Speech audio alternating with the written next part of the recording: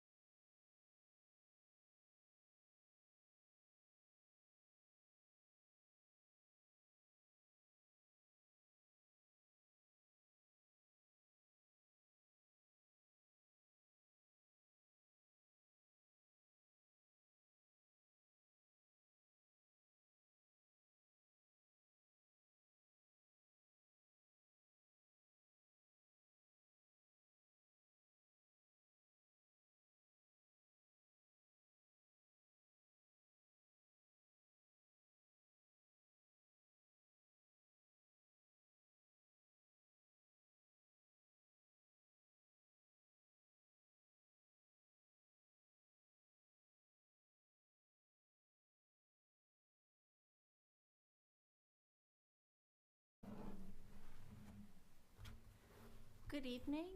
It is 6:34 on Tuesday, January 17th, and I'm calling to order meeting of the Comprehensive Plan Committee. Our first order of business is to approve the minutes from our previous meeting, which was December 7th of 2022.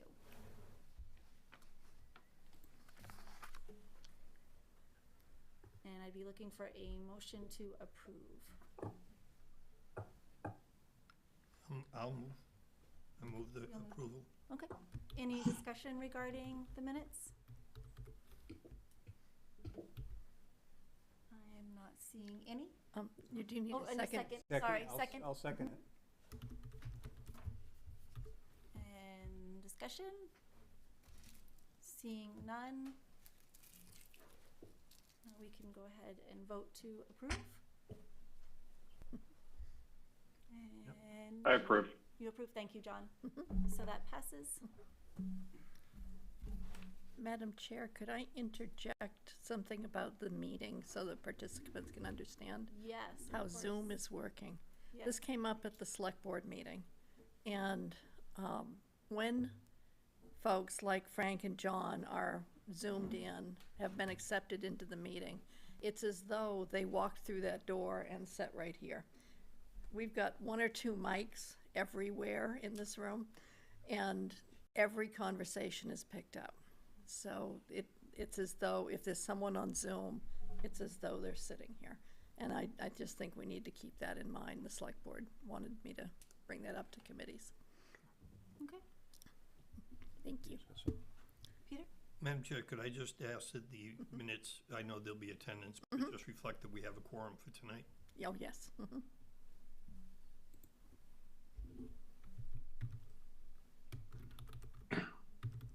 Thank you, Peter. So moving on, the first thing is our old business, which is discussing our RFP. So in your e-packet, and Sue was nice to print these out for us. So Frank and John, you should have them in your e-packet. Is the one we received back. So this was received prior to the deadline. I did look through it completely, and I honestly found it pretty reassuring, because it covers a lot of the things we had questions about how are we gonna get it done, or what kind of services will they provide. So help creating a video, for example, was one of the things that was listed as a service that would be provided. But I think it would be worth our discussion about whether this one that we received is enough. Do we wish to go back out, extend our deadline? Are we happy with what we have?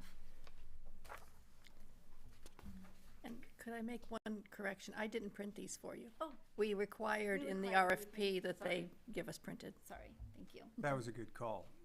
Handy to have hard copy. always. Yes. I mean, it's here, but it's definitely here. Yeah. But because they also gave it electronically, I didn't mail these out to you. Good. Good. That's why you're getting them tonight. So any discussion on whether we're happy with what we've received? Yeah, I read through as well, and found it very comprehensive, and touching on, I think, most of the points that we asked for. A lot of content here to soak up. And I would add, I have been in planning board meetings in other towns where North Star was there as a consultant for the town, and certainly was impressed with their capabilities, and mostly with their communication skills and ability to work with a board in good detail, but also in hitting the ordinance requirements, but also considering the elements that, in this case, it was a site plan review for a solar project, and I've just found them to be very good communicators of helping the boards understand how an applicant in this case might be or might not be hitting the targets in an ordinance. And So, anyways, favorable impression. Peter? Yeah, I'd echo what John said as far as the content here and their background and experience. I'd say that we don't really have anything to lose at this point by going forward with an interview. At this point, obviously, we aren't choosing North Star without an interview first. If the interview doesn't go well, then certainly I think the only thing we can do is republish the RFP and look for some more applicants. But that being said, I think that the only issue I might have would be if there was, and I don't imagine this will be an issue, if there'd be a significant delay in them appearing before either a subcommittee or the full committee for an interview.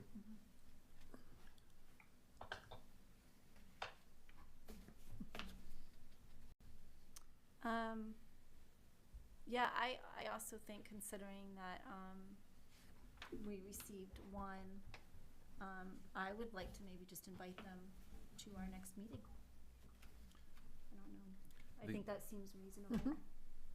I think that's a good idea. My suggestion would be that it be the full committee, of course, not a subcommittee. And, I mean, Chris can speak to this in more detail, but, you know, they've done a number of area plans. They're a well-regarded firm, as John said, and a lot of experience. And I have some personal experience with them, you know, on the streetlight conversion process, and that was not when he was in this consultancy, but when he was an employee of the town of Wyndham. So I would also tell you that I think if you go back out, you're not going to get a different result because this thing went wide. The timeline is really not significant that it was, you know, around the holidays, whatever. There was some concern about that, but people who want and need work will reply. He replied. That was it. So I think this is what we got. And he's done the plans for Gray, Wyndham, Naples. So he's familiar with the region. So, but I say, yeah, have your interview, but I do the whole committee. Yeah, I'd add a few comments. After we received his proposal, I reached out to the town of Gray, and a friend of mine was the former code officer there, and he was there when they did the comp plan, and I asked him how it went, and asked him for a little detail, and what I got back was a text from the town planner, Doug Webster from Gray, that said, basically, North Star Planning is the real deal. They had a great experience with them. They came in at budget, and the numbers that are in your proposal from them lined up with what I was told in the text. And as Don said, I worked with Ben Smith, the proprietor of North Star, when he was in Wyndham. He was the town planner there and did their comp plan, and I know his experience with that. And he also did a plan for the downtown of Wyndham to revitalize it. It was called the Century 21 Downtown Program, and basically it won awards all over the state. So, you know, I think he'd be absolutely worth interviewing, and I think, like Don said, there's not a lot of companies out there that are doing this kind of work, but from what I know, he's experienced and well-versed, and he's got a good staff. Don and I did look at his staff, and he may not be here for the majority of the project, but it sounds like he's got staff that's very capable with master's degrees and very tuned into this type of project. So, My thought on that is I think he's putting one of the more, I guess, junior people on the staff on a principal role, but I don't think that's a bad thing because, you know, you have somebody with, you know, energy and you know, starting out in the business, and I'm not sure how much experience she has, but I think it looks like an amalgam of the whole staff. But to have somebody young and doing an initial project or one of their first projects is not bad when you have, you know, Ben and the rest of them behind the scenes. This is how we do business with our law firm. We tend to hire the more junior partners, and then they have the breadth, the depth of the firm. So I'm not troubled by that at all. I think it's actually a good thing. If we do go with them, I really appreciate their schedule matrix. It really breaks things down into easy tasks, just like, you know, as they have them. See, this makes a lot of sense. This is the whole idea, I was saying Yeah. from the beginning. Once you get somebody engaged, all these questions that we've had will, well, most of these questions will disappear, I think. Sure.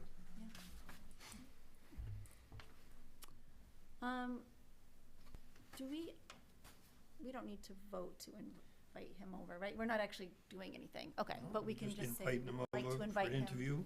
Yep.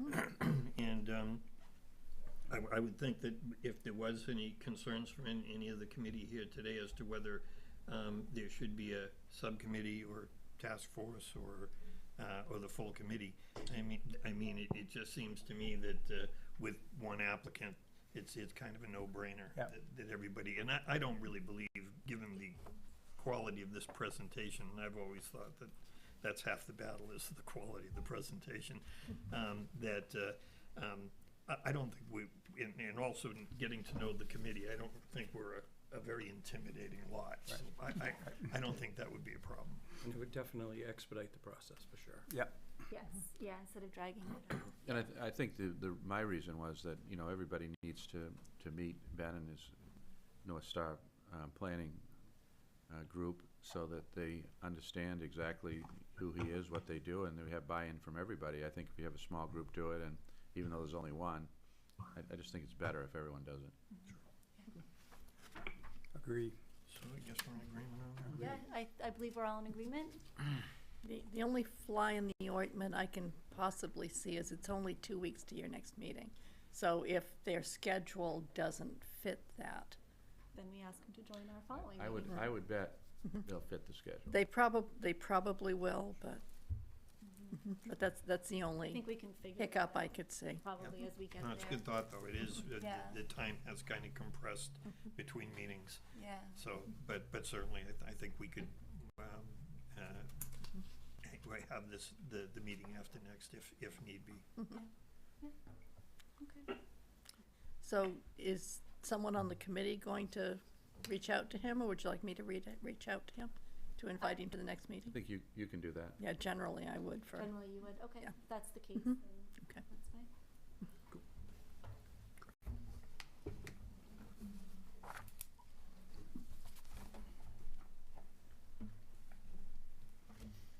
Okay, so moving on, make sure I did this right. We are discussing the logo. So I did go back with the suggestions that I received, and I made a couple edits, such as moving the two to be together with the morrow. So I did do the outlining, sort of as you had suggested, Dawn, if I remember correctly, of the lettering, but I didn't really like how it was coming out, so I didn't even include that. I threw in a black and white, and then we also had some sketches done by Kristen. Kirsten, sorry, that is a staff member with the town of Raymond, and I personally really liked them. Of course, we would be looking to add color and, you know, And Raymond. verbiage. Yeah, some Raymond comprehensive plan around that. I was hoping, because I had reached out for time for printing, to see how much it would be for them to do those things. You know, add some color, put some verbiage on it, but I did not hear back from them yet. But I feel pretty confident that I will hear back from them, and I also think where half the work's already been done on that front, that it might be worth finding out how much that would cost us to have them do it, because I think it gives us more options. I also feel as though we're not really in a big rush for this logo, so I'd rather take our time personally and make sure that it's what we want, because it's gonna stick with us for the next foreseeable future. So I'm okay with that. I don't know if anyone else feels as though we need to make a decision on that right away, considering we're still sort of getting more input for it. So the idea would be to have time for printing, tune one of these up, too. Yes, to the be two kind of sketches print at the ready. bottom, I think they're at the bottom of the sheet there. You have the Yep. ones that I sort of doctored up, Yep. the ones that I had created. Those are, Which I still like. I'm not Yeah. saying that I don't. Right, I right. still like them. I think they're quite simple, but I also thought that the drawings were also neat too. And I think that they're a little bit more in line with the actual Raymond, if some of us can see it, the logo. You know, it's just that, I don't know, it's the same kind of vibe, where mine are a little bit different. So I'd like to see those, to see how we like them compared. And I just feel like, I don't think it's much of a rush for us to wait for time for printing to get back to me. And I don't foresee it being incredibly expensive for them to take these sketches and throw some wording and coloring onto them. Sure, I'd agree with that. Good, Mhm. good. Good with that? Yes, so if everybody feels comfortable with that, I think we can, Fine, Frank, fine with me. fine with you and fine with you, John? Okay, great. So I think, we'll just move that to the next meeting and hopefully I'll have something to show for that. Out of the four that you did, though, I do like the one on the top left the best. With the Orange. yeah, The orange. I just like I like the arrow. I know you're trying to do like on the bottom you have the circle and the arrow, but I think just the arrow itself. Yep. So out of those four, I would put my recommendation on that one if you were sending them anything. I still very much like that one too. But, I like, cause it's clean. Yeah. And stands out. that's, one thing that I have towards the ones that I created.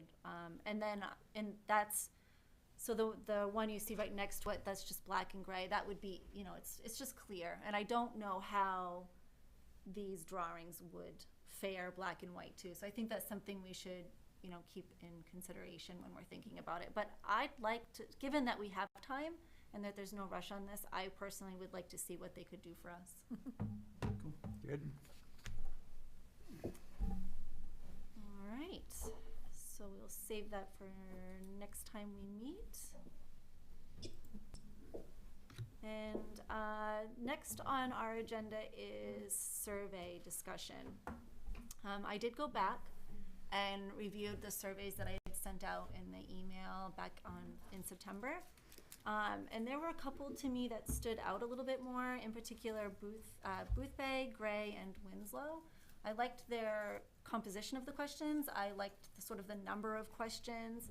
I liked that the demographic information wasn't that heavy. I think we're going to get a lot of that information anyway from our census data. I liked the questions that focus on what areas do you think need attention. I liked questions that were geared towards where would you prefer to see growth. Those were the kind of the things that I picked out of those that I liked. I do know it looks like, we would have some help sort of designing that up with the planner. But I guess those are my initial thoughts as going back over those surveys again.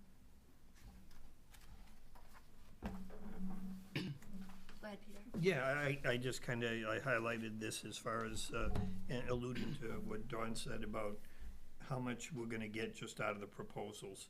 And right in there, as you're mentioning, Kayla, the task 2.2, update project website and 2 videos. And the timeline was August through October 23. Project team will develop a series of short videos focusing on the issues the committee and the public have identified as the priority policy areas. The purpose of these videos will be to provide shareable content that will help spread the word about the comprehensive plan update and encourage greater public participation.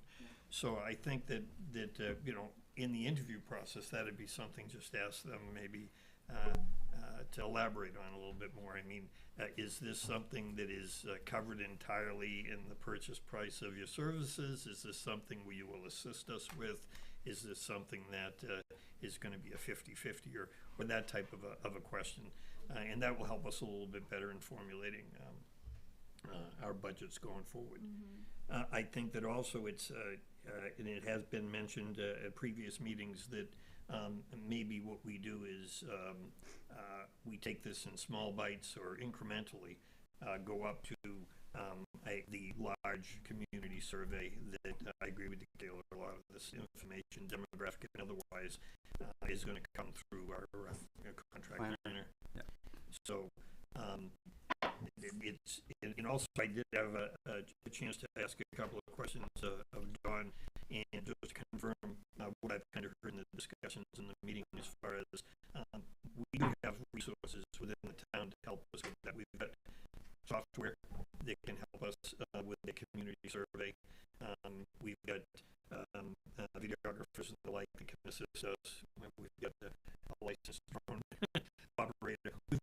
resources within the community. So it might be that what we do at first is start thinking about more in terms of budgetary wise with the $10,000 we got to play with now. We've got some money to play with now.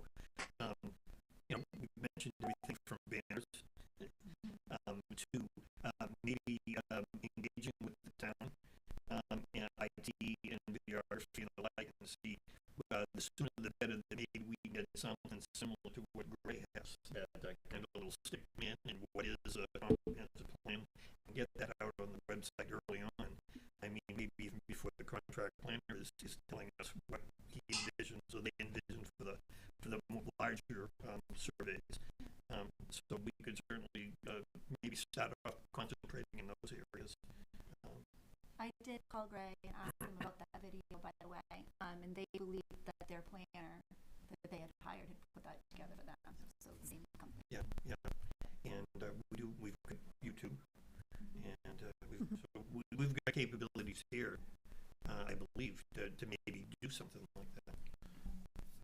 That's going to come into play. It's a great point to bring up now that, there's going to be surveys, there's going to be, some level of collection of data and analysis. The more that we can do, the more we can, I guess, address the cost if you wanted to do that. I mean, I noticed that, I think it was Gray that hired GP Cog. When you have GP Cog helping you with that, you're having somebody at an intern level.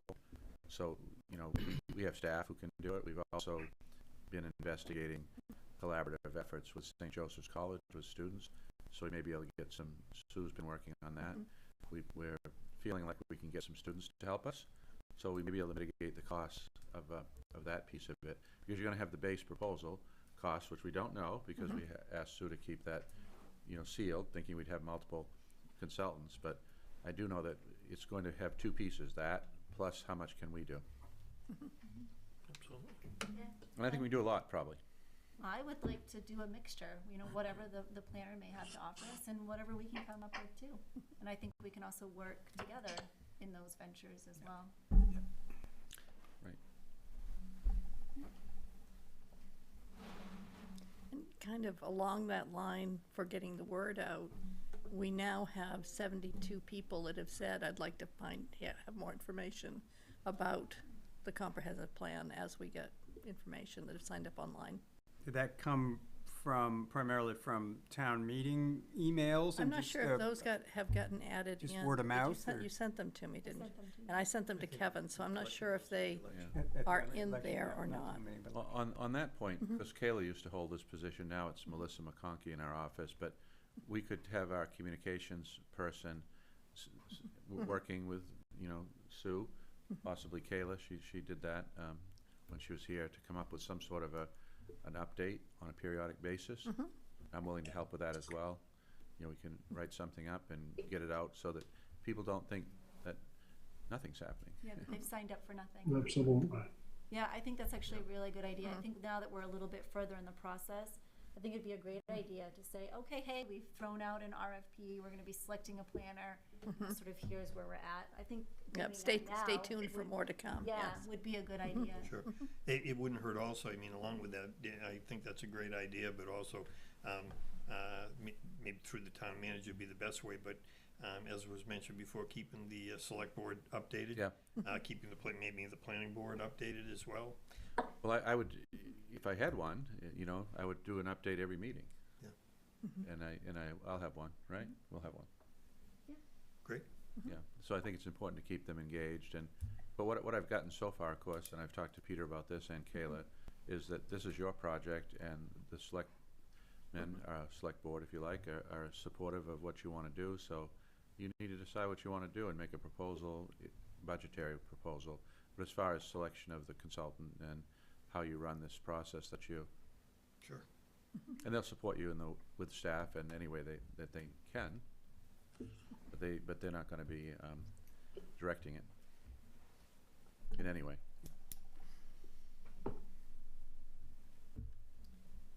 Great. Any further discussion, or I think we can move on? I guess it would just be as far as follow-up on putting together a video or something like that Is that something that I think 2 weeks is a little bit of a short time to do it, but certainly on the agenda after next, if we could have some sort of, maybe at the next meetings put together, do we want to do this with a subcommittee of the committee, or how do we want to approach it so that we know what's our action plan going forward? Okay. Once again, Kayla did a number of videos when she was here with Bill Blood, so she's very, I think, tuned up for that, right? Great. Absolutely. She was our host, if you will, or she used to, interview people, and if you've seen some of the videos that are on the website, those were done by Kayla and Bill. I think new channels to be engaging the community different than how we've done it in the past. I mean, obviously with new technology and videos and stuff like that, would be great. But filling out forms and surveys and Survey Monkeys, that's helpful and easy. But to the extent we can just put a twist on it to get people's attention.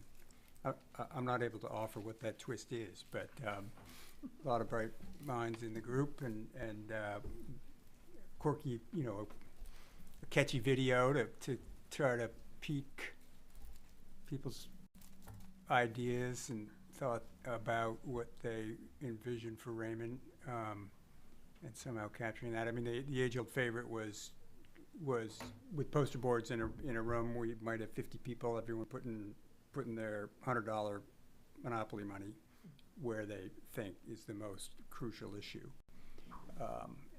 much like we did with the voting day, but a little more formalized and content heavy with a bunch of information, and that's engaging. It's people in a room talking stuff through, and of the ones we've done in the past, I think that was a good one. Maybe there's a new version of that would. In what, and I'm sorry if I missed that, in what scenario did you do that? That was,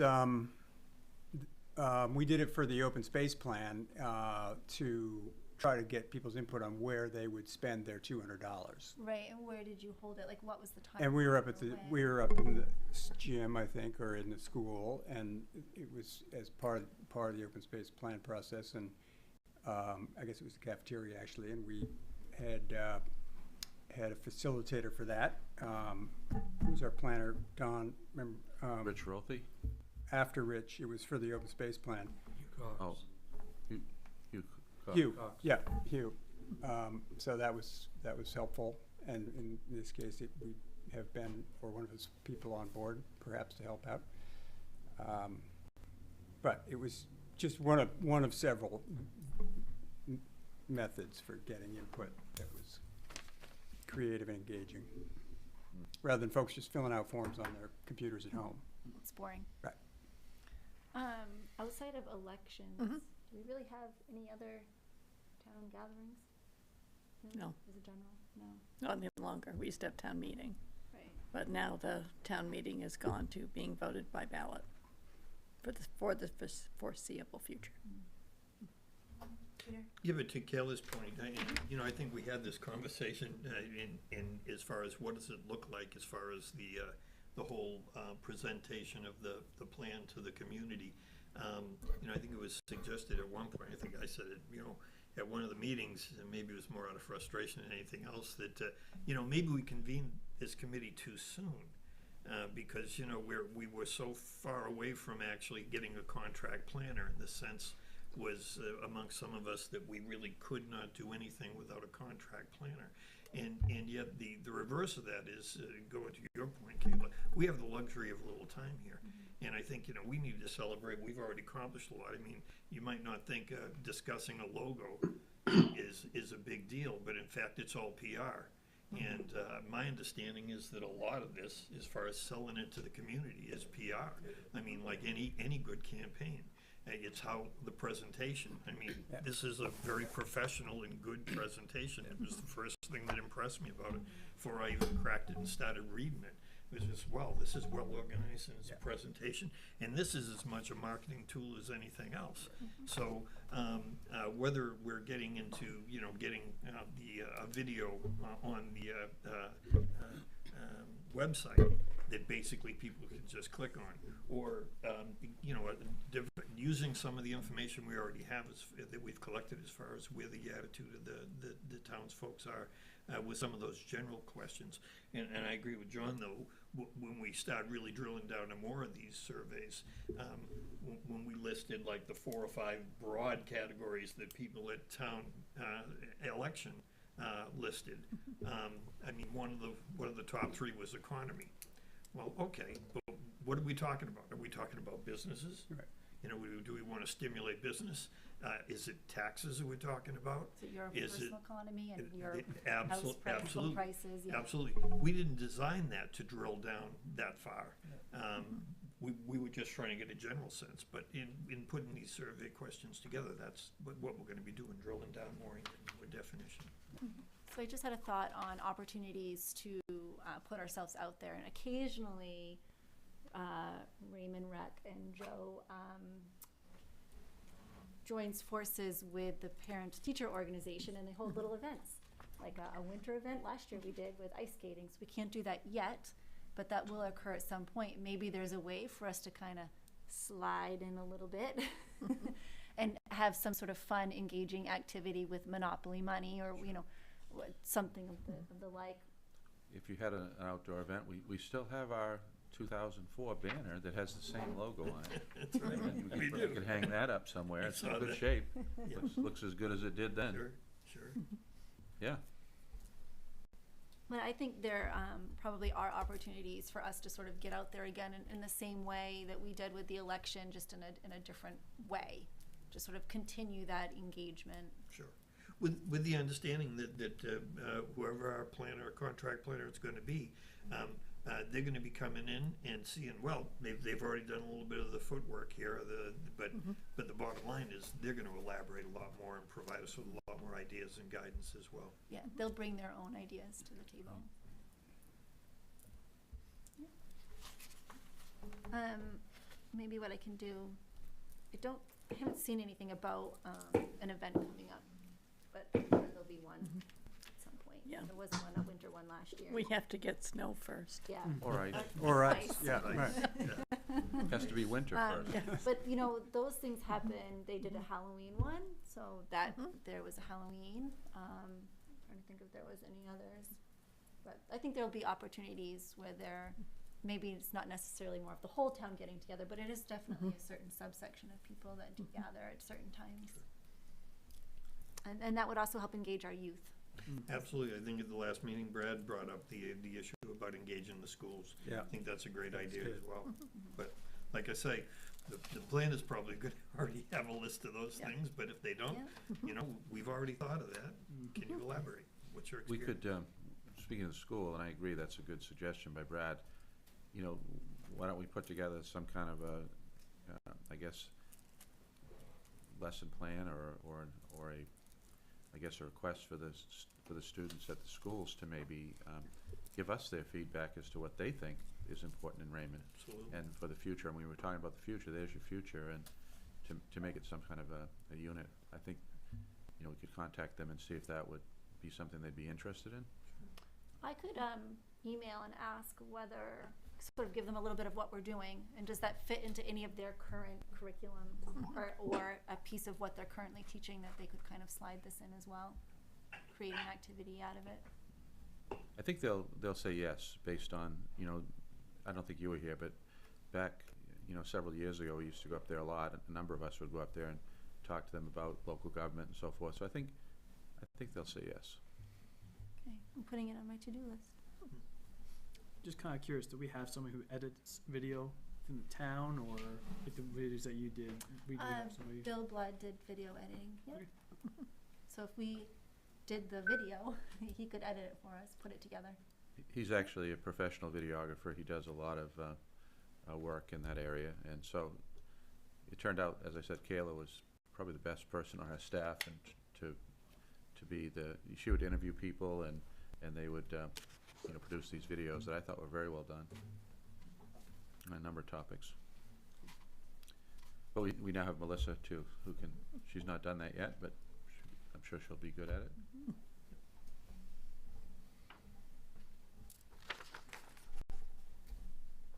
Let's, All right.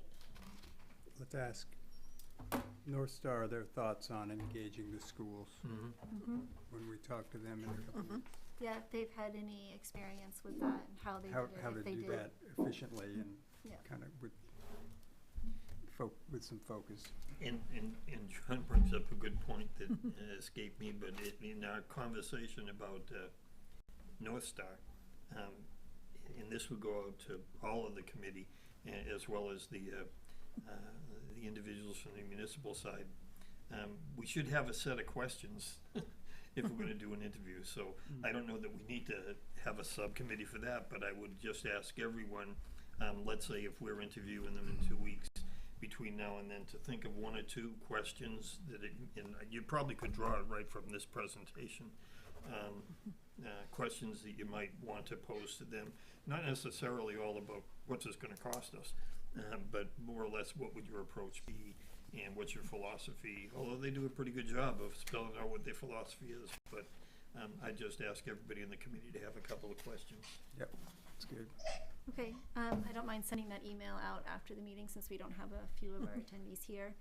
Just requesting that, we would like to invite them to our next meeting. Please submit, 1 or 2 questions geared towards process and content. Sure.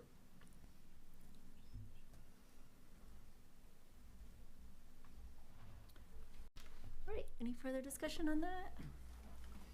Not seeing any. So the next item is new business, and that is the addition of new members. Jackie had asked and inquired about the process of adding any new committee members. She has somebody that she knows that's interested. And then I was also approached kind of shortly after that by another member of our community asking, hey, is it too late to join the committee? So Peter and I asked Dawn about that. It is, I guess the answer to that is it's up to us. Whether we would like to see new members as our committee or members of our committee. I guess for me, I think that considering the length that we'll be spending time with each other, that things do arise, we don't know what each person's sort of future holds in time, that having more members would be beneficial to us, just in case we lose a few along the way. I agree with that to a point.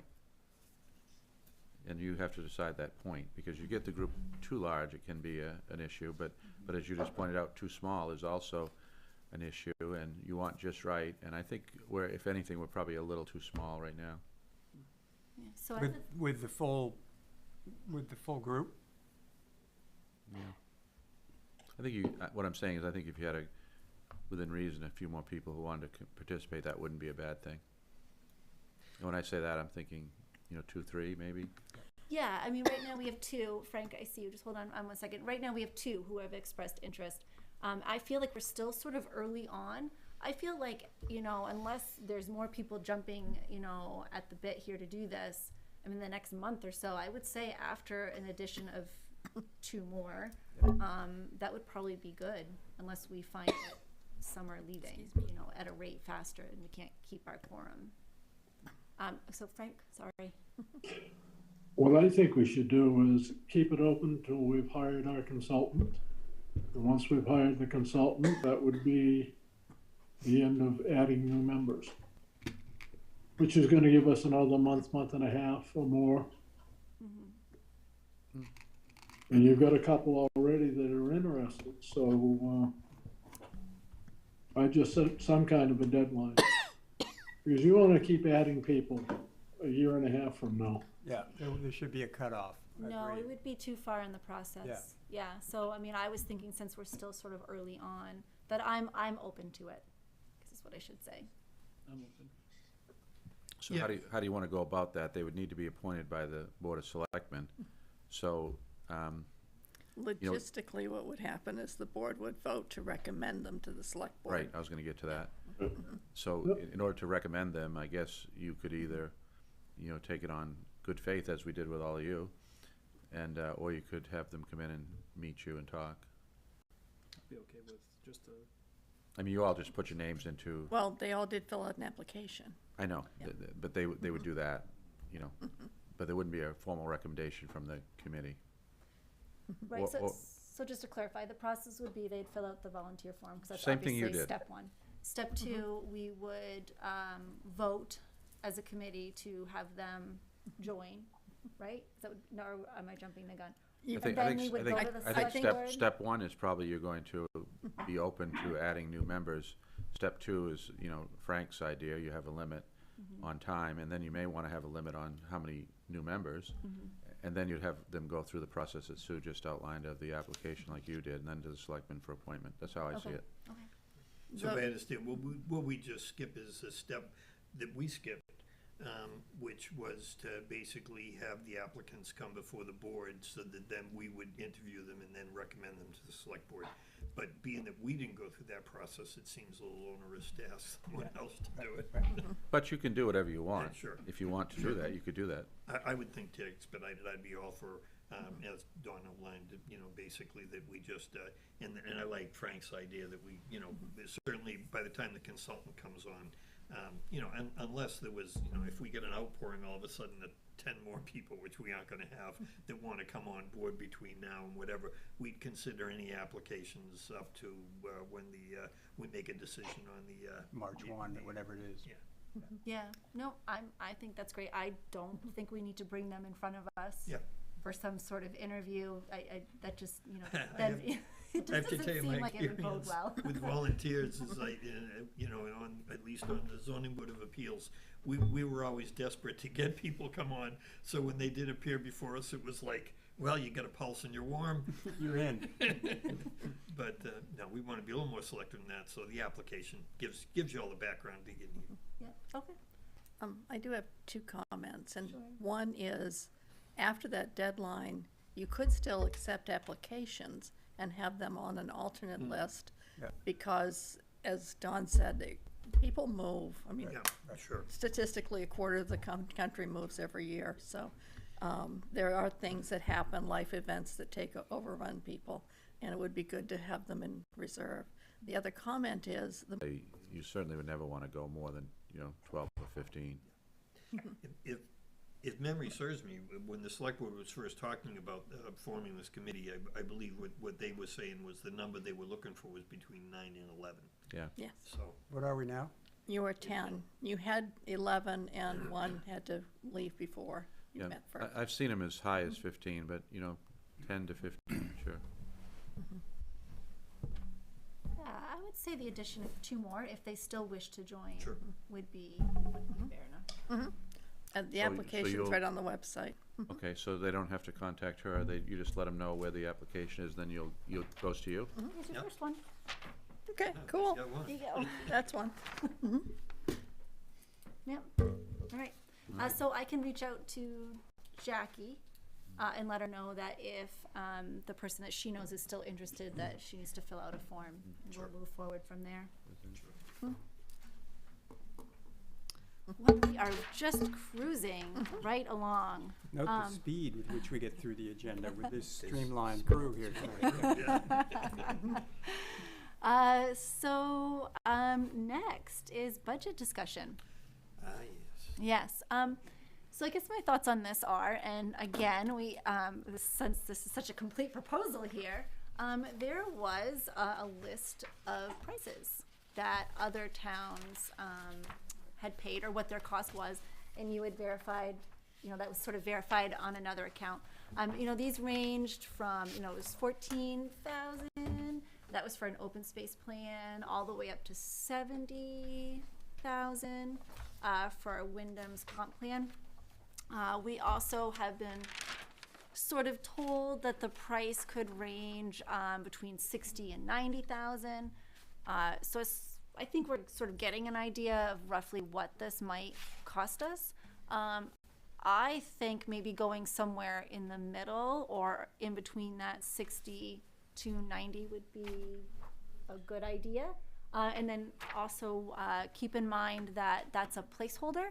We need to submit this by the end of the month, but if we find that we're way off base, over or under, that is something that we can alter. Well- So I'd like to open up discussion for that. We know what the price is, and I had suggested doing it cost blind when we thought we were gonna have multiple candidates, so we'd pick based on qualifications and presentation and approach, but we're not gonna do that now.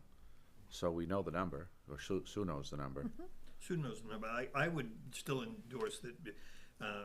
I'd like to go forward with that as a plan through the interview, and that we really do not know the price to the whole committee until we do the interview.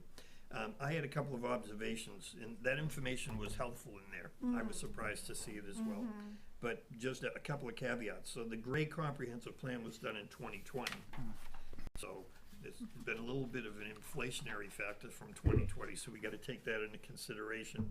And I believe it listed the total cost as $59,000, but GP Cog did the inventory portion of that plan. And as I look at overall, when they break out the number of hours that a planner does, the largest amount of hours, even in North Stars, Is it the inventory? is the inventory. So once again, that needs to be taken into consideration of that 59,000. They had GP Cog's assistance doing one of the major components. In Lisbon, they did the comprehensive plan in 2019, so that's the inflation factor there even more so, I guess. Total project was 19,000, and as I said, that was an update to an existing plan.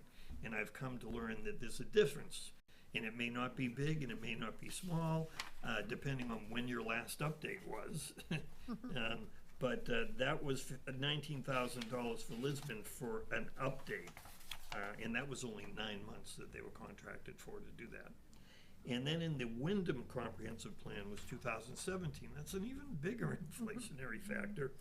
And that project cost $70,000 and was for 18 months, which is, I believe, what this proposal from North Star is, 18 months. So I think that those all have to be taken into consideration when we're looking at establishing a range.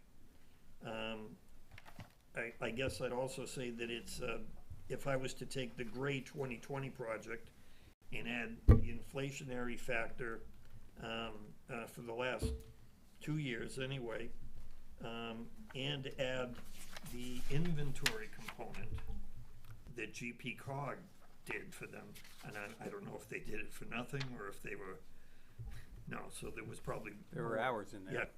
Yeah. I projected that with inflation in the inventory component, that was about $81,000 in cost. In $22, today's dollars, or in 2020 dollars. $20? Yeah. Oh, okay. And what that came out to was, and I don't know if this is another way to look at this, Don, you'd know better, but I kind of was breaking things down, kind of going the way the plans were submitted, which is an hourly rate. So for that projected $81,000 in today's dollars for the Gray plan, which was a full plan, adding in the inventory component, it come out to about $82 an hour. What I did is I just kind of, and I just based this on more or less experience than anything else, because my wife says I'm so out of touch with things, how things cost. You know, and whenever she says, well, you know, we got to get a new stove, and you know, I'm going back, well, you know, this stove we bought in 1990, so, you know, there's got to be a couple $100 more. And she just laughs. But anyway, so if you break it down in the hourly component, for me to kind of get grounded, I pay $80 an hour for my mechanic, my auto mechanic. So, I mean, I don't know what other people's experiences are. So I just take that into consideration when we're discussing a range of what this would cost. So I think the thing to do, if you don't want to look at the proposal, and that's fine. I mean, what you do is maybe take some, you know, extrapolation, like you're saying, you know, factor it for, you know, inflation, factor it for what you think the work might be, put in a placeholder with the budget in time, and then when you go through the process and do open the proposal, see what it is, then you adjust that up or down, I think that's a great. and you're done. So just come up with a number, and the number I'm hearing, I'm just going to pull this out of the hat, is, you know, you can break it over 2 years, you know, because you're going to have funding over 2 years. Right. You know, maybe you put 50,000 in. Yep. With your 10 and see where you go. Just as adding the numbers up from the data that North Star provided us, it was 981 hours. So at $50 an hour, that's 50,000, and at $100 an hour, that's 100,000. So if you put 50 plus your 10, you got 60, so I think you're good for the first year, hopefully. And there is, like I said, there's a substantial amount of this that we can do if we want to do it. We did it last time, and on the inventory and analysis, maybe we can get students to do it for credit. That's what I think she's looking at, right? We don't, until we have a task, there isn't Yeah, anything that right, can tell us. but I think Yeah. the idea would be that it would be something that these students would do and get college credit. And then, I guess we're also working with the high school, but this, I don't know if this is within the capability. It probably is. This isn't gonna be rocket science, but it has to be done precisely, so that may be another option. I've been talking to Lorraine Glozak about, getting some assistance from high school students with the videographer thing. She's going the same route with the idea that, they would get some level of pay and then, credit, but so there are different ways. I mean, like I said, GPCOG is not using their top staff to do this. They're using probably AmeriCorps people is what they do. Yeah. Yeah.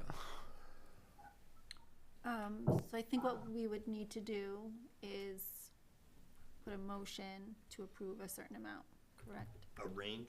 Or a range or a, For fiscal '23, July 1, '23 through June 30, '24, which would be the first What you'd have would be year what of you'd have would be whatever you put in this upcoming budget plus the 10 you haven't spent. Now, just a point of clarification, Don, and in the discussion, just to be clear, the 10,000 doesn't automatically carry over.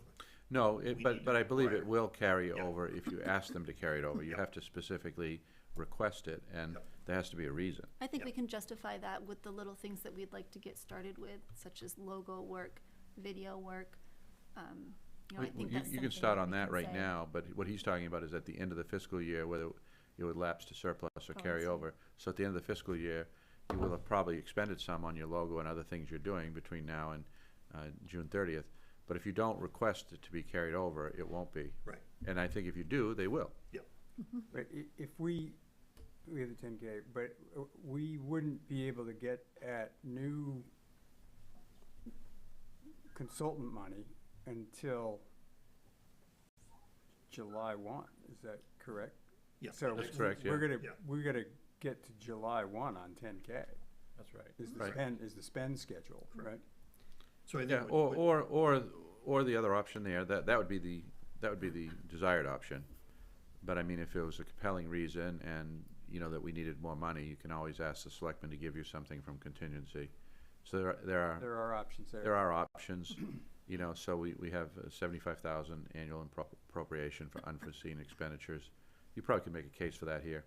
So I don't think you're gonna get caught without funds, but But you're right, what you're saying is right. I like Don's suggestion, which is basically we can, based on our spending right now, which has been zero, we could probably go with a request or a placeholder now of 50,000 for the first year of the consultant, and then a carryover of whatever funds are left of the 10,000 for operating. So I guess the proposal would be 60,000 60. for the And budget. you might be, you may be disappointed when you open the envelope, or you might be pleasantly, surprised. Sure. And you can always make an adjustment later, but what we need for the 30th of this month is a number. You need a You number. can always, Yeah. and then we have the whole fun of the going over it, the Sure. budget, and that takes weeks, months. But, the fund isn't exclusive, because, as suggested, once that envelope is opened and we've set a number, then Dawn might have to have some fun based on the selectmen's direction. Yeah. So everybody's gotta do a little bit of their part, I Yeah. guess. Yeah, I'm just pulling it out of the hat, looking at what other towns are Sure. doing, so I don't know. Sure. It could be way off. I mean, we could make it easier and ask to know the number tonight. Bottom line being that, if we're way off the mark, it's gonna mean that we're gonna go and, do one or two things. We're either gonna say, well, we gotta, repost the RFP, to see if we can get someone who's more in the range that we agree with, or we go with the flexibility of saying if what we're talking about is an additional $10,000, then going and making our case to the select board as far as flexibility. Everybody's got an opinion. Chris had an opinion. What's your opinion? You put me Overall on the project. spot. Putting you on the spot. I mean, I'm saying, I was a little lower than him, but go ahead. I think the number that Peter came up with is exactly the number that I had. And that was just a rough guess with what I've heard other towns paying. You're pretty close to in tune. Am I saying what you thought I'd say? Yeah. Sure. Well, I think we're in the right ballpark. If you want my opinion, I think it's good to interview without knowing the number. Yeah, I think that's I good. agree Right. that, you don't pick on the number. You wanna pick on, is this a good partnership? Right. Yep. This is a guy that's gonna be working with us for 2, maybe longer, years. And I think the 10,000, we're only gonna be, really, if you don't pick a planner until March or late February, you got March, April, and May, and June. So you get 4 months of this guy working. 10 grand should cover that, because they're going to be billing after 30 days, like most companies do. So you only get a couple of months. So we should be okay with the 10. If you put in a placeholder of 40 or 50, Yep. I think you're going to be safe for the next fiscal year. And then once you know the number, you can adjust it. Yep. But it's appropriate to put in a number like what you guys are talking. Sure. Yeah. And It's the right ballpark. I And think the other we're thing you can also- do too, which we haven't talked about, I mean, this is Raymond, you can look at the scope of work, you can look at the number, and you can say, you can negotiate over the scope of work and adjust the number that way if you need to. And I don't know as that's gonna be necessary, but you can do that. We've done that before. We did that with the last one. We did it with the Pan Atlantic, Pat Murphy's survey we did in town, So there's things you can do. And I think that companies like this, they're going to adjust to our needs. Right.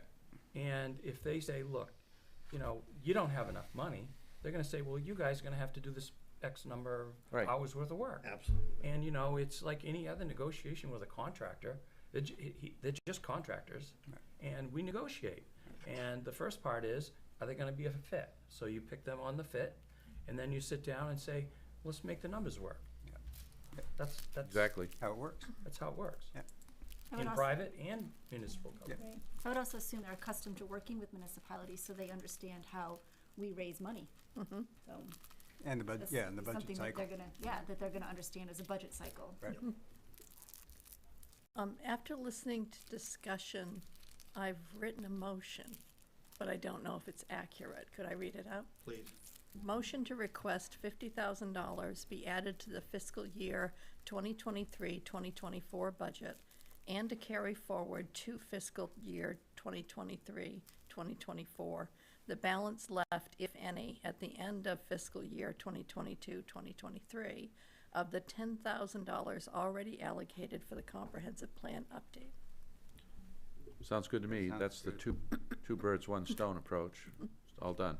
Sounds good. So they're on notice that that's what you want at the end of the fiscal year.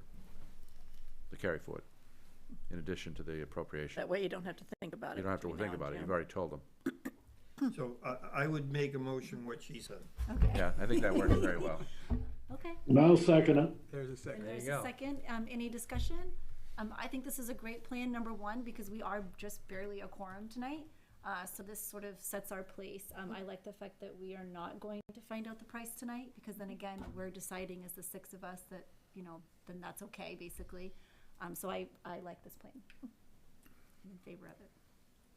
Any other discussion? Then let's vote. All in favor? All in favor? Unanimous. Unanimous. 6. That was painless. Okay, next up is our next meeting date.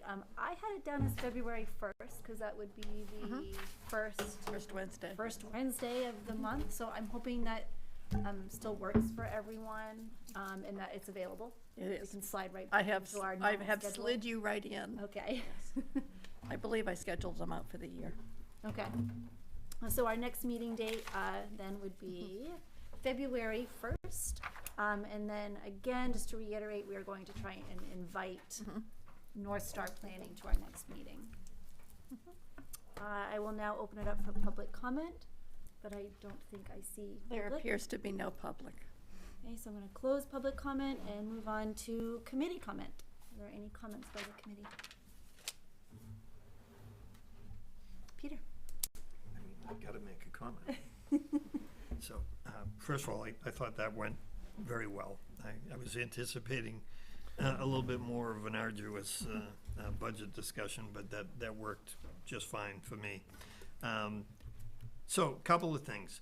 First of all, just to acknowledge, John Rand forwarded to me, and I forwarded to Don, a state program where there are monies available. I believe some of it has to do with grant writing and the like. But definitely, I appreciate that, and I would encourage everybody on the committee. When you're coming across those sort of things, you know, if you want, you can get them out to people, you can get them to your co-chairs, and we'll get them to municipal people. But it's something we should be looking at. We seem to be in an era right now, I don't know how long it'll last, where there seems to be a little bit more governmental money flowing through grants and other mechanisms. And so I believe that that's something that we need to keep our eyes and ears open for, anything that can assist us going forward with this committee's work and for the town in general. Secondly, my comment is this: if you haven't had the opportunities, or you don't generally tune into the community station and watch the different boards meet, which you know, like I say, not everybody in my household thinks they're you know, fascinating TV, but I enjoy them, and they definitely give me information. I would tell you that at both the select board recently and the planning board, what has come up? The comprehensive plan. So if you haven't heard it, we are being talked about at that level. And that to me is gratifying, and it also kind of reinforces that idea that updates to those other committees is only going to make our position stronger with them, keeping them informed in what we're doing.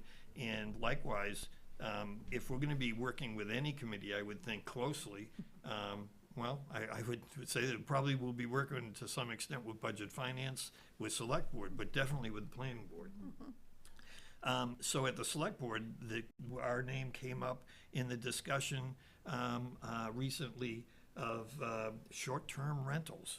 So something to keep on the horizon, because that's something that, although that I think that the select board's decision in that discussion was basically, well, we're going to wait and see what the state says. I can tell you the state is already saying things, and so keeping apprised of that, and certainly watching what the select board is talking about as far as that is going to help us. Not only that, but obviously, great question. Possibly for a potential contract planner, and how do they envision communities handling that?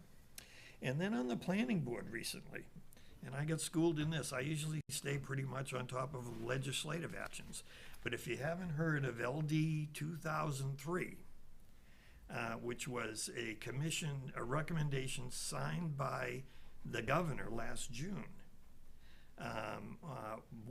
and probably people in real estate are a little bit more tuned into this than the rest, and it seemed like it was only recently being discussed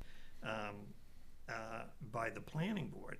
And understand, we do have a planning board member on this committee, which is going to be a great conduit for us when we talk about the diversity of this committee. We have a number of people that are familiar with a number of aspects, whether it be real estate or town government or land use. So anyway, I'd tell you to look into LD 2003. Basically, it was a commission that was led by the former Speaker of the House, I think, who just termed out. And it was dealing with affordable housing, among other issues. And one of them that really piqued my attention was, and I kind of was involved with this a little bit going through the Zoning Board of Appeals. And we've had in this town, our ordinances kind of went from mother-in-law apartments, as it was erroneously called, to in-law apartments, because it wasn't just the mother-in-law. But what was suggested in that ordinance was, by the term, was that you could put, within the guidelines of the ordinance, certain square footage in your home, but it kind of suggested they had to be a blood relative. So that went on for a while, and then I believe legally it kind of was just, we can't do that. And number one, how do we police that?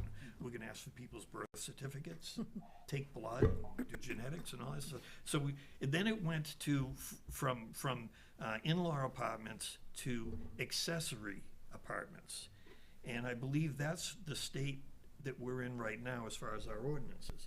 Well, this LD 2003 now has it as accessory accessory dwelling units, UAD. UAD.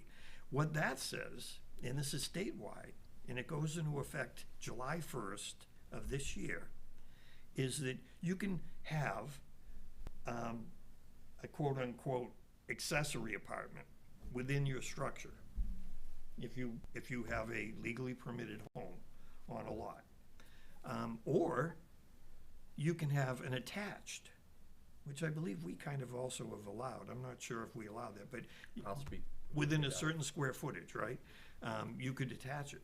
But what makes this something that the state has determined is going to increase the availability of low income or affordable housing, terms keep changing, is that you can have a separate freestanding unit on your lot. So as an example, I'm on an 18-acre lot, but I only have the road frontage for one house. Now, I have the option of going to a back lot if I build the road according to town specifications and everything else. And they'll allow you, if you've got the acreage for the zone, but you don't have the road frontage, you kind of... Backlot subdivision, yeah. You construct your own road, more or less, to town specs. I actually did that for my daughter. Deeded her 2 acres, built a road, and now she has a house directly behind ours and did it that way. However, what this is saying is on her 2-acre lot, as I understand it, she can build a freestanding structure on that lot. And the standard has been in this town, I believe, always is 1 primary residence per lot. But what this legislation is going to do is it's going to allow for a second independent structure on that lot. Not only that, it can't be assessed as contributing to the density ordinances we have in the town. And the town can't say, well, you can't build that unless you have space for another 1 or 2 cars. So the state is basically, in my opinion, is doing things that a comprehensive plan they've been pushing in some areas, comprehensive plans to establish for a long time, for communities to build or to permit more structures. Higher density. Higher densities. So I don't know where I stand on this right now, to be honest with you. But to me, and I believe the discussion at the planning board last week or the week before was that they had some major concerns about that as far as, well, you know, and also I would just tell you that there's also an op-ed in the Sunday Telegram 2 days ago, in housing, central planning is no substitute for local control. And that just gives you a little bit of how some people are going to view the fact that the state is infringing on municipalities as far as their zoning ordinances are concerned. And I guess all I'm doing is alerting this committee to the fact that this is going to generate some amount of heat over the next several months or years. And it will behoove us all to be knowledgeable about it. Yeah. And I'd say certainly following the planning board going forward in their discussions of it. So that's all of my public comment. Well, I'm going to add a little bit to that. Yeah, good. That the town has had conversations with the town attorney about this since that was passed. There is still rulemaking that needs to go through the process at the state. Some of the things you brought up were the accessory dwelling. We have 700 square feet. So we already have something to allow accessory dwellings. We also have in our ordinance that you can only have one principal dwelling per lot. Right. So this, if it passed the way it's proposed, would violate our home rule authority. So there's some constitutionality about that. There's a lot of things that I would say stay tuned. I think the other thing is Raymond is comprised of 65 miles of shoreline zoning around our lakes and ponds and rivers, and it won't apply to those areas as it's written. It would apply to the village residential, rural residential, and the rural district. So we have 3 districts that it would affect, but not around shoreline the lakes. Because the state requires that you have double frontage, double acreage to have a second dwelling, and you have to split the lot out because of our home rule. Are So there, there's a are there lot to lots, this. Chris, though, that exist on the lakes that have that space? Say that? Are there lots on the lake that are big enough Yes. that can do that? They can have 2 principal dwellings on a lot. If they have 450 feet of frontage, and they'd need, if depending on which zone they're in, if they're in the Cape, they would need 6 acres to have 2 dwellings. In LLR2, you need 2 acres, so you'd need 4 acres plus the 225 double frontage on the lake and the road. So there's a lot of things that go into that. So I'd say stay tuned. It's very, it's a moving target, and I don't know where it'll end up, but our town attorneys are on it, and we will keep you apprised. Anything I hear, I will pass on to the committee I as we go appreciate through it.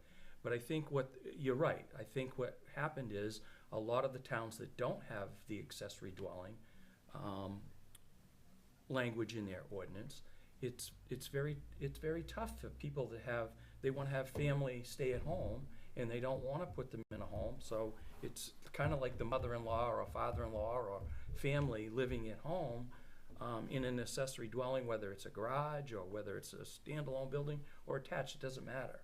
Now, there's another thing that I will describe to you. It's called an in-law. You can have an in-law in your home if it's still open to both parties. Right. So if you live upstairs and grandma lives downstairs and it's all open, it's not something that's divided by a demising wall and a fire-rated door that you can't rent out, you can still have 2 kitchens and 2 living areas.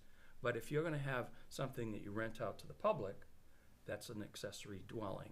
And yes, that's affordable housing. That's the only way some people can afford to live in Raymond right now. We used to allow it in the shoreline zone until the state in 2017 changed the ordinance to require double the acreage and double the frontage. Sure. Because it's more intensive use on the lakes, and they Yep. don't want that. It's kind of like they address that, but they don't address the Airbnb. So those are 2 really key things that we're gonna, as a committee, wrestle with in the next couple of years, is growth on the lakes, and how we look at rentals on the lakes, and how we look at accessory dwellings. There's a lot of this that is part of that Growth Management Act that comprehensive plans originated out of. And when you We, ta- how tangled do we get in that, knowing that the P-board and the state, and you, Chris, will be at the forefront of these deliberations on how this new LD 2003 goes? I mean, I'm just thinking, how much time do we, in the comp plan, need to, Well, I we can need tell to be apprised of it. I think your point's good, Peter. that It is. we- And I would also say, John, that the planner is going to be as well apprised as I will be, Anybody, yeah. and anybody. So they're right in the thick of that as well. Great question for the planner. When you get to those topics, by the way, you may have some people at your meeting, Uh-huh, Yes, both sides. right. exactly. Yeah. Exactly. The tone of this obviously was very much, this is a home rule state. And this is anti-home rule. It is. And so, and I would expect you'd find, not a few people in this community that are gonna feel that way as well. So as we deliberate and discuss policy and recommendations, I would expect that exactly, Chris, that we're gonna hear from those people. We have a lot of citizens that are already coming in complaining, why can't I have another structure on my property? All I want to do is keep grandma or grandpa home, and why can't I? The Very other side of the coin is, I look at this LD is that it's we know, I know as a fact, and I believe probably this committee is knowledgeable enough to know that there is a history of some communities using zoning to keep undesirables out, to formulate, going back to the good old days of the red line, and who's allowed to live where. And, whereas maybe legally or constitutionally you can't say, you can't come into my community, what you can do is you can write ordinances such that they can't come into your community. So, I mean, there's those exist as well. So I haven't made my mind up one way or another on this. I need more information. With this to pass, though, in its present form, one of my questions would be, and I think it was discussed at the planning board the other evening, was, so if you happen to have those double or triple lots on the lake, and you have your, $10 million home, and you decide you're going to build another freestanding home on the lake that isn't going to contribute to anything regulatory like density zoning, or does not prohibit you from putting that structure in place by saying, well, you also need space for 2 automobiles. I can't see where those are going to be affordable houses. You're not using it for the affordability, you're using it for the, to rent it out. Yeah, so I guess I got questions about that. How does that factor into it? That's why I say stay tuned. Yeah.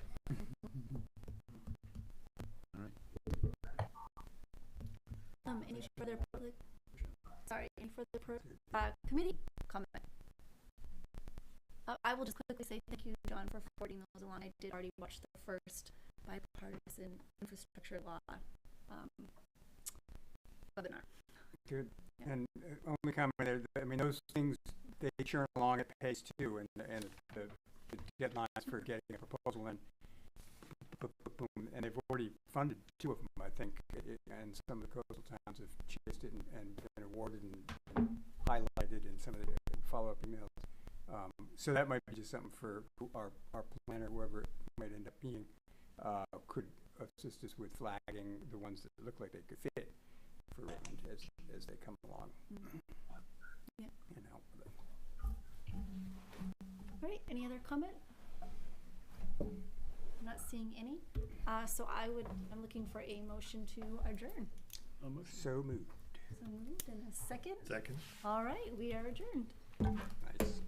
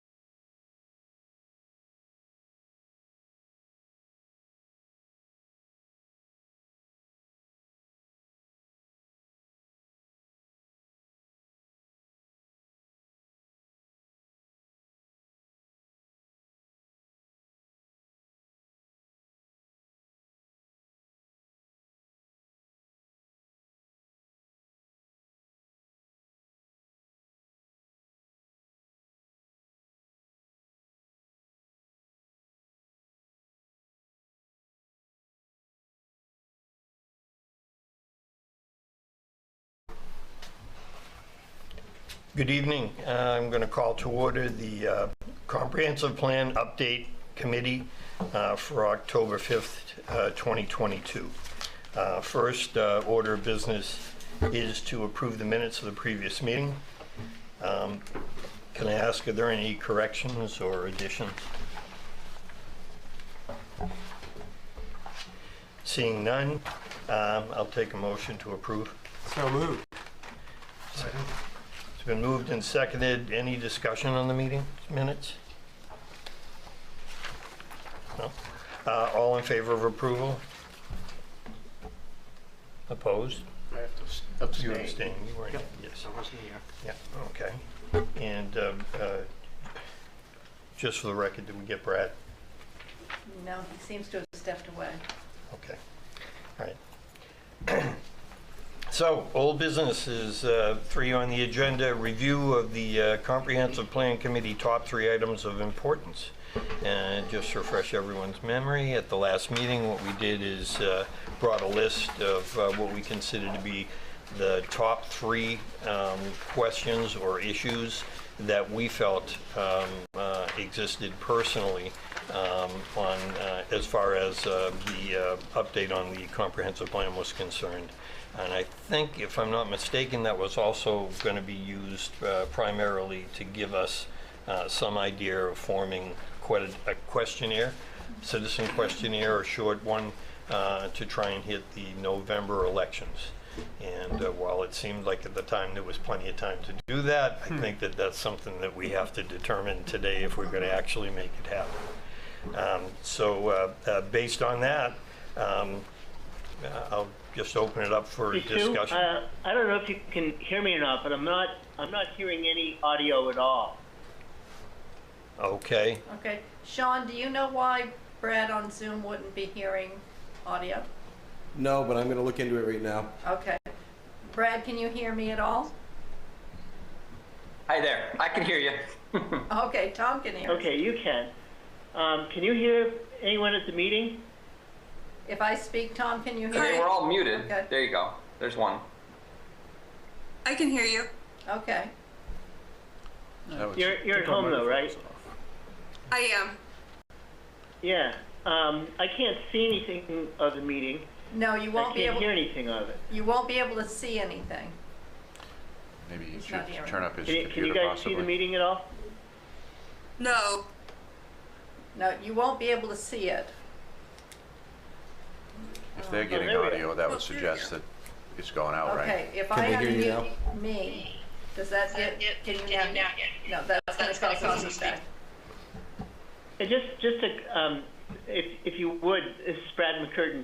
We just now came into the meeting. We've been waiting since before 6:30, so I don't know what's gone on here. But can you, if anything's been voted upon, can you re-vote it or? Sure. Well, Brad, what we did so far is just approve the minutes of the last meeting. I don't believe we got your vote on that. Yeah, I actually had a question on the minutes, so. Okay, so I would move to basically reopen minutes so Brad can have his say. Okay, Brad, if you just tell us what your additions or corrections are. Well, it's a question on the minutes themselves. I didn't see in the minutes any reference to, I think it was Kayla who brought up about doodling. And instead I saw in there that that Sue was waiting for all of us to get back to her with dates on the trip on the lake. And I just was really confused by that because I thought that Kayla said, hey, I'll send out a doodle to everybody. And it was either on today's meeting, which I didn't get, or on that, which I didn't get either. So I'm just trying to figure out what I missed in the minutes or the meeting that didn't show up in the minutes. So can someone clarify that? I think we mentioned maybe doodle, but we settled on everybody contacting Sue since it was such a short turnaround, or we expected it to be a short turnaround, with our available times, and then she would determine if that worked. But I think we were unable to get enough responses, and then I think the weather's turned, Well, I have another two other dates now, but they're Okay. probably a last ditch for this fall, I would think, because it's going to get a bit nippy. Okay, so getting back to the minutes, as far as the clarification, do you have some addition you'd like to have, Brad, admitted to the minutes, and then we can arrange that, and then we can vote it? I don't know how to put the addition in. I mean, I heard doodle, and I was pretty sure Kayla said, I will send out a doodle, as opposed to maybe we can send out a doodle. Not a big thing, except that, you know, when I brought it up, and I think someone else brought it up here also, that we were expecting doodles, and then the word was, well, we were waiting for everybody to get back, and then Sue, you know, I'm more on procedures than I am on the minutes, but if you could play back those minutes at some point and see what was said, it certainly would be clarification, and just as a going forward, try to keep this in frame it in a positive sense.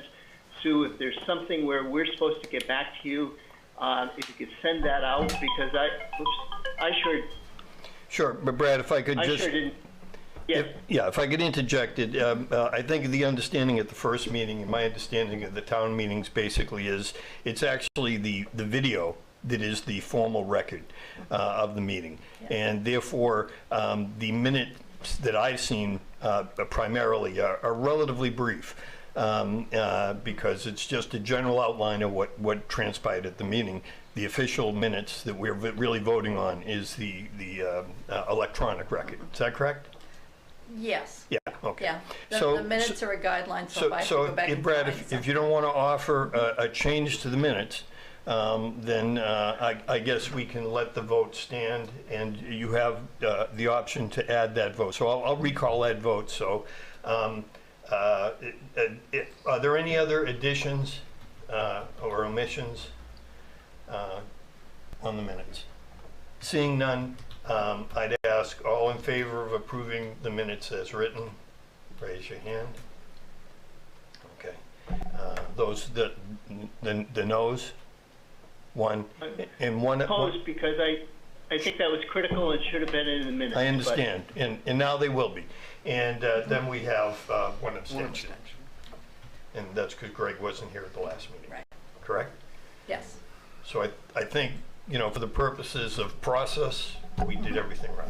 Okay. So under old business, review of the comprehensive plan's top 3 items. As I started to say, we did discuss it at the last meeting and offered our 3. We made a listing of those, and so I'd open the board up to discussion on those 3, or on the discussion regarding the 3 most important to each individual on the board. Just not to editorialize, but basically my sense with this is it'll give us a good sense after looking at what we selected as a board, how that mirrors, let's say, a brief survey at town meeting. So we can get a sense very quickly, you know, are we on board with at least the individuals that are willing to stop and fill out a survey or put a sticker on a board for us? So that would help to validate it. But I'd open this up to discussion on those items of most importance.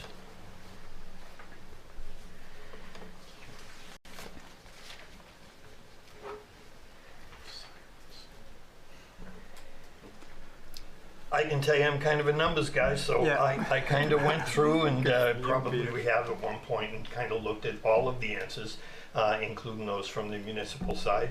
I included in it.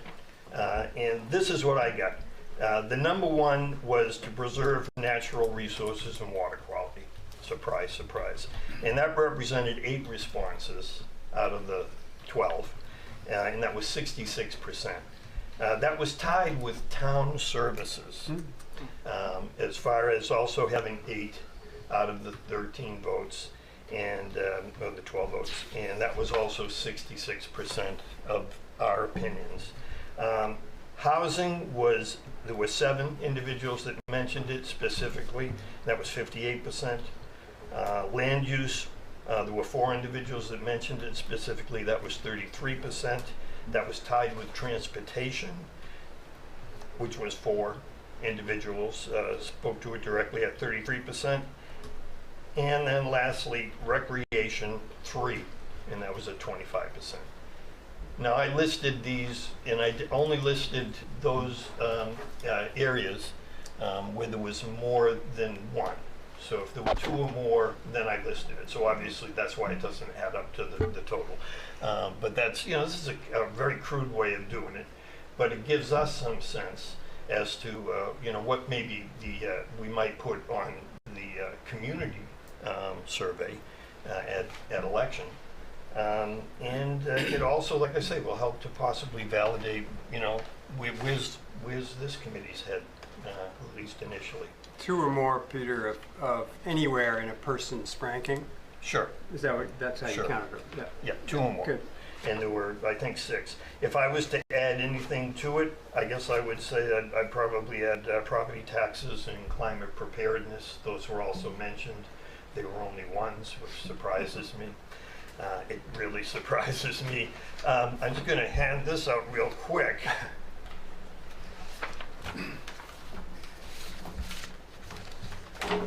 Thank you.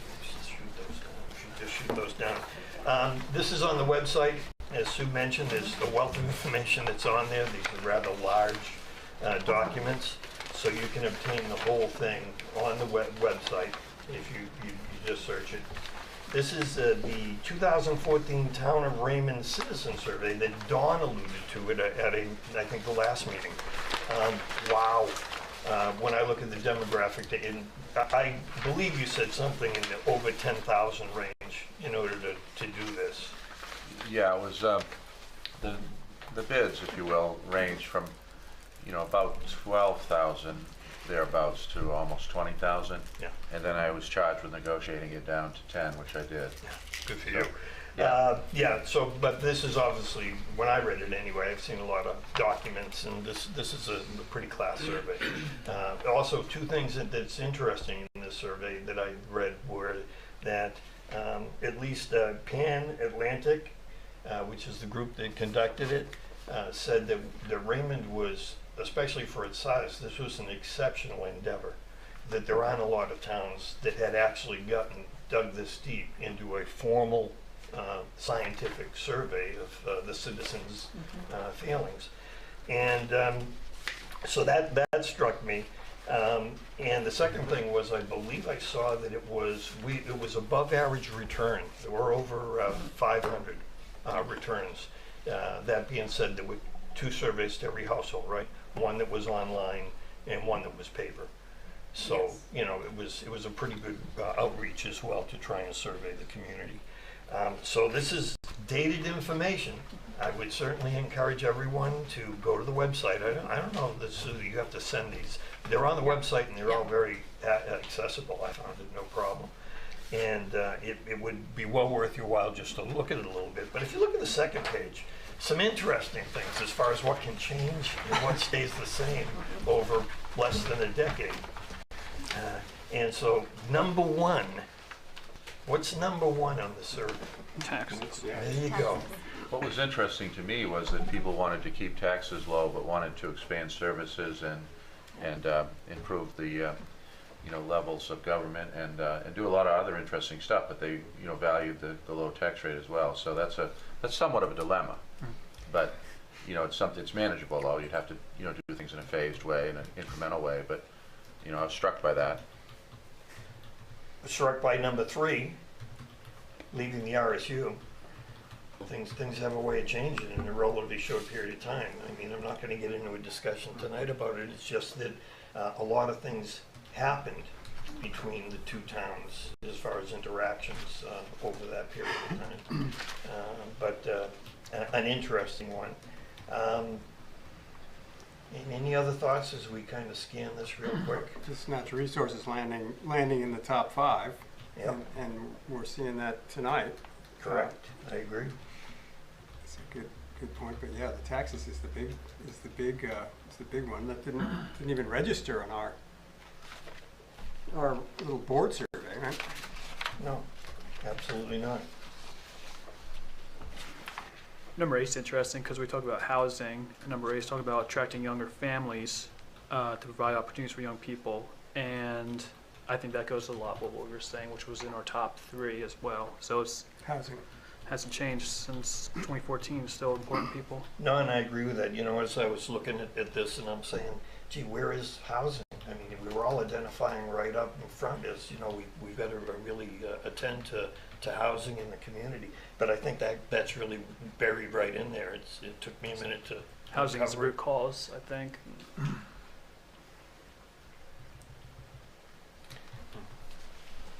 Any other thoughts? Number 6 is interesting in the context of having the middle school available and how it seems like such a feasible option at Absolutely. this stage now that we've got a physical location Sure. available. And that kind of ties in with number 9, I would say, as well. So, I'm struck also by the number of things on here that actually happened. You know, the infrastructure was improved, we defeated milfoil. You know, so, let's see, open space, you know, the Pismire Mountain Preserve, not town, but some additional hundreds of acres and additions to the Morgan Meadows. So yeah, that all happened, and attracting young families, not so much. Controlling growth, I don't know about that either, but there are many things that I think happened, and so it's not, maybe some of those things are not as urgent as they were then. I mean, certainly the infrastructure, the road system has come a long way. I would agree with We that. put a lot of money in that. Absolutely, and it was high on the list as far as the review. And we've kept taxes low, relatively speaking. Correct, which I guess says. You achieve number can- 1. You can achieve these things. I should say that, because that always seems to be the top goal. So, if there's no other discussion, I'd just say that this might be something of a document that when you look at it, it gives you some idea, or it gave me a great idea of just what's involved in a comprehensive survey. I don't know that we'll be commissioning something to this degree, unless it was something that would, you know, it's part of the town, so, you know, if it's something that is expensive to do. Yeah, on that score, I mean, it's something you could request. I mean, you're gonna have to build a budget and decide what you wanna do, and this was something I wanted to do for a long time, and I think Pat Murphy did a great job on it. Yeah. It was really a bridge between a 10-year-old comp plan in 2014 and an update for it. A pretty cost-effective one, an informative one, there's still good data in there. So you could look at what was happening in '04. Normally, comp plans are done on a 10-year cycle, so here's 10 years. Yeah. And now you're almost 10 years again. So I think, you know, Peter's right, it's instructive. It would tell you what people were thinking 10 years after the original plan. And how things change. And you look at the original plan, right? Yeah. It seems like I've been thinking about the town meeting board sticker, or, you know, stop for an opinion. I'm not saying it's not a good idea, and there's probably a version of it that would be effective in guiding us. But, you know, given the content and the amount of material in a comprehensive survey, it might be hard to get anything really meaningful at town meeting, you know, that was brief enough to have folks participate in, and you know, simple enough to understand and achieve it as folks are walking out. It would be a relatively small sample, fair to say. How many folks coming through at voting? Probably about 2,000. 2,000 coming through, half the voters, maybe a little more than that. And so we might see 10% of them stop, I'm not sure. not half What of did them. you see for the blacksmith shop? We had about 20. Yeah. 20%? And We went it- after them though.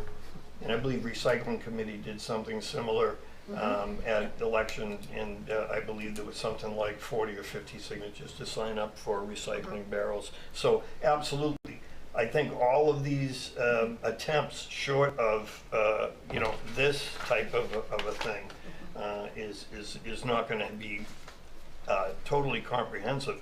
I was thinking, in part, just looking at this, that a lot of the demographic data we're going to be acquiring anyway. we're gonna be acquiring it for the plan. So that at some point, marrying the two, somehow would be expedient a little bit, maybe a little cost effective, since we're doing it. To collect all that demographic data that we are going to do for this comprehensive plan, if we let it sit 3 or 4 or 5 years, then it's not relevant anymore. Right. So, and then lastly, my sense was, and correct me if I'm wrong, this is kind of, we were looking at this as the opening salvo. This was, hey, we're here, I know we're gonna do it in other ways, we're gonna put it on electric signs, we're gonna have handouts at the town hall and other things that I believe we're gonna discuss. We might have jumped a little ahead in the agenda. But we were gonna do these things in order to get that initial salvo up, to kind of engage people. I believe as Brad was talking about at the last meeting, we want this to be a community committee. You know, it's got to be more than we're going to get a cursory input from them. What we want to do is really know what the community wants, and by that, I guess it means, you know, a sampling of it. Hopefully, the larger the sampling, the better. But that's all we're going to get. Everybody that can vote in this community doesn't vote, so that's just the way it is. Anyway, so if there's no further discussion on basically just this item as far as the survey is concerned, how about what if we were to put together a quick 8 or 10 items for the November elections, where we had something that was really quick, and this is where between now and then we would have to, you know, put in a certain amount of work in designing it, because certainly we don't want to try and design it tonight. But basically, if there's a subcommittee or something that wants to get together to look at something in the next couple of weeks that could be put together, I personally like the idea of the quick sticker thing.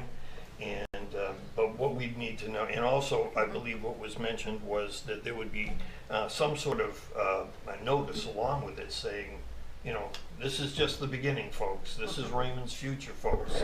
Get engaged, expect more from us. We're going to be reaching out to you. So it's a quick, even if they don't stop to put a sticker on a board, if they just see something, a board that's printed with that message, then it's, oh, you know, it's just another form of getting the word out. It would help frame the, perhaps inform the RFP too, assuming that the RFP isn't going to go out before then, which I would be surprised if we did. Yeah, I'd be surprised if it would. Yeah. So if you had all 15 of these items on the board and everyone gets 3, you know, a red, a green, and a yellow sticker, or something like that, and they put them under, they vote their money. They vote their stickers. I was because I was thinking, how are we going to do this? And some of what we think are our priorities are sort of more exact, and we need to kind of think on a whole level. So I was thinking just the same idea where we have like a 1, 2, and 3. So your first priority is maybe green and, you know, whatever color. And we have broad categories, and I was maybe thinking of sticking with what the comprehensive plan laid them out. Wasn't that like natural resources was one of the major categories, just to get a general idea of where people are falling. Yeah, I'm trying to think of the other, I can't think of off the top of my head right now, but it was like what, municipal services or yeah, I believe we've done that. Like I say, I believe we've done that. Yeah. We captured 6, and I just suggested 2 more, taxation and The challenge is going to be to get something that is simple enough and quick enough for people to do, because they come out of there fairly quickly. And, you know, I like the idea of the stickers, but I don't know if that's going to be logistically, you know, you're there, you're thinking, you're putting stickers on. You know, I don't know if that works or not. I'd ask Sue, you know, but the flow and go of people is at times going to be, you know, fairly significant. Drop something in a jar. And then alternatives, like you could hand something that would be easy enough to do and an alternative to, you know, drop it off at the town office or something, so if people didn't have the time. And then I think there also has to be a category, I mean, as well as we've, I guess, presaged what might be the issues for other, something we don't have. Those are just my general thoughts. So it has to be simple to do, and it has to give them an opportunity for something else beyond what we have, I think. And with the flow, if you're going to have them, like Don said, standing there kind of deciding, oh, do I want to put it here, do I want to put it there? You might almost need one on either side of the aisle going out, so that more than one person can be doing it, Yeah. so that you aren't. you So don't I end up just, with I a read queue. down basically the categories I used in order to calculate what this committee was saying. Housing, town services, water quality, natural resources, land use, transportation, recreation. I mean, I read that in less than 30 seconds, I'm sure. So I'm just wondering, is that too general? I'd like some feedback. Is that too general if you I were think- doing I an don't think exit so. thing? And you said, I think it's, my top three are housing, transportation, and recreation. No, I think that's perfect because it's not quick if you're having to read through 20 different options. Sure. I guess I have a hard time letting go of the fact that what I'd really like to get personally is some feedback from the community early on as to, are we even on the right base or not? I'm probably pretty convinced we are, given those very general, and certainly it's got to go with a disclaimer. It's clear that, this is just the preliminary survey, and, we're going to get a more comprehensive survey to you. Brad had his hands. Yes, sorry, Brad. Yeah, just a quick question for Don or Sue. Do we have a community email like complan@raymond.org or anything that we could, if we don't have one, could we set something up that's relatively simple that can go to the committee co-chairs or someone? Yes. Yes, we can do that easily. Okay, just something that's easy to remember, easy to spell for people who can't, whatever. Something really simple, and if we can get that out with this survey, then the people who can't take time, look, just take this with you, take a look at it. You can email back to us or questions, but I think it would be great to start publicizing that.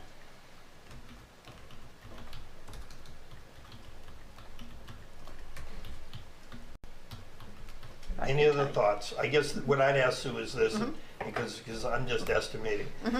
If we were to do something at the next election, how much foreknotice does the town need to do that? Since I don't have any staff that can do anything with it, you can just walk in that morning and be fine as long as you have people to do it. All right, so we're not up against the deadline as far as the town's concerned? No, not at all. All right, okay. It would be nice to know a little bit early, and I set up the night before. We go into the gym at 3 o'clock to set up. So it would be nice to know how big your stuff is. I already have 2 or 3 petitioners that are going to be there.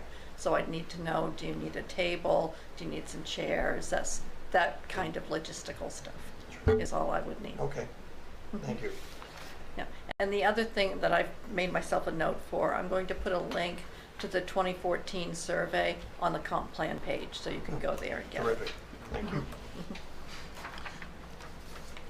Okay, so where would the board like to go with this? As far as, I guess I'd define it to the election. I like the list that you had created. I'd be interested to see if we could just add one more, though. I'm curious about how people feel about developing the business district. Do people want to see more business in Raymond, or do they want to keep that out of Raymond? I'd be interested to know what the consensus on that is. Sure.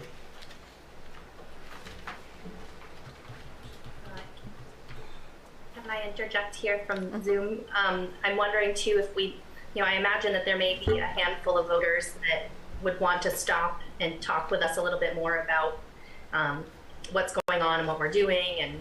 And I wonder if there's maybe include a detailed page or a printout or something that we can hand out and we can chat and have a conversation with those that actually want to stop and talk about it with us. Okay, thank you. You were surprised on the sustainability. I was surprised on broadband. We're working really hard, and I know that's your thing too. Absolutely. And I think that's essential for the future. Absolutely. And but I don't know how to get at that. It wasn't something that the committee thought, I guess, was as high. And we really need to, I think, demonstrate if we're going to get grant funding that it's an important thing to the community somehow. I agree, Don. And I think when I reviewed basically answers from the committee, I saw a lot of that probably in either infrastructure or public services, Okay. that sort of a thing. So it's in there, it's just, like I say, sometimes you get extracted from it, because there's such broad categories. And I was looking at it as an eye, as far as keeping it as small and quick as possible. Yeah, I mean, it might be helpful if we have, whatever, there's 10 chapters in the 2004 plan. And there's, would you have, Peter, 7, 6? I think, well, you know, it's up to about 8 or 9 now. I've got 8, So, but so I maybe need you this have, one. maybe you have broad categories. Couple bullets Underneath, you under. have a little Good more description. detail. Yeah, but Sure. what each one kind of covers in general. Includes, you know, one Yeah. word, services includes broadband. Yep. And Or other things, infrastructure would also include that. or maybe it better, fits better under infrastructure, yeah. So how would the committee like to go?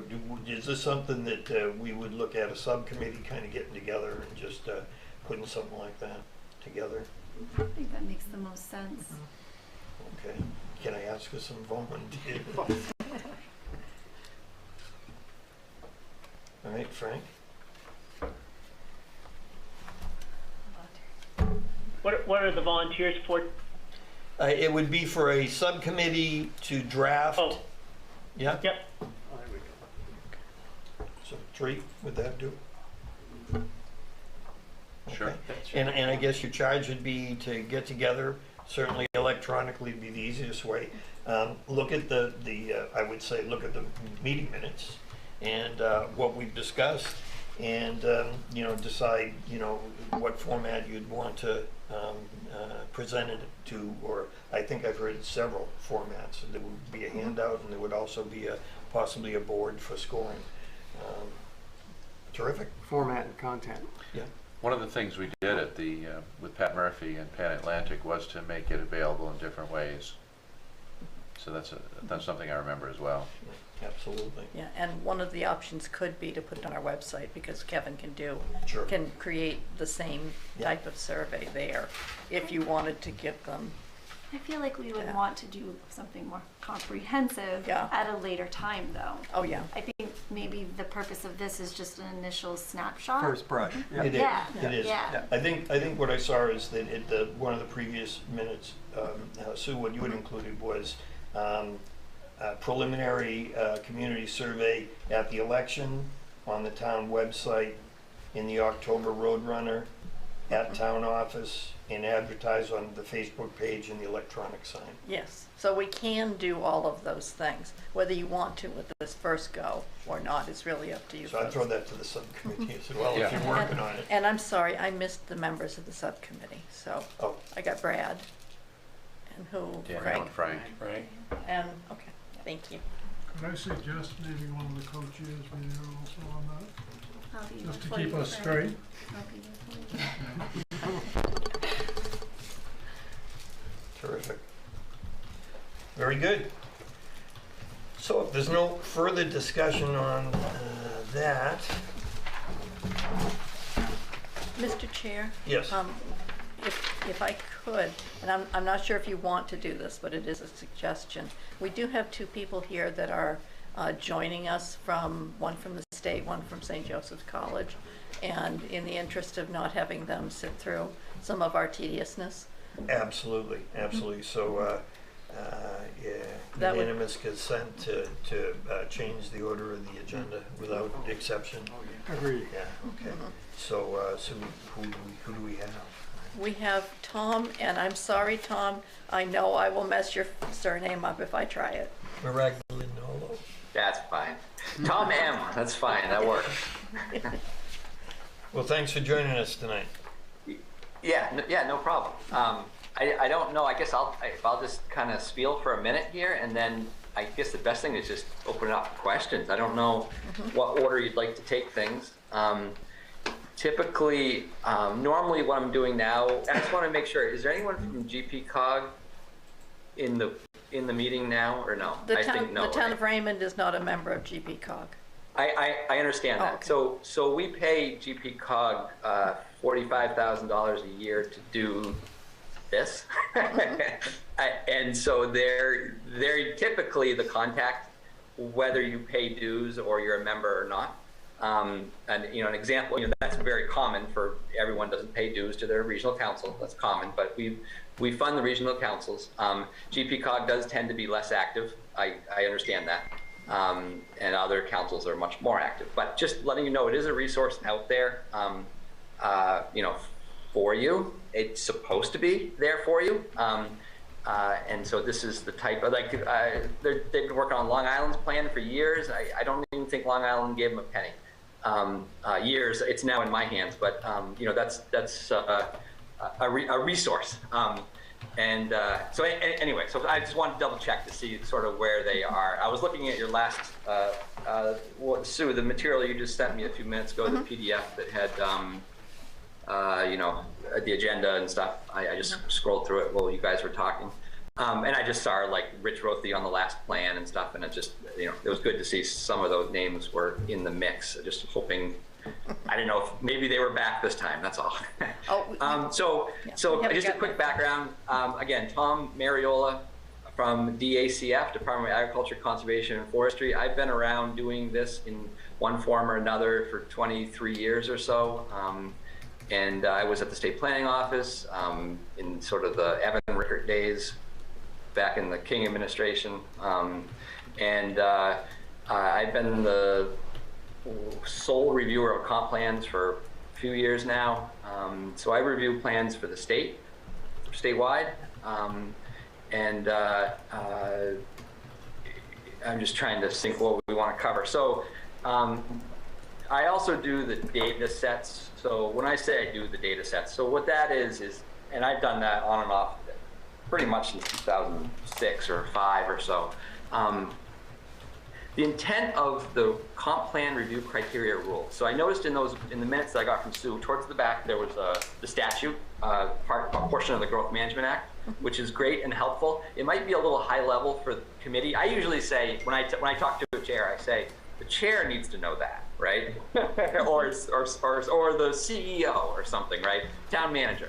But one step below the statute is the comp plan review criteria rule. And I apologize, you may have gone over some of this. That's chapter 208. And so that is the rule that the state that I use to review comp plans. And so that's what you're gonna wanna have sort of in your pocket as you're drafting this. It also lays out the process, sort of like, what do I do when, what do you do when, you know, that type of thing. How do you appeal it? You know, that kind of thing.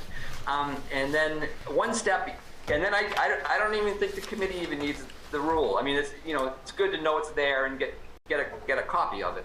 But I think when you start actually writing the comp plan and reviewing sections, the checklist, which I'm assuming most of you have seen, that is a copy and paste from the rules. Sort of, I call it the cliff notes. It's kind of like the cliff notes of the rule, and it boils it down to something less than 20 pages, and it's what I use. I keep a stack of them right next to me here.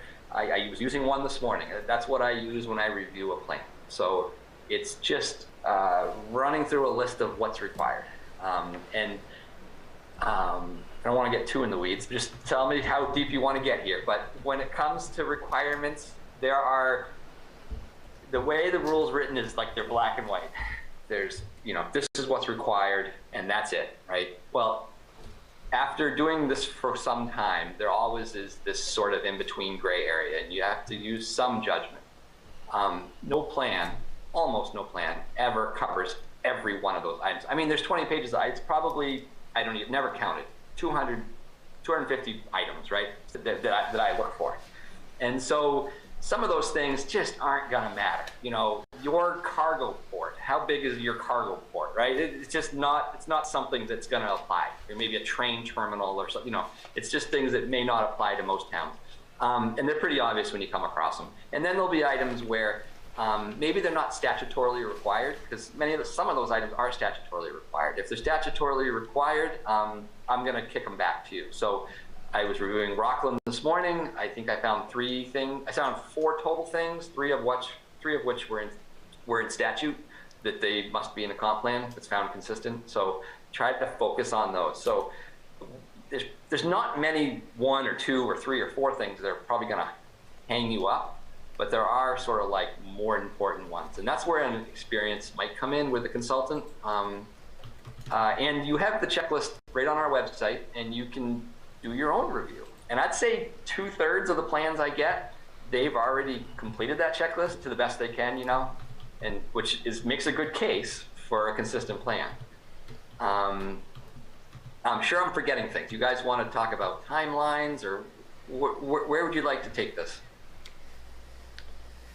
Well, Tom, I've got a question. In the agenda later on, what we're going to be doing is looking at the town draft of an RFP for a contract planner. And so we'll be looking at the elements. It looked pretty comprehensive to me, but we'll be reviewing that. So we definitely are planning on engaging a contract planner. Okay, I quickly looked at that just as you guys were talking about minutes, I think. Yeah. The only thing that jumped out that is very commonly forgotten, to me it kind of always I see it sometimes in burn towns in the end, is if I was to spend public funds to hire someone to do a job, no matter, well, I don't care if you're plowing roads or cutting trees or doing a comp plan, I would want them to have done one before, right? And so, I mean, and you can sort that out when they come in, obviously. You can look at their experience. But I would want someone that has done a plan in Maine in the last, say, 12 years, something like that. I only say in Maine, and I'll give an example. I think this will hit home. If you looked at our website now, you'll see Kennebunkport is on my list. I don't know, it's probably 4th in line to get reviewed. And so Kennebunkport went out to bid, and they hired a consultant for a $360,000 contract. And mind you, when they hired him, this is 2019, the average comprehensive plan contract for a consultant was probably in the 23 to 35,000 range, you know, on average. You know, there were some higher and some lower.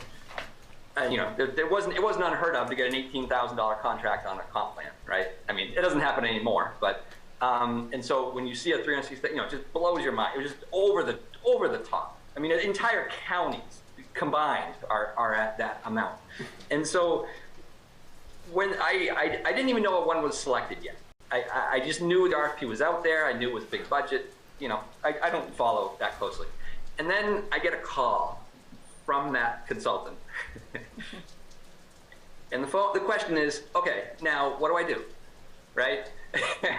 Never done a plan in Maine, right? I mean, mind you, the plan has come in. I haven't reviewed it yet, but I looked at it. It's $360,000. It's a phenomenal plan. But I haven't read it yet, but it's over the top. And our minimum criteria is pretty low. It's a low bar. I think in most people's opinions, it's a pretty low bar. But when you hire someone that has never done a comp plan before, you want them to have done a comp plan that is in line with the intent, which would be to meet the minimum requirements, the low bar. And so you might get someone that's done a plan in another state, and they might come in with the same understanding of the criteria, but I don't know what other states' criteria is, but I guarantee it's not the same. So I will seek consultants that'll come in, they'll do a nice plan. It just doesn't. There was never any intent to meet that minimum criteria. So they find themselves having spent a lot of time, 2 years and 50 grand, and they have something that's not close. And I was on a phone call with Newcastle this morning. They did exactly that. They've now hired their regional counsel, and the regional counsel just connected with me today to let me know they've been hired and make that connection.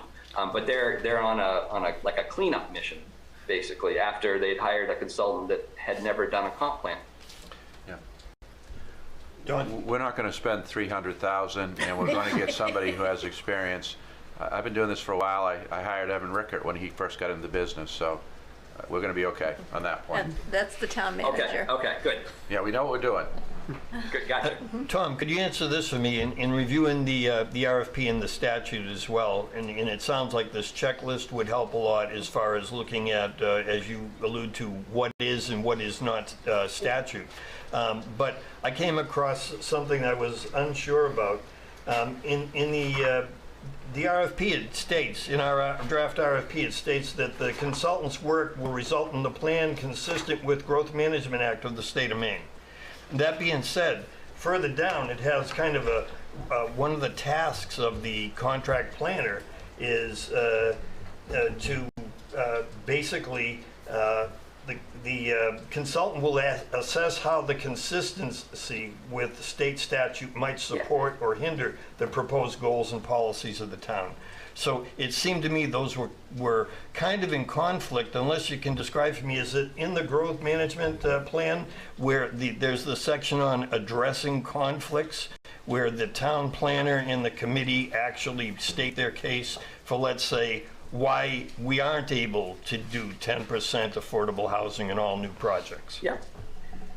In some cases, possibly. The example you use about 10% affordable housing, that's in statute. That has to be in a plan no matter what. So that's like probably the biggest red light, just because it's specific in statute. But in other cases, let's say, I think I heard the question right. Let's say there's something I sometimes will get will be like forestry, forestry. And this was in Scarborough, and the plan was silent on forestry in Scarborough. And so Scarborough has commercial forests in there, and they have timber harvest data, and we provided as part of our data sets, the data sets that we compile, we provided their harvest data. So it showed how many acres of softwood, hardwood, were harvested in town. And so it was like, well, you can't be silent on it. It is existing. There is that activity going on. You had more harvesting than a lot of other towns had, a lot of smaller towns, honestly. But and so, I think that's what you're saying. Like, a consultant can certainly, any comp plan can make a case for why a particular criteria doesn't apply to them. So there is something not applicable. Like that is something that exists. So you certainly can do that. Is that what you were getting at? Yeah, I believe that's what was described in the draft RFP that I read. Yeah. Was the fact that would be the responsibility of the contract planner to basically look at what we're saying or what we're asking for, and then providing guidance as far as, well, that's not really something that the town is in line with the town's goals. Yeah, and if it's kind of touching on the same thing, which I thought you might have said when you first started the question, I thought you were going, was if it's important to the town that it be consistent with the Growth Management Act, if this is an ultimate goal, then I would write right in the contract. It may not have to be in the RFP necessarily, but usually RFPs mimic the contract, or vice versa. The contract mimics the RFP, but you might want them to complete the checklist before you pay them that last payment. Again, this experience, this is the town of Georgetown. They made final payment, and the consultant had never considered the criteria as being reviewed under. And I'd done that list of 250 items, and there was 150 missing, right? And they'd already paid, and the consultant was out of their hair, right? I mean, it was paid. So a final task may be something like when it's getting ready to get submitted to the state, that they complete that checklist for your own use, just so you know that if that's the intent, is that the town wants to meet the minimum criteria, then I would think they would be able to do that. I don't think that's asking too much. I mean, especially when you're reviewing a chapter, some chapters have 15 things that we're looking for, right? And most of them they're going to catch just by accident. I mean, honestly, they're kind of like, I call them like mom and apple pie things, where it's like things that you're just going to you're going to talk about traffic, you're going to talk about the lakes or water quality. They're just things you're going to catch anyway. So sometimes those consultants catch them by accident, and they didn't do it purposely, which is fine. But sometimes when you're not looking at the whole criteria, you miss some. So.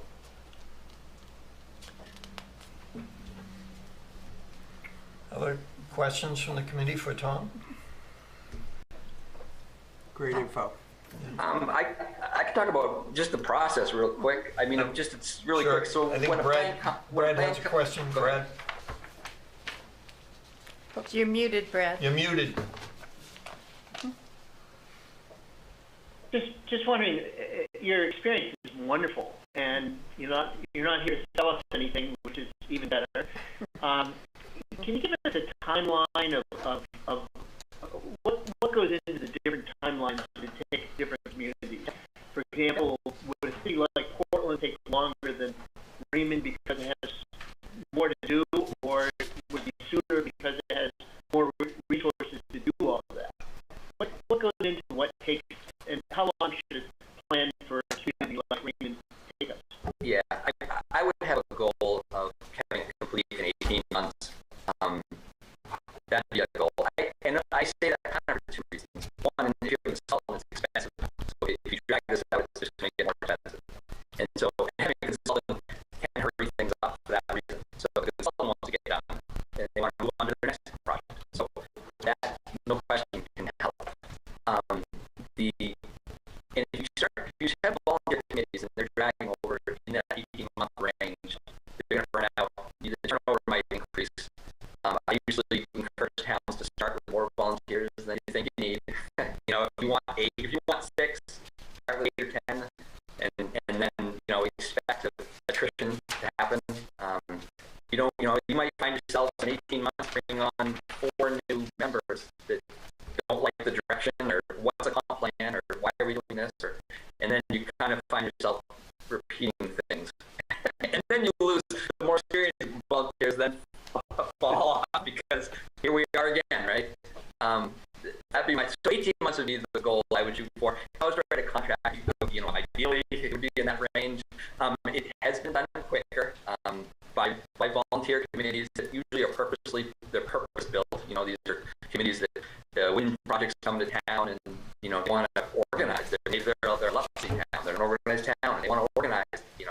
One of the things of organizing is doing your own enforcement, having your own. There's a process. So I've seen them come in and they'll do a comp plan in 6 months, right? I mean, there's a case I'm thinking of. There's 26 residents of the town, so they just did it themselves quickly. But does that get at it? Bob, Brad? Just one follow-up here is, tell me what 18 months is. Is that having approval from the town, or is it ready to go to the town? Or it's all over. So I mean, I could use the cases of my own town. I was the chair of my planning board, and I had my own town. I mean, ours went closer to, well, maybe a little closer to 2 years, but probably the slowest part of my town's process was the state review. So, and not necessarily blaming myself, but the last 2 times my town has submitted a plan, or I've submitted a plan to myself, I would have to go find somebody else that never reviews comp plans to review it, right? Just so there wasn't a conflict of interest. And so they don't know how to do it. They get confused, and then I end up doing a draft for them, giving it to them, and then they disagree with what I thought of my own plan. And so it's going to be all over the place. It's just sort of the time for me. I think that's kind of a given. No one's going to think 3 years out. No one's going to think 6 months out, I don't think. So it's kind of a safe ground. It's a goal.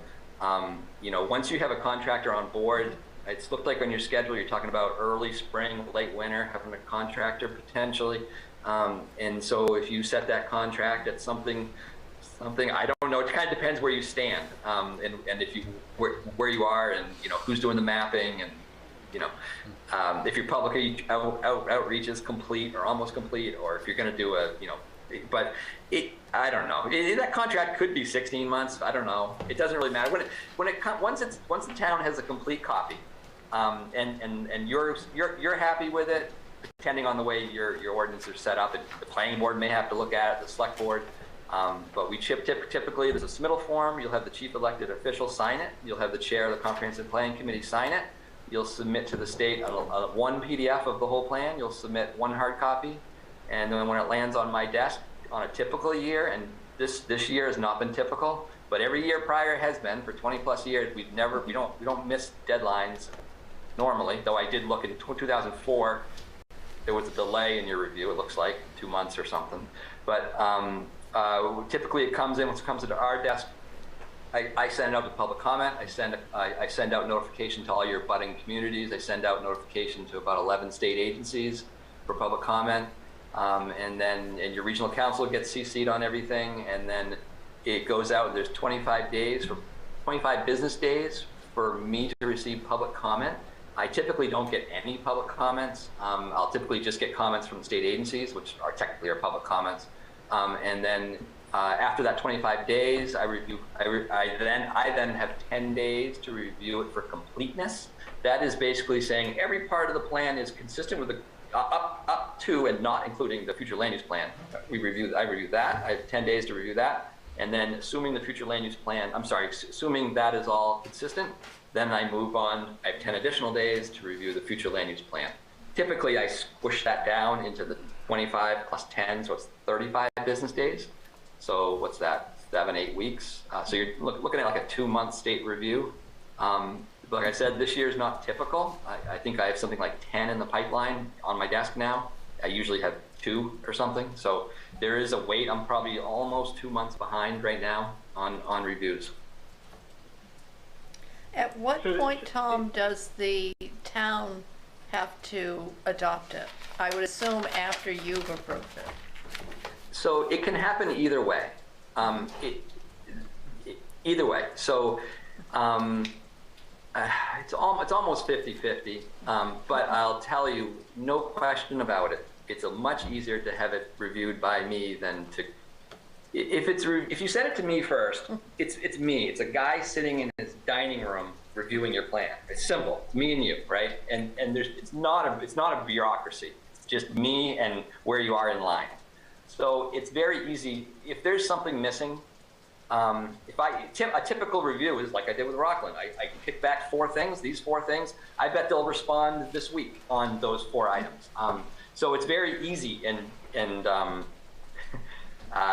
flexible. I don't know what the word I'm looking for, but we can. It's easy to work with me. We can just okay. These 4 are missing. I just got an email from the chair, and here he has the 4, or he's saying he will put them on page 55, and then I can write that consistency letter, and you can vote on it. If you do it the other way, you're going to have the statutorily required public hearing. So you have a public hearing on the vote, right? And 30 days prior, and then you're going to have the public hearing, you're going to have the vote, the notifications, right? You see where I'm going, right? It's going to go out, it's going to get voted on. Maybe you're standing up, the chair's up in the gym talking about how great the plan is and trying to get the votes at a town meeting, and then it gets approved, and then 2 months later you're like, ah, crap, it's missing 3 things, right? And it would have taken 10 minutes to just insert those things, right? Just an example, right? And so it's a lot, that way you kind of have egg on your face, and here we are 6 months later going back to November election or something on the comp plan when the town just voted on it. Now they have to vote on it again because you changed something, right? Does that make sense? Yes. Okay. Well, the other side of that is, what if the town votes down sections of it after you've approved it? No, we'll vote it as a whole. Doesn't happen. Yeah. Doesn't happen. Yeah, and you could come back after the vote with you can come back again and again and again. I can't stop you from bringing different drafts to me. It just seems to me, my recollection is we had some challenges, Sue, last time around, and when we came to the town. Is that your recollection, John? Yeah, but it passed. I mean, we didn't have to make revisions, or perhaps we did, but it passed the one time it came to town meeting for a vote, was my recollection. That's what the minutes show, yes. Yeah. The town meeting was a different thing then, too. Presumably, if you have enough public hearings and enough opportunity for people who are interested to have input, they're going to know about it, they're going to have an opinion about it, you will have addressed somehow the concerns. We don't get hundreds of people at town meeting anymore. It's a different environment. It's a different population. I think it'll be completely different than the 2004, which passed, as I recall, pretty easily. Other committee questions for Tom? Tom, very informative, thank you. Okay, thank you. I get the sense that this won't be the last time we're talking to you, but we do appreciate you No being here. problem, and I'm available for questions. Sue has my email. Just zip questions all the time. That's fine. Great, Very thank you good. so much. Thank you. Yeah, no problem. you. Thank you, guys. Excellent. And the other person we have is McKenna Smith from St. Joseph College. And she was asked to talk about what interns might be able to do for us, or what possibilities there may be there. Excellent, excellent. Love to hear from you. Thank you for having me. I apologize if I talk fast. I'm from the South, but the one northern thing about me is I talk really fast. So you are welcome to ask me to slow down. My name is McKenna Smith. I'm the new graduate assistant for the Mercy Center here at St. Joe's. And one of my duties is to hire student workers who work with different organizations in the community who help run service projects. One of those things that we were talking about that could happen with that is we could hire them to be an intern for you guys. So that way, if you need help with your office, they would come in about 4 hours a week and do what you need. You would use them for how you would need them, but they would be hired through our office. Great. Very good. I didn't think you talked too fast. The only thing I didn't catch was your first name? McKenna Smith. Well, my first name is McKenna. McKenna, okay. Questions for McKenna? So McKenna, would presumably, if we got a planner on board and made some note of it in our RFP to the planner that we hired, and they had a bunch of natural resource information to collect from the state of Maine or whatever traffic information from DOT, your intern could assist with that if our planner was agreeable? Yeah. The way that we see the program working is however the organizations need the students to be used, and as long as that work can be done within 4 hours a week, that's totally fine with us. It's to create community involvement with our students. Don? I think it's a great idea. The question that I have, though, is I'm unfamiliar with the curriculum offerings of St. Joseph's. I know my alma mater no longer has public administration due to lack of interest, I guess. But I'm wondering if you have congruent, fields of study majors that would, dovetail with what we're doing. Because it would be important to have someone not only for their own experience, but, for efficiency and added value for us, someone who is studying something pretty directly related to what we're doing. Yeah, absolutely. So St. Joe's just created a new major, and let me find it so I can make sure I get the name of the program right. I believe it's Leadership and Sustainability, and there are 4 different tracks with it. And those tracks include politics, which I think would fit right in with what you guys do. There's one that's a science route. There's a public health course as well. So I think there are options and ways that we could recruit from. That sounds good. Thank you. Excellent. Other questions for McKenna? Would it be possible to have more than one intern if we had, seeing that we have 8 to 10 chapters to cover in our upcoming comp plan? It might well be that we need more than one intern to have the expertise that would line up with that chapter. Yeah, I would need to double check with my boss on that one. I don't see that being an issue. It's more of the issue of can I hire the students, because unfortunately our students are stretched thin as it is, so I want to make sure I can get you at least one. Can you go over the 4 hours? I kind of missed what you said. 4 hours a week is the maximum we could use a student for? Yes, so out of our office, about 4 hours is what we're able to pay per student. So this is different. Normally, when I interned in Cape Elizabeth and Scarborough 40-odd years ago, the town paid. So you're saying you pay? Yes, sir. That's so interesting. Our office does a work-study program, and so work-study students apply through our office for these positions. How can we say no? I think it's a great deal, and I don't know how it worked out. I hooked you up with Sharon. Are you working with us on the beautification committee? Yes. Great. I have my student worker either started today or tomorrow. I need to follow up and see how that went. I think it's great. Yes. Would it be possible to hire the intern for more hours on our dime? I can double check. I don't see that being an issue, but I'm also new and I want to make sure I get approval before I tell you yes to anything. Okay, thank you.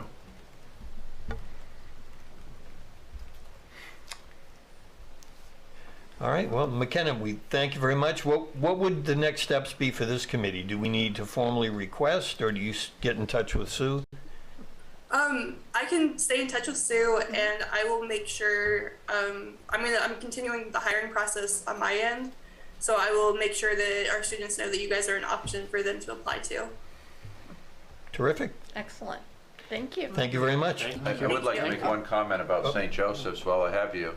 You know, the integration between St. Joseph's and the communities is really exceptional on a lot of levels, and so I want to call that out and thank the college.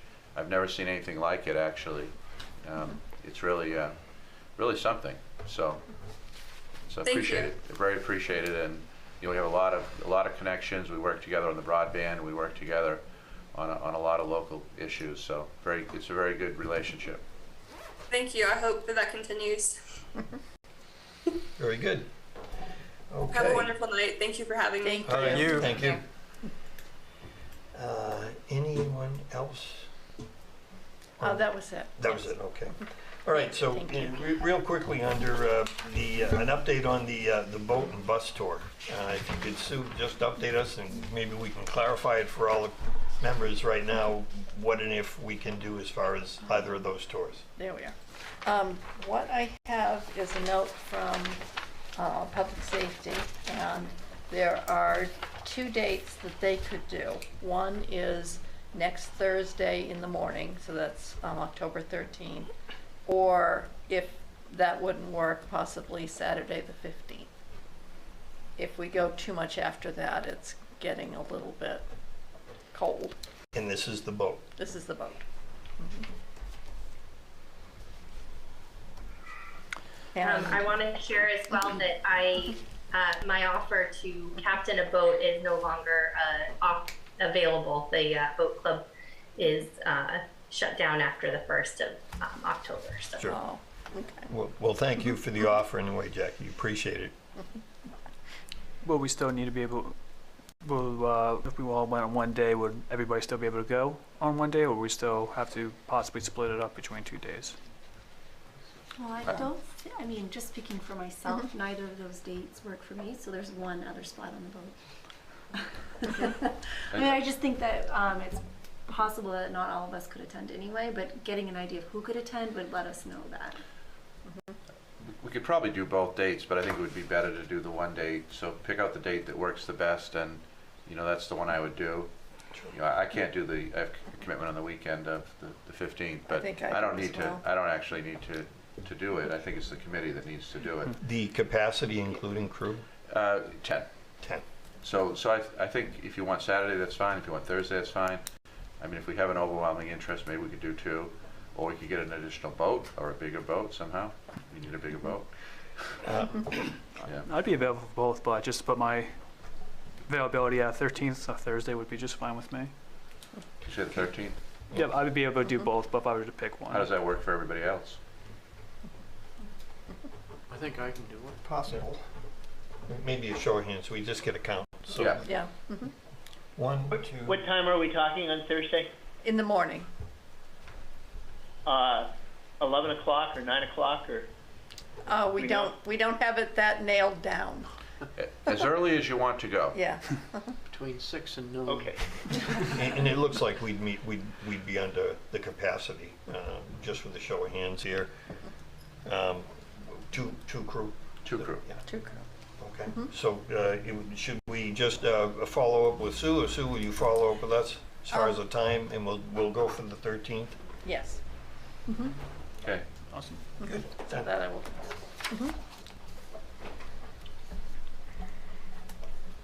Very good. New business. I think Tom covered a lot of what we would talk about as far as reviewing elements of the growth management plan, Title 38. Sounds like Kayla and I are the only persons that need to understand that. I don't know if I necessarily agree with that. You know, sometimes, you know, citizen volunteers get short shift in this. You know, as I look around, I see a pretty astute group here. So, yes, Frank. Are we still talking about the bus tour? Oh, I'm sorry, you're right. Can we go back to bus tour? And the bus tour, Joe had said he could pretty much do it in October at any time. So that's more when you folks are available, but no one sent me any availability, so. The concern I have about that is also one of, you know, how many people are going to go. We have the large school bus, which would not be optimal.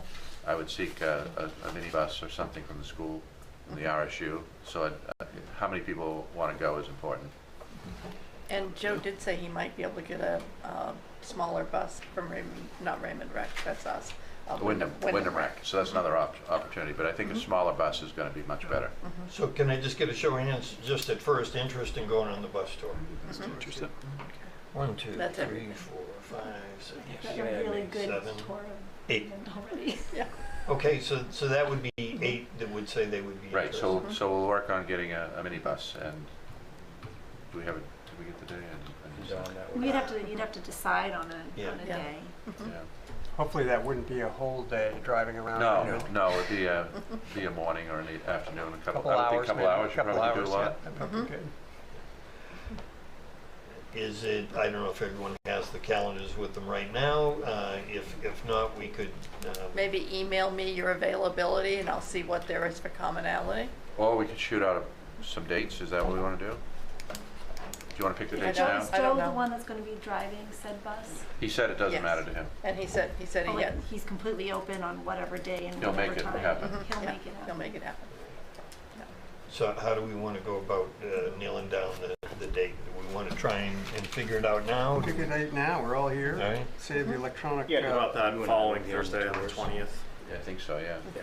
Yeah, we'd be, oh, You're talking morning again? Yeah, I get it. Yeah, morning. I just want to make sure they know. Preferred, but They yeah, have a tour guide. Well, it's better for me. Tour Yeah. guide. We're talking I think. 20th AM, right? Yep. Not a hat. you were talking about who's going to lead the tour. I was thinking, you know, probably Chris more than Don. He's out in the town all the time. And knows- Yes. And on the lake. I know that. And on the lake. By experience, yes, I know that, Yeah. absolutely. So we're looking at the 20th in the morning? That's good. Yeah. Yeah. That sound good for everyone? I will not be available for that, but having been 20 plus years on the zoning board of appeals, I've seen a lot of what Chris has seen. Very good, all right, we'll have to get that nailed down, everybody's all set? I don't know if Brad, are Brad you all and set? Jackie heard, yeah. Well, Brad. Yeah, he I thought raised his part of hand. it. Yeah, you, Are we saying morning of the 20th, Thursday the 20th? for the bus. Yes. Yeah, that works. Are there any alternate dates we could, that's, I have something on the 13th that blocks out the day, but I'll move that, but I need to move it to the 20th. So, Murphy's Law. is there another day? I mean, is a Saturday a possibility for something like that, or for that? How about the 21st?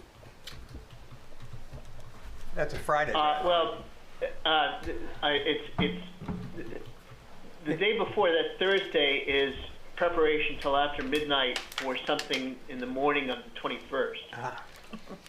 I still work for a living. I don't know about the rest of everybody here. Yeah, but I was looking for a reason to skip work in the morning.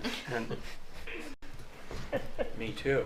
Does the 21st pose a problem? I think Bill that said does. that does work for me. It does for him. Oh, it does for him? Oh, okay. How about 19 before we bump into the weekend?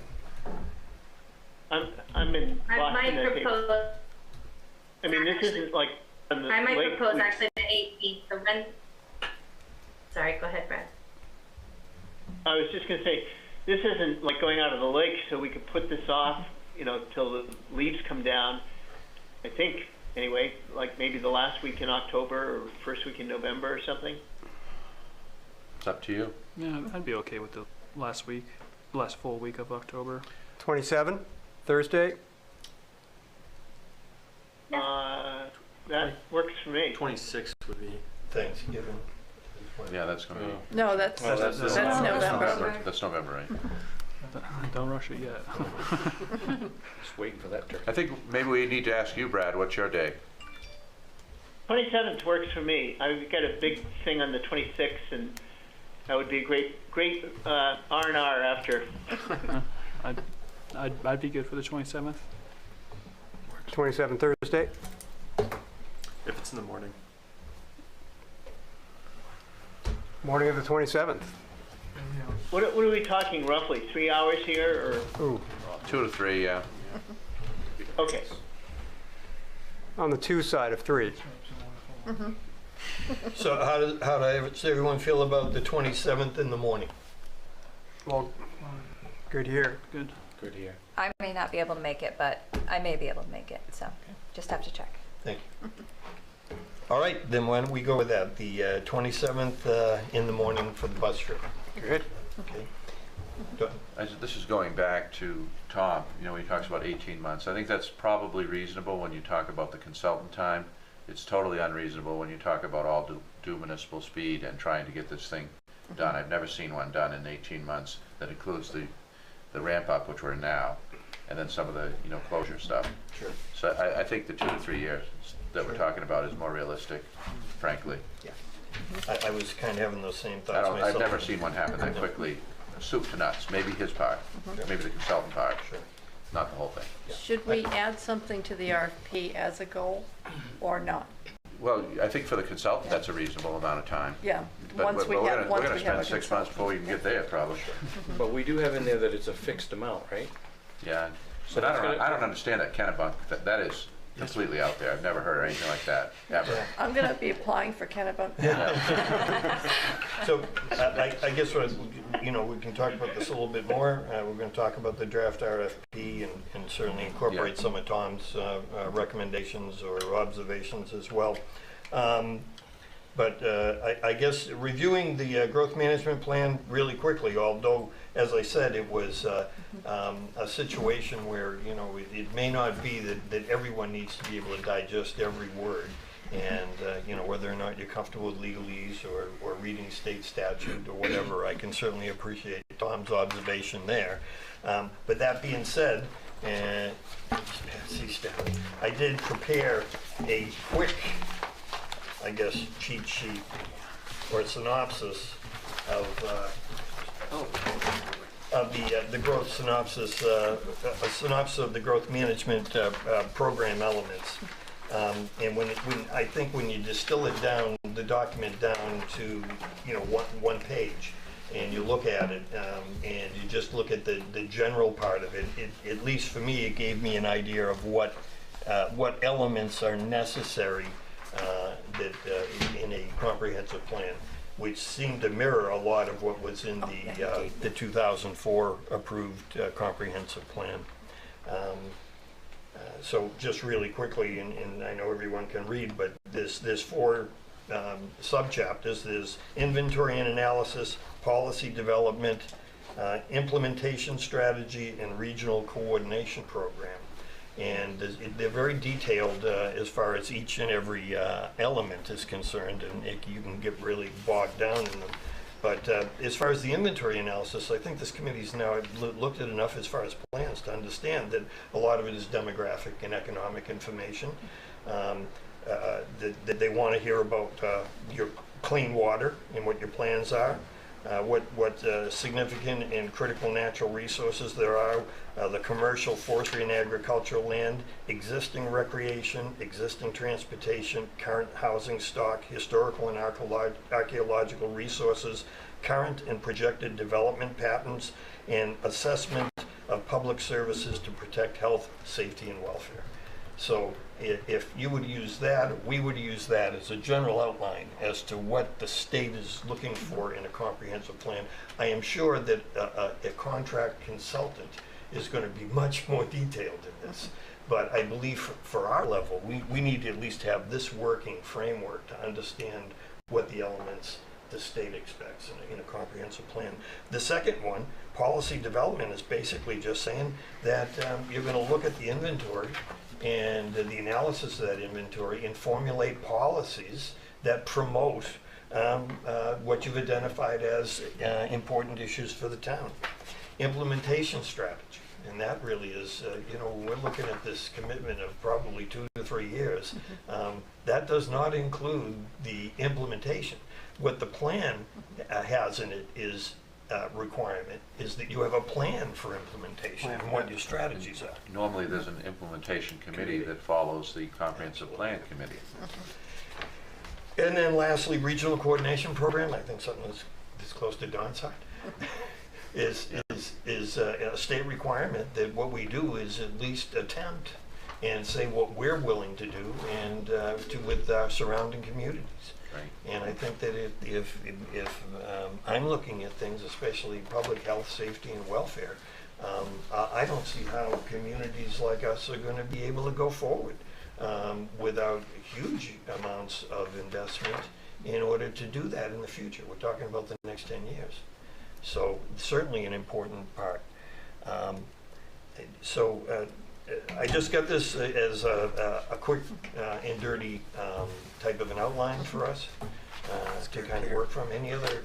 Yes. I wanted to point out that right now in the regional coordination piece, the county is using some of their ARPA money to study that very thing, and there'll be a report completed shortly that'll talk about it by sub-region. So we'll be grouped with the towns that we would work with normally, and so that'll be a big help. And does the state reach out to you, Don, as far as getting, or does the state reach out to individual municipalities and ask what you've been doing and what your plans are? On regionalization? Yeah. They do not. They don't. This is the county that's doing this, Yeah. but we've been pushing for this for a long time. The problem has been that the towns that we naturally interact with, except Wyndham, which we do interact with very closely, really weren't there in terms of their desire to do that. I'm talking the towns to the west of us. So I think that's changed, though. It's changed a lot. We're closer now in maybe the way that we do business and culture and so forth. And so I think that the report the county does is going to be very instructive on strategies and directions that we can work together that will benefit us all. So I'm really excited about that one. And they're paying for it with their ARPA money, so that's nice. We did do a study, by the way, about 10 or maybe 15 years ago. We studied that too. With the town of Casco was eligible to get a CDBG grant. They got that. We looked at consolidating public safety. We were all in. Casco and Naples were not all in. So even though that was their Casco study, but so it never happened. But I still believe it should happen, and will happen. Has to happen. We don't have the resources otherwise. I agree. Any other observations as far as the growth management plan, the elements? All right. I just have one question. Sure. The checklist with the 200 to 250 points, is that supplemental to this in a link somewhere, or because it's I thought he said, if I got because I read through this, I didn't see 200.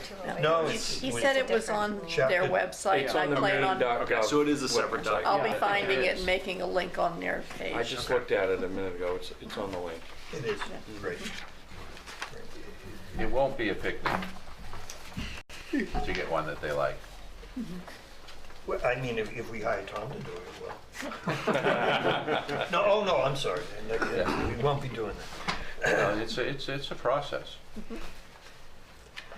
Okay, discuss in the draft RFP for the contract consultant planner. Thoughts, observations? I thought it was a very good draft. Yep. Good start. My only major comment is that section 4, the proposal submission expectations, I thought mirrored a lot of section 8. Because it's essentially expectations and then requirements. And I didn't know whether we could just combine the two sections. Can you tell them a little bit about what you did there, Sue? I think you I combined some things plagiarized already. is what I did. I took Yorks. They seem to be the most concise. And thought it would be better to start small and add to rather than start large and start cutting away. Yeah. So, but I didn't really look at it with that in mind so much.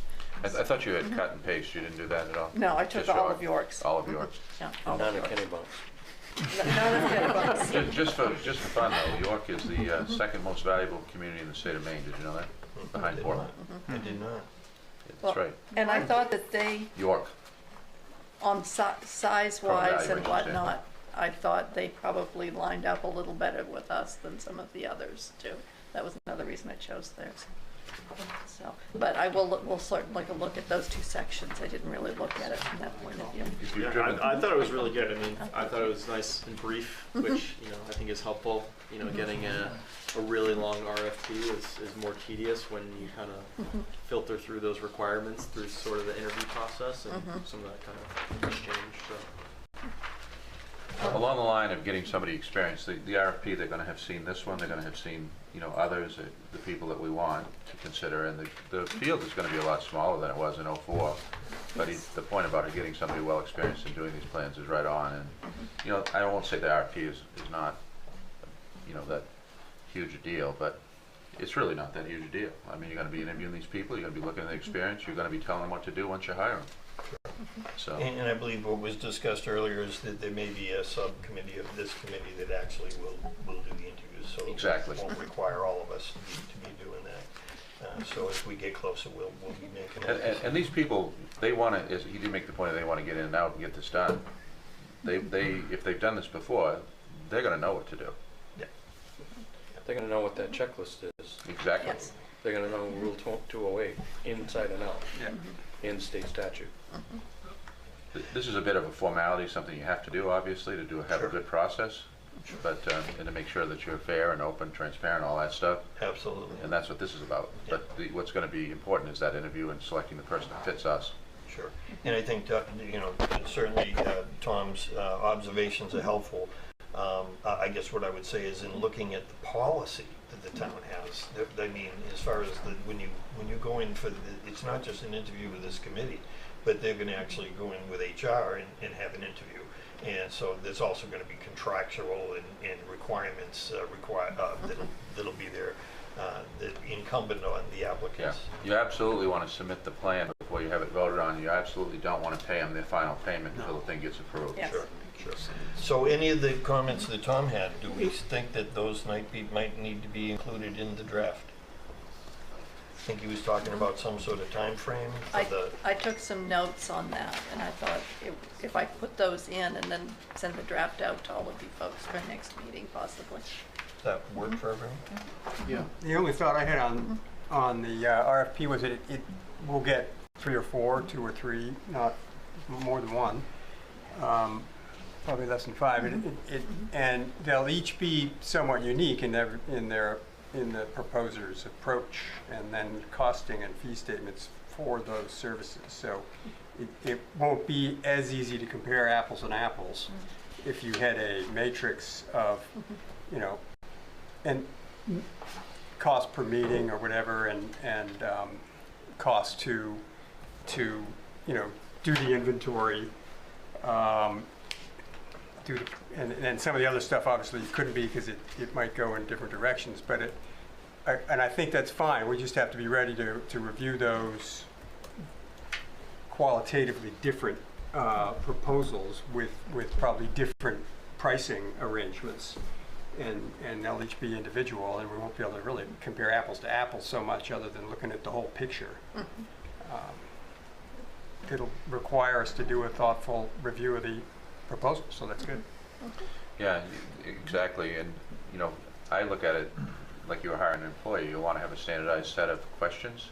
You'll wanna have like you say, you'll wanna be able to, have some sort of a spreadsheet or something that will delineate all those factors and compare them so that you can do that in a handy format. And so, absolutely. Yeah, I kind of agree. I think they're all going to be, they're organizations, so it's not going to be one person. It's going to be an organization of staff. They're going to have, it'd be like interviewing for a law firm to represent the town. You got big town lawyers, and you've got little town lawyers, and all the ones in between. And I think that they're not going to be apples and apples. Right. It's going to be a mixed bag, and we're going to have to pick the right fit. And I think that, with the subcommittee and then report back, I think that'll work really well. And obviously, the town staff will be involved in that, and we'll have the town attorney review the RFPs, and before we sign a contract, it'll all be reviewed, and we'll be good to go. Good. Now, I don't know if you want to do this or not, but normally when you go for architectural services, you do it cost blind, so you do your interviews, and you have a separate envelope for the pricing, and they're very sensitive about that. I found out years ago building a new town office, and so, I mean, you don't actually have to select, the person who has, I guess, the lowest cost, and I guess the bias would be that, maybe the best fit may not be the person with the lowest cost. So you consider the cost and the quality of the proposal separately, I guess, is the qualification-based search sort of way of doing it. I don't know if you like that or not, but typically we always look at the cost here, and then they say, now go negotiate a better deal. So you tell me what you like, I'll do it either way. Well, and I think where the apples to apples can come in is once you have an RFP, you can, with their proposal, go through, okay, number one, did they answer that question? What was their answer? Number two, and have some apples to apples that way, just based on what they get back. And that's what I've done in the past with some. But I guess that's a ways away. You can talk about that when you get ready to do a lot of this when you get ready to do interviewing. Yes. I don't know if I probably could have asked the question better to Tom, but maybe the municipal side or the legal side can help me understand this a little bit. So it seems as I read the management plan, and it talks about statute. And I believe right in the first, as far as the draft RFP, I found in the introduction, page 1, what made me feel comfortable, which was it states that the work will result in a plan consistent with the Growth Management Act of the state of Maine. So it's almost kind of as Chris and Don are observing, it's they're gonna basically do what they do. We're not gonna hire someone who has not had this experience from the legal vantage as well as every other situation. Yeah. It's almost impossible to believe that a town would spend $300,000 and hire somebody who had never done a plan. That's almost impossible. I know, to believe. it's like they didn't look at the resumes. Yeah. Well, towns are different. It's I'll call it a Falmouth solution. Years ago, they couldn't decide between the two top planners, so they hired them both. So that's kind of what you have with Kennebunkport. Along with that, make that feel good that right in the RFP, they're going to have to comply with state, the growth management, which kind of then covers everything. Yeah, I actually really appreciated Tom's comments on the way in which this is interpreted, because one of the questions that you're always wondering when looking at legal statutes is how strictly do they follow these statutes. And sometimes, and he mentioned chapter 208, which is my next stop, so it sounds like there's much more reliance on that in the checklist than what's necessarily built in here, because you can interpret a lot of these words in a lot of different ways, which gives you wiggle room to do or to create a plan that works with your municipality, which goes back to the finding the best fit for what our town actually is. Well said, Danielle. And that's kind of where I have this little conundrum, because on as I read to Tom, on page 6, the consultant will assess how consistency with the state statute might support or hinder the proposed goals and policies of the town. That almost seems, it's kind of in conflict. If I guess my question is, does the amendment to the state constitution regarding home rule cover any of this? Well, and then my next question to you is, what does consistent mean? And so there's a, Sure.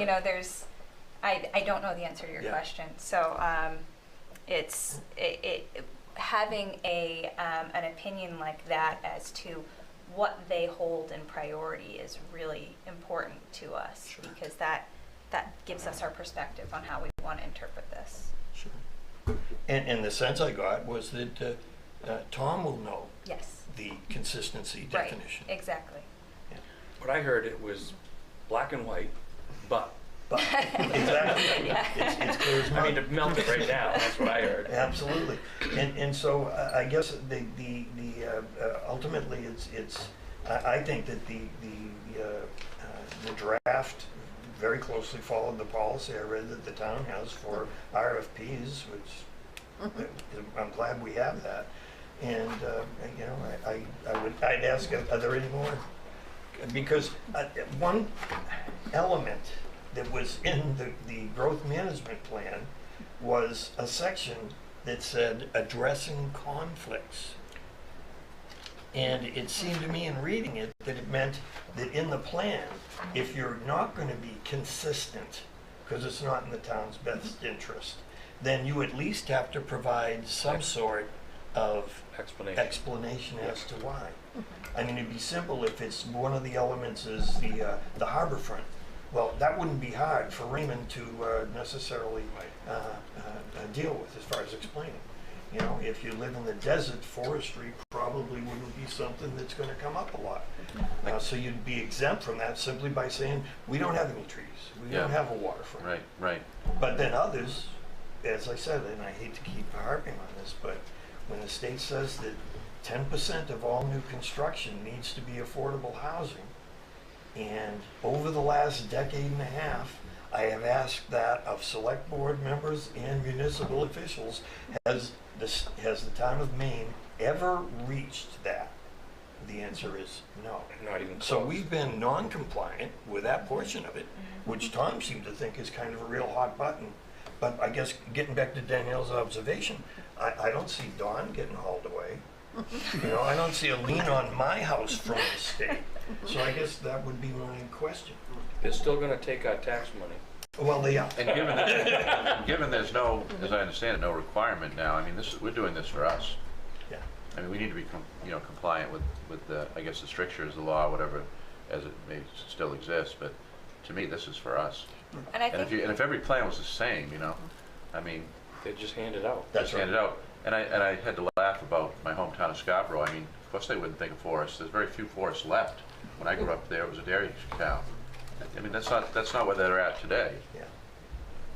I think something we can think about too is finding a candidate who's well versed in what these changes are and these hot topics are, because we've had legal changes that will impact this since this has been published in November of 2021. Sure. So these aren't, what we're reading isn't necessarily up to date because it hasn't hasn't been amended yet specifically. So I think the hot topics will guide discussion to a certain extent, whether that's ours or our communities. And so finding someone who has a tab on that will be important as we're looking at this, in the sense that this is specifically for the next 10 years, and we're really trying to make sure we abide by what we want to do for the next 10 years. Yeah. I have only one other suggestion. Be popular, maybe popular, I don't know. Under page 3 of the RFP, project area, I think the third paragraph down, it starts to describe the history of the town of Raymond. And I would like to add 2 lines and make 1 word change. The 2 lines would be that paragraph starts with, today Raymond residents live on traditional land of the Wabanaki Confederacy. The Algonquin word for Wabanaki is most often translated into Dawn Land. And then the next sentence, if we could just insert the word European, the first European settlers, and that would be my only other addition. I know it's just an RFP, but I would think at least for this committee, if we're going to be looking at land acknowledgement, then all the documents that come out of this should really have some sort of land acknowledgement if it's getting into describing our history. I agree. It's, to have that, I guess, delineated for us is helpful. That's not something that we have, we've talked about that before, but I think Sue just probably pulled this out of, something. Oh, sure. Yeah, Something we had at hand, more standardized, but I absolutely agree. I stole it from the previous. Stole from the previous. Sure. From the previous Yeah, so complaint. no, I'm with you, I'm with you. The biggest city in this state is just getting around to adding land acknowledgement into their. So that's that charter. paragraph that starts with Right. the first arrival of settlers? Yes. Yeah, And I'll make those changes. absolutely. Yeah, well, When I I'd was ask the putting committee, this- as far as all of these suggestions for revision or changes, I'd ask for motion to accept them. Move. Second. Yeah. Any other discussion? All in favor? Opposed? There. So It's I'll official. incorporate them and have them sent to, or send them out with the next meeting so that you can look at the, And then when they do the next plan, that language will That'll be be there. in there, Yes. that's It'll it. be there. Once you get it in there, And they'll that's cut it. and paste Sounds it, and like it'll be there. It lasts forever and. that's the first thing a That's clerk. good planning. And there'll be a little footnote that, Peter. Yeah, that's right. Brad has a question. Yeah. Brad? No, I just asked Sue, did you get my abstention on that vote? Oh, no, I didn't. I did. Okay. I did. I saw it. I will when I watch the tape, yes. The official record. All right. Okay, thank you. Mm-hmm. And Sorry. I abstain just because I'd like to have more time for us to discuss that. I don't like committees where somebody proposes something and we, and we vote on it without discussing it and dwelling on it. So that's why I abstain. Yeah, and I apologize, Brad, I'm new to this electronic meeting type thing, so I should be looking up there more. I'll try and make that effort in the future so I can see you when you get your hand raised. Okay, I think we took care of new business. Is there any public comment? Well, I'm not the public, but if I could, Mr. Chair, to get to Brad's point as far as the RFP goes, while you did just vote for me to incorporate those into the RFP, you haven't actually voted on the entire document and whether that's finished. Good point. So, Good point. given that it really can be changed later, we aren't anywhere near the point of having that set If in you want to, you concrete. can have a subcommittee to look at it and report back. Yes. Yeah, is anybody in favor of Don's suggestion? You can do whatever you want. We'll make it, Yeah. it's like Burger King, and you're the Burger King. Yeah, How you like it. So for now, I hope at least the committee members realize it's set in Jell-O. Yeah, Yeah, do whatever you like. We're just trying to help move it along. sure. I'm all in favor of that, Don. Okay, is there any public, other than Sue, I mentioned? I don't think you have any public. Okay, I'll close. Oh, Yes, I don't know if Chris. this is public or staff comment, Yeah. but I heard when Tom was talking, he talked about a contact at GPCOG. yes. Would you like one of us to reach out to GPCOG? Ooh, I think that's excellent. I did. I know a guy. Yeah, good. Here's my experience. I mean, he may know a guy, but, $45,000 for whatever it is, the number of municipalities in Cumberland County. They're a transportation, in my view, organization these days. That's where the money is. We can reach out to them, but, and maybe get some sort of guidance from them, but, to me, the contract planner, the person that we hire is gonna have that expertise. That's who we're gonna use. And, I don't even know who they have planning there now. But And one of the I was reasons. told they didn't have anyone. Didn't have anybody, yeah, so he said they weren't strong. That's true, they're not strong in that area.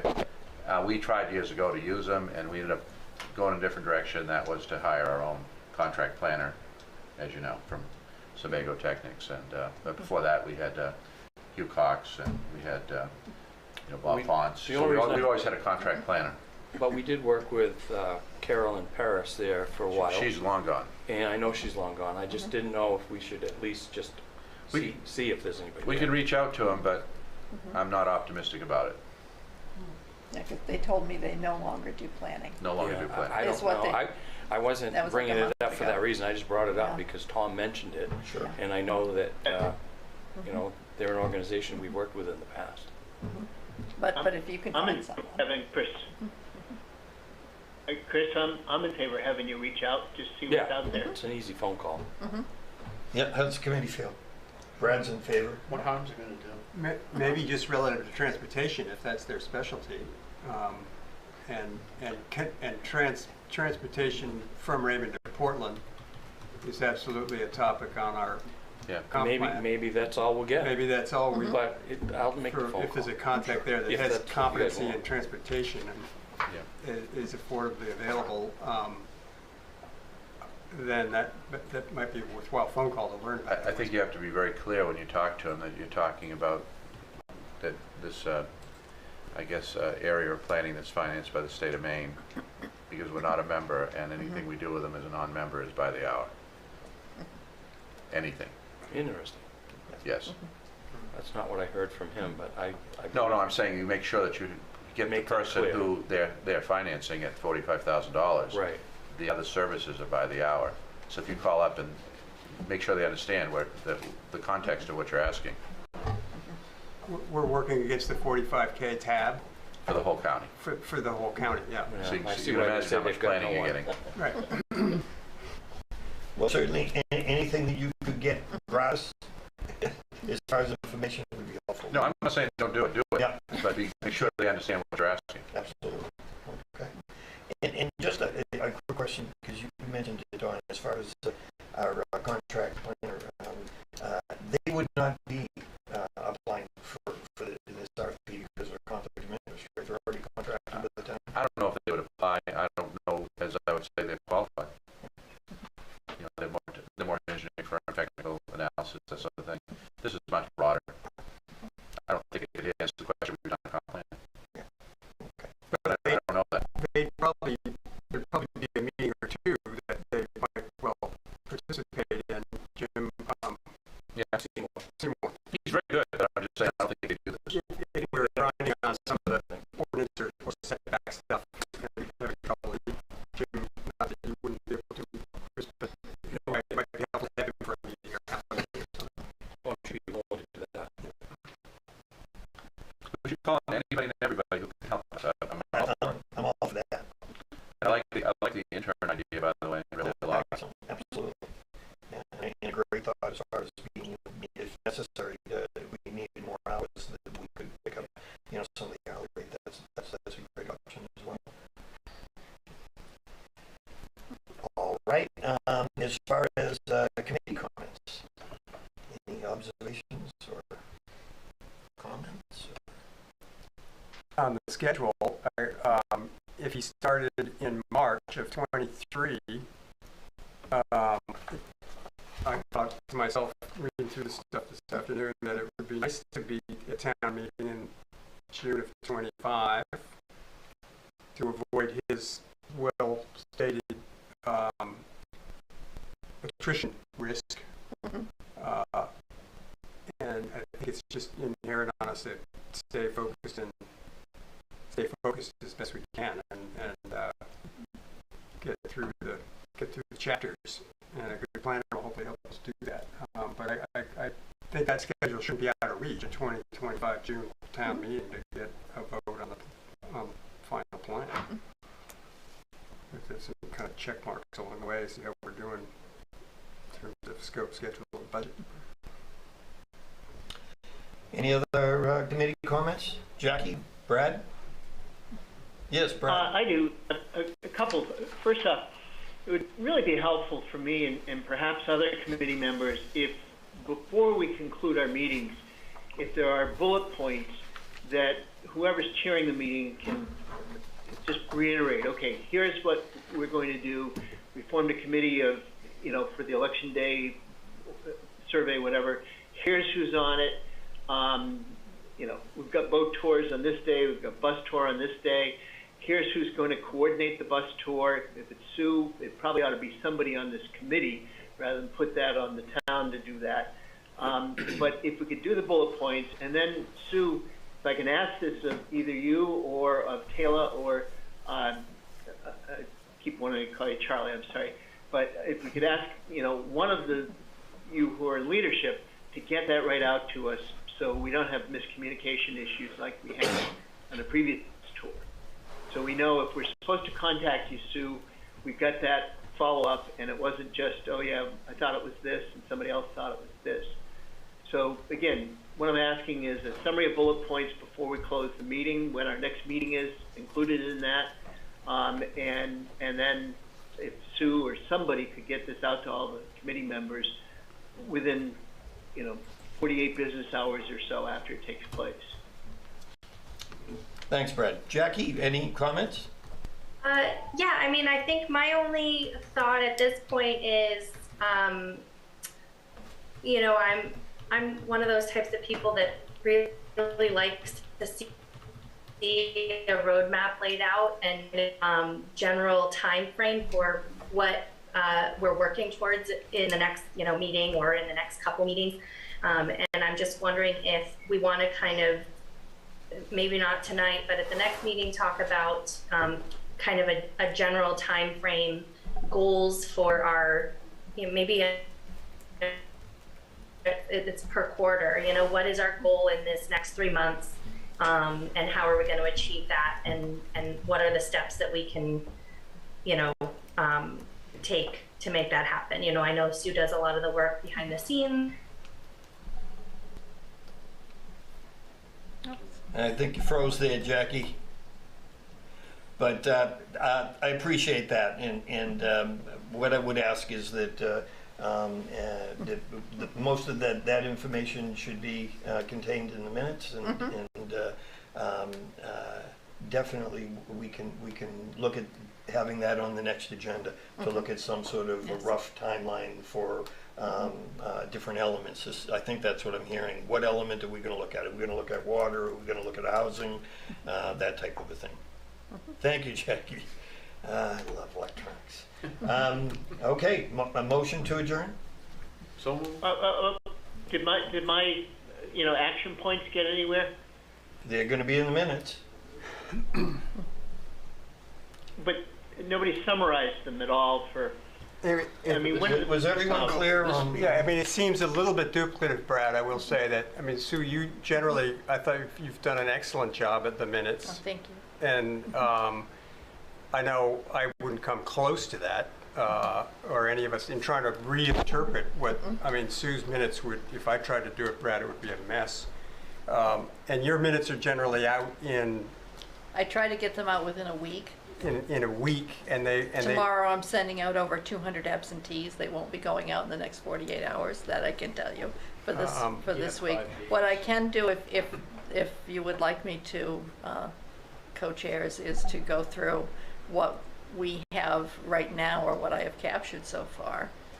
That's action items. We do have a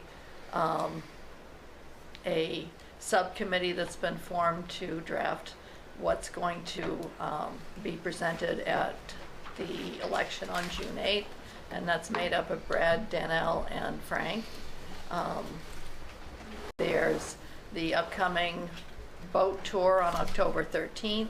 I'll be sending out a time to the committees, and hopefully I'll do that within the next day or two. On October 27th in the morning, there'll be a bus tour, and I'll send the time out for that as well. So there really isn't anything that anyone needs to get to me right now, unless you do, if in looking at the RFP, if you see anything that you'd like to change, like some of your verbiage, for instance, with the history as an example, because it's still a draft document, the committee members could just send them to me and I could include them before I send out a packet for the next meeting. And I believe the next meeting, you wanted to meet on the first Wednesday, so that would put us at the 2nd of November. Thank you, Sue. Did you get that, Brad? Thank you. Yes. And by the way, Sue, that was all against you. I'm very pleased that you're doing minutes for us, and we have somebody, because that was a concern I had beforehand, and I think it's wonderful. It just is, I realize there's an awful lot on your plate, and this isn't the primary responsibility you have. And when there are action points that take place between, when the minutes get out and so forth, and we don't know about them, or there's confusion, that's what I want to avoid. I want everything to kind of flow smoothly, and that's why I brought it up. So, all right. Now, One question can I ask? Are we firm then the first Wednesday of every month until otherwise we can put on our calendars for meeting at 6:30? I believe the discussion was that it's at least through to the December. Yes. That's when the calendar meetings would be. Okay. So that's the first Wednesday of the month. November 2, December 7. That's as far as we've gone. Yeah. Yes. Okay. Thank you. Certainly. There's a motion to adjourn in a second. All in favor? Opposed? Good night.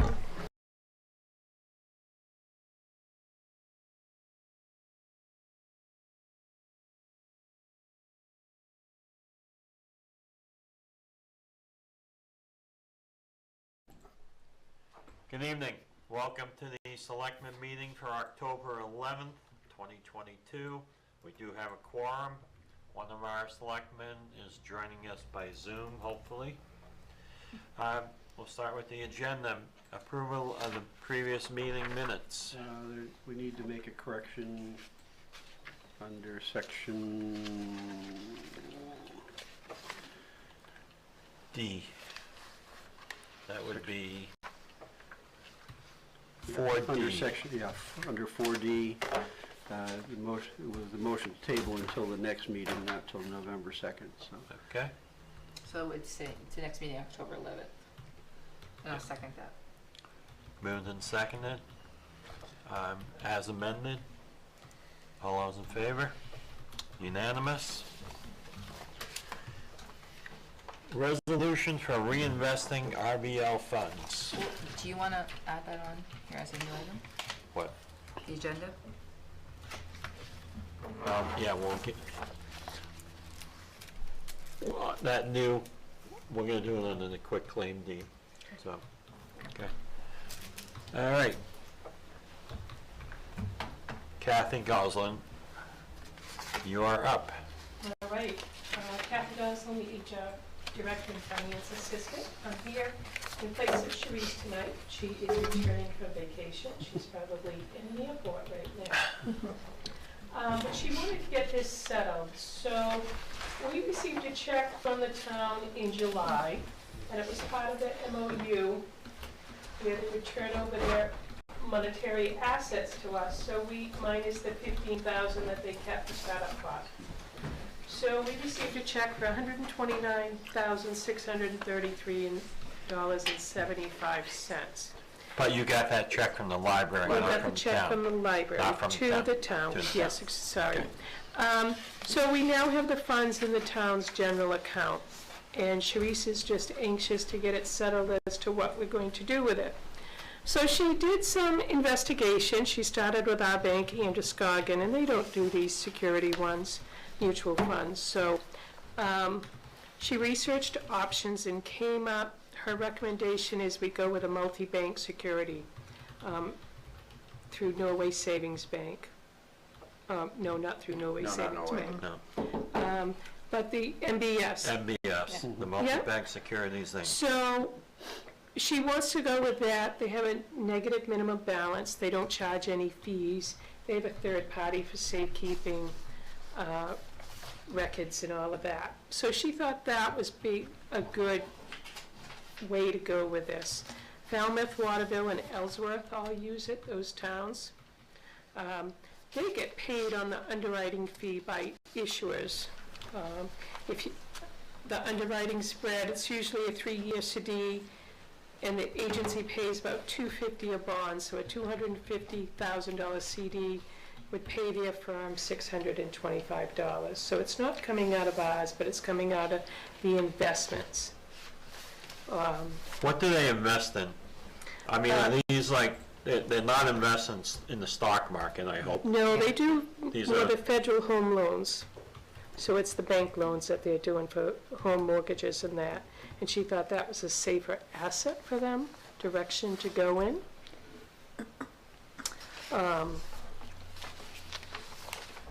Is it, can I ask Yeah. why, I guess why I'm totally, like, in the blind on all of this.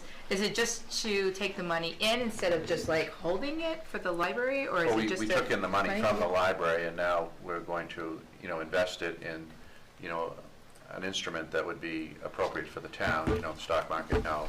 Yeah. But, legally, I guess required to stay within certain parameters or to certain instruments. Right. So that's what we're saying, is that we want to invest the money, as we do with the other towns' Right. funds. We have another trust manager.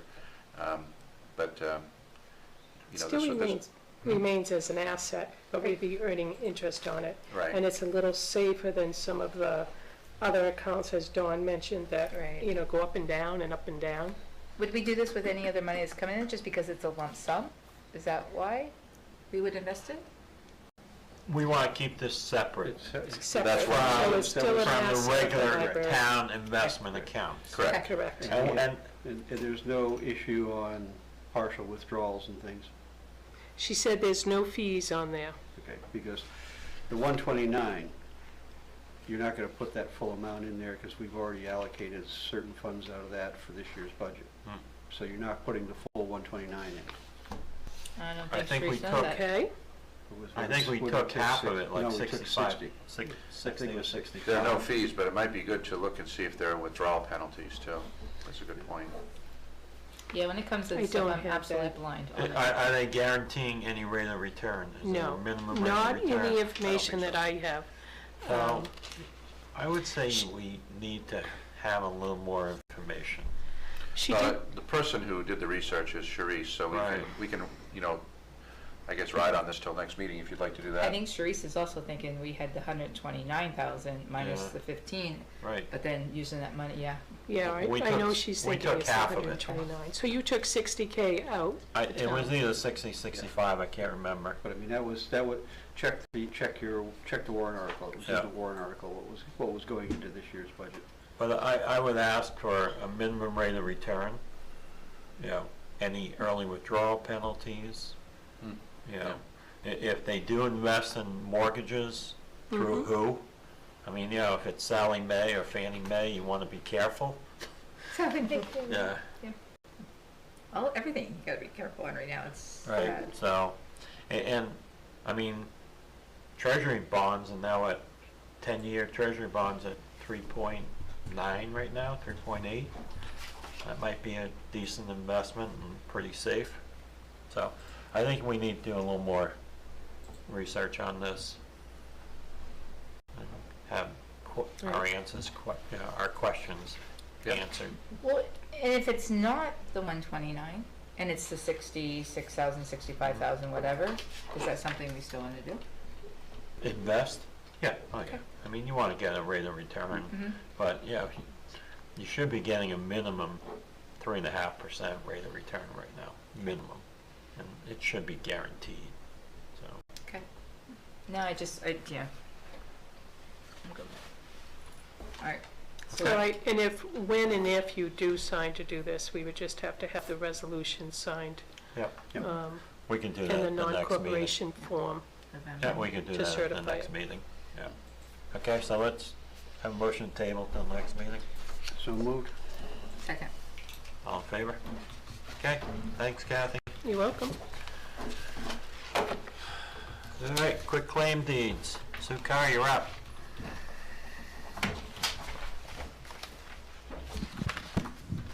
I think the quitclaim deed was for Martin Crowder. Yep. He passed away, and his son Ben has come in and paid all the taxes, and he's taken over the house and everything, so Is Ben living there now? I believe so. Okay. All right. Motion to approve the short quitclaim. Yeah. The short form quitclaim Yep. deed on the estate of Crowder Martin, Book 37079, page 267, Book 38553, page 21. Have a second? Second. All those in favor? Okay, you have the paperwork there done? Yep. Under all the lifesavers. Mr. Chair, did you take C out of order purposefully? C. You skipped the consideration of the foreclosed property. That's not on this one. You mean the email we just got? Well, No, he's adding it on. well, it's in the agenda. It is? Yeah. Mhm. B. It's B. Consideration of. Oh, okay. Mhm. Yeah. Nice. How do I print this out and then get that? All right. All right. The foreclosed property for Mr. Rinaldi. Oh. Is Mr. that what we're Rinaldi. discussing right now? Yes. Yeah. Sorry. Okay. We all saw the email from Mr. Rinaldi again. I called him. He didn't pick up his phone. I couldn't leave a message. His voicemail was full. I sent him an email to try and get him to respond. He did not until he sent both of you an email, right? Yeah. Now, in that email, if I can find it, That's recent. it was just sent a while ago. Yep. He says, here. I got it.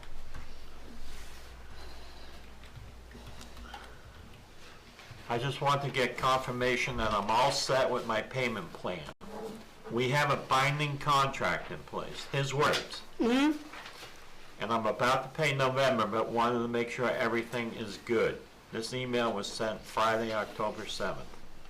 I'm not happy that you guys claimed you were just trying to get my land back to me, then tried to take it again, even though we have a fully enforceable contract and I'm paid up till November.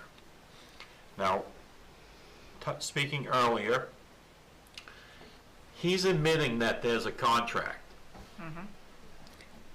He's, Even though it's not notarized. right, Okay, Right. but he's admitting there's a binding contract.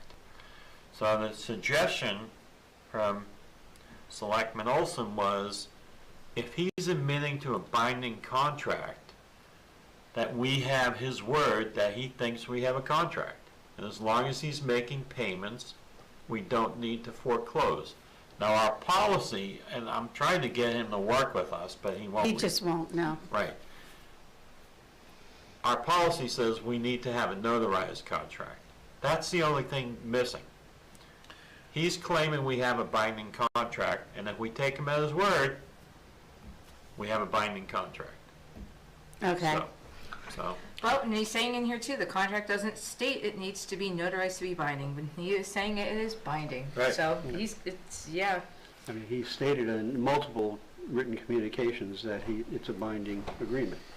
so here's what we would like you to communicate back to Mr. Rinaldi. Okay, We're going to take you at your word that you have a binding contract. As long as you continue to make payments, we will not seize the property. If you miss any payment, since we require a notarized contract, we will take action. okay, Okay? all right, perfect. Clear enough? Yep, Right? Everybody agree with that? Yep. Okay. all right, thank you. All right, so thanks. Good luck.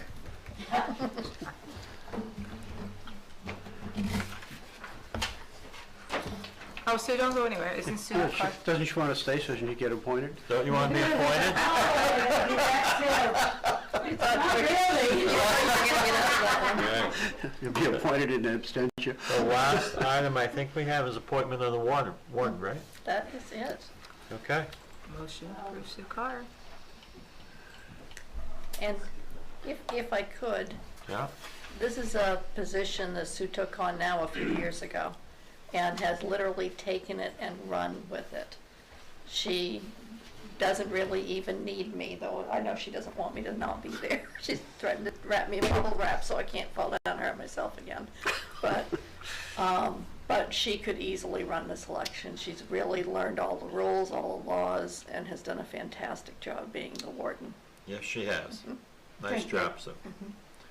All right, do I have a motion? You made a motion, do I have a second? Second. Been moved and seconded. Any further discussion? All those in favor? Welcome. Thank you. Thanks, Sue. All right, you got that paperwork there, pal? Teresa? Yep. All right, public comment. Any public comment?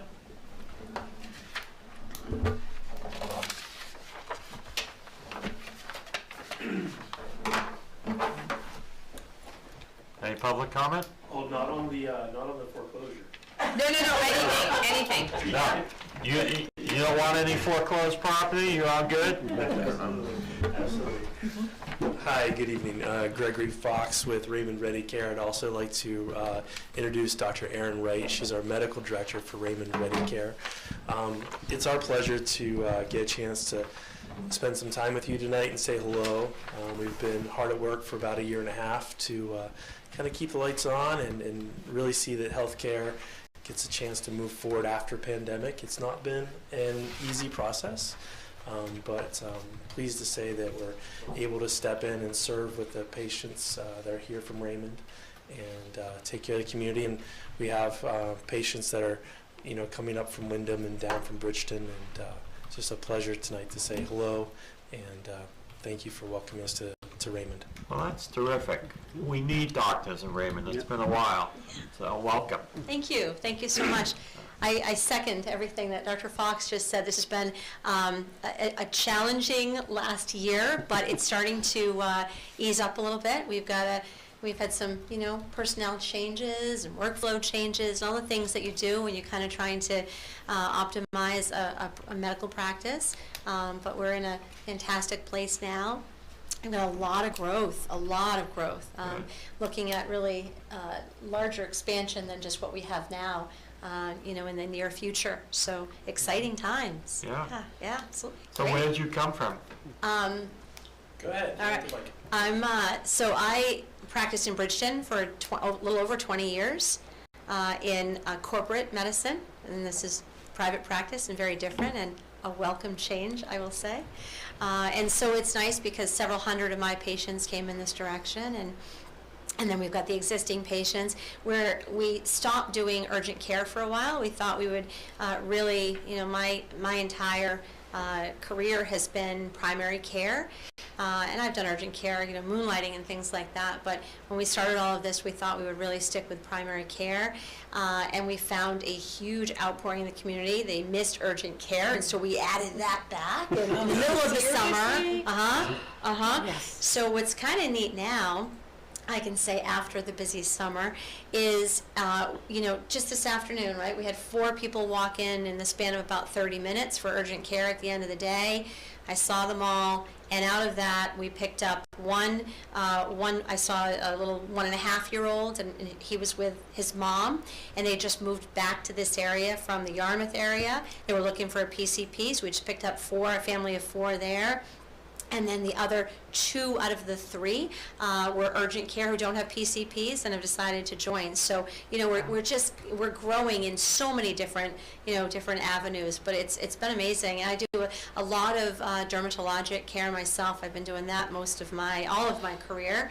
And so I'm getting a lot of referrals from Intermed and the other docs, and of course our own internal practices has been a little neglected when it comes to good, skin cancer surveys and treatments. So a lot of business out there, and it's been exciting. That's great. Yeah, Well, thank you. Thank you. That is so good, because I know people wanted to, before, they weren't taking young kids for the practice before, and then all of a sudden, I had a scratched eye, and I went in there, and they said, they're not doing urgent care anymore. I'm like, so I had to go down, but yes, it is so in need, and I know Quick Care in Wyndham right now, someone took their daughter today. 2 hours.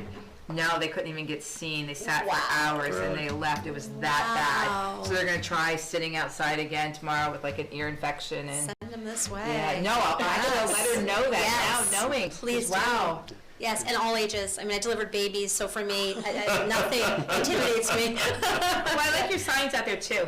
Yes. The doctors, it lets people know that, and that type of thing. That's great seeing that. And Dr. Fox, your background? Yes, thank you. October 5th, I celebrated 20 years here in Maine, and the first 20 were in Falmouth, and of those 14 also in Bridgeton. So I have 2 locations. My wife's a physical therapist, and we work together, and we do spine and muscular injuries. So my background with Raymond Ready Care is really operations. So they needed someone to kind of, what can you do to take care of all the insurances and payroll and making sure that all the the T's get crossed and the I's get dotted. So I don't see patients at the practice, but Okay. I'm behind the scenes, computers and IT, and coordinating the vendors and things like that, so that we have 2 other providers at Raymond Ready Care now. Chadwick McBay is a physician's assistant, and Brittany Bennett is a nurse practitioner. So That's terrific. That is so terrific. Yeah. Wow. How are you on the appointments with all the carriers? Oh, you mean his network status? Yeah. Yeah, we're in network with, I think there's only 2 carriers that have been Medicare replacements that were not, I think it's like One Care, and you see them very infrequently. So there? for the most part, I would say that 95% of the carriers were in network. Great. Yeah. Well, thank you very much for coming to Raymond. We really appreciate having medical care here in Raymond. It was been lacking for a couple of years. Yes. And welcome. We really appreciate And it. texting her now to let her. Yeah. Next appointment scheduled. And there are people that actually watch this meeting, so hopefully it will be a good PR move for you to come and introduce yourself. It is, and we have big shoes to fill. Dr. Wilkins really did an amazing job of starting the practice. From it was a key bank before, and he rebuilt it. So just a nice community, and I'm back and forth all the time between Falmouth and Bridgeton. So this is the second home, and you'll know when you see the lights on. We're still sometimes take. What are your hours, by the way? Well, patient hours end at 5, but sometimes 6 to midnight? administrative hours go a little longer. Yeah. So But 8 to 5, Monday through Friday. 8 to 5, Monday through Friday. Can you guys get something outside on that, and that it is doing the ready care during those hours too? yeah, I think we'd like to. We'd like to take on some social media and Facebook, and we've been kind of just like all hands on deck up until this point. This summer was pretty busy. We were able to serve 5 camps in the area with the kids and the campers, and those those were relationships that were really established with Dr. Wilkins and some of the employers in the area for injuries at work or pre-employment physicals. So it's been a very broad brush to paint, but we're there and we're doing well, and happy to have everything back on track. So. And to definitely update that sign, because I think we've been trying to really find our identity, and now we really know we're primary care, we're urgent care, and dermatologic care. Yeah. And those are our, I think we can update that sign. with Yeah, and if hours you and could put your services. hours out there, I Yes. think that would be helpful. Yes, absolutely, we can. Yeah, sounds Yeah, good. well, listen, thank you. And Welcome. again, a Welcome. pleasure Seriously, to thank you. get a chance to meet face to face and say hello and say hello again. If anything comes up, please reach out to us. We're available and happy to assist the town in its growth, whether it's sponsoring the kids and the teams or just community involvement. So, Terrific. okay. Thank you so much. Thank you so Thank much. you. It's a pleasure. All right. Town manager's report or selectman comment? Okay, selectman comment. Nope. Teresa? Nope. All right. Lonnie, you there? He's there. He's there, but he's frozen. Yeah. I was wondering why you had that weird. Oh, wait a minute. Look, No, just he's not move. frozen. No. Oh, he's looking his. Hey, Lonnie. Lonnie, are you there? Wave if you can hear us. You can't see us. Or blink. Blink. Yeah. All right. He's frozen again. So no selectman comment. Town manager's report. Okay, so I thought I'd start with a couple of numbers. 223, that's tax stabilization applications already. 277 is absentee ballots mailed. I'm told from the clerk's office we can see 1,000. I'm expecting to see 1,000. 1,000, yeah, wow. So that's significant. Halloween movie night. So this is at Tasseltop Saturday the 29th, 5 p.m. free. It's a partnership, I think, with Wyndham Parks and Rec. And so if you're out there and interested, it's a great time, I'm told. I haven't been to movie night myself, but anyway. So broadband update, we have one proposal in for the Lake Region towns, and they've extended the deadline, so I think the thought is we're going to get more than one proposal for a plan to build out broadband fiber. So we'll see what happens there. And so dates for the next meetings, November 15th and December 13th. Okay. All right. Question, Don, on Halloween. Yeah. I'm assuming Main Street's gonna get closed again? Yes, the fire department's working with the VIPs volunteers and police, to have them there to help shut it down. I believe we're looking at one lane. No, I think we're closing, we're closing it from Main Street towards the first 302 Big Apple to 121. But then 121 will be open to the other end of Main Street, so they will be able to exit. They won't be able to come through Mill Street. Right. The library is collecting candies from folks outside of the village.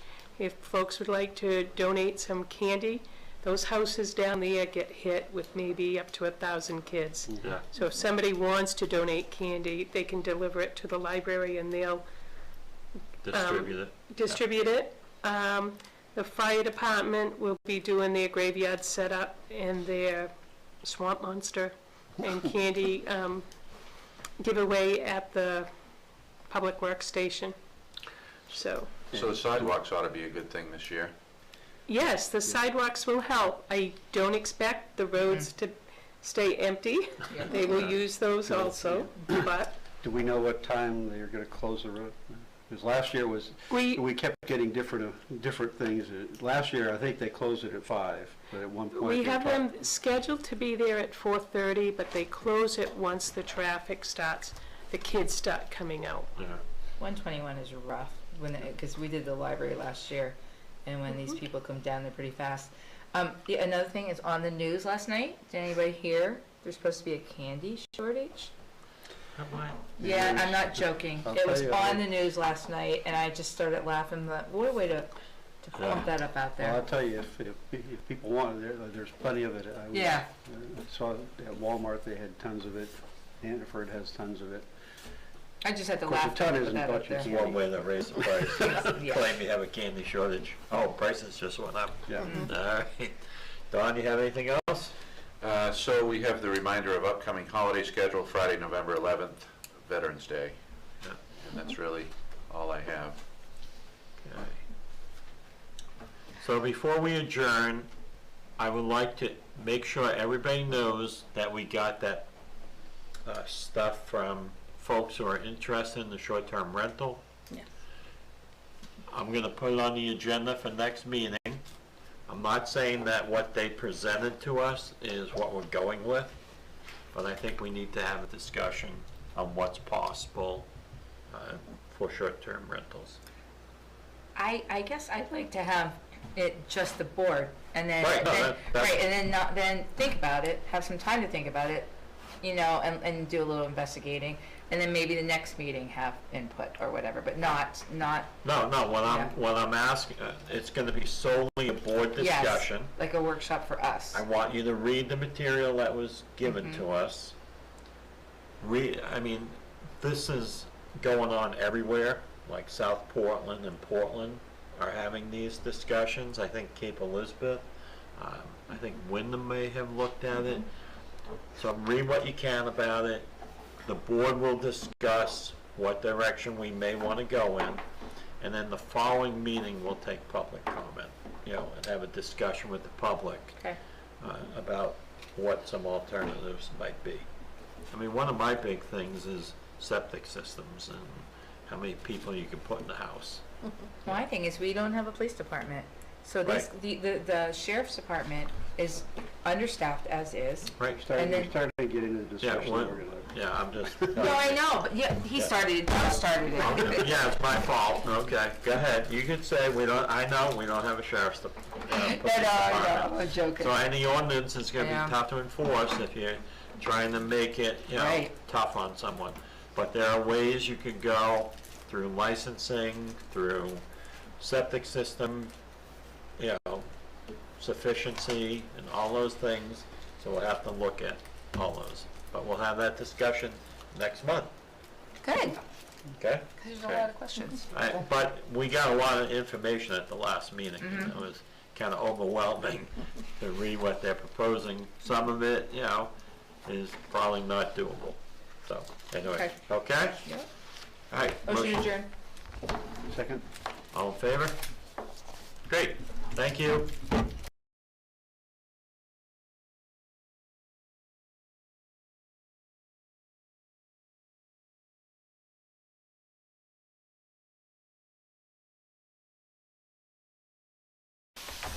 Where's Rob? Welcome to the Wednesday, get the right date here. October 12th. Thanks. October 12th, 2022, Planning Board meeting for the Town of Raymond. The board will come to order. We do have a quorum. We'll start with roll call. Mike? Mike D'Arcangelo. Greg Foster. Robert O'Neill. Mark Childs. And from Zoom. Evan Woodbury. This is a public hearing, a public proceeding, unless the board specifically votes to go into executive session, you have the right to hear everything that is being said. And to look at all the exhibits that are presented, please notify the chair if you are unable to see or hear. The board works from a published agenda and will be considering tonight's items in the following order. We have a public hearing, site plan review for the Jordan Bay Marina, Port Harbor Marine. For old business, the first thing we have is our minutes from September 14th. And then for new minutes, a public hearing review of a commercial use in the RR zone and a sketch plan review from Diane Potvin. In each instance, the burden is upon the applicant to demonstrate compliance with the provisions of the applicable ordinances or state law. All persons speaking, including representatives of the applicant and members of the public, are asked to stand at the microphone, state their name, address, and affiliation with the application. All persons speaking shall address the chair. Any conversations must be held in abeyance until after the board has formally adjourned. After the board votes on the merits of each application, it will prepare a written notice of decision, because the notice of decision may substantially affect any appeals rights, and also as a matter of courtesy, the board asks that those attending the meeting with regards to a specific application not leave until the board has completed its discussion. Appeals from adverse decisions must be filed with the Superior Court or as otherwise provided by law within 45 days of this board's decision. Also, to be certain you preserve your individual rights to file such an appeal, you must be certain the board records evidences of your appearance this evening. Of this? I don't. Oh, I should have it memorized by now. Just have questions about the appeals or whatever, but it's okay. Well, let me, you mean how to file an appeal? And why, but. Oh, you can file an appeal And what is this? 45 days to Superior Court for any appeal from the final decision.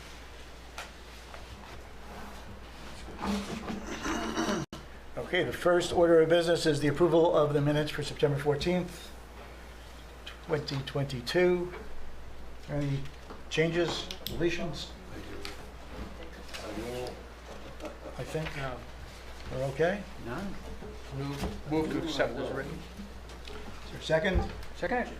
All. I was not here. Oh, that's right. All right. All those in favor? Aye. Aye. Thank you. And no opposed and one abstention. Stay. Thanks, Mark. Looks like people aren't having any luck getting on, huh? All right. Our next order of business is the public hearing for Jordan Bay Marina, Port Harbor Marine.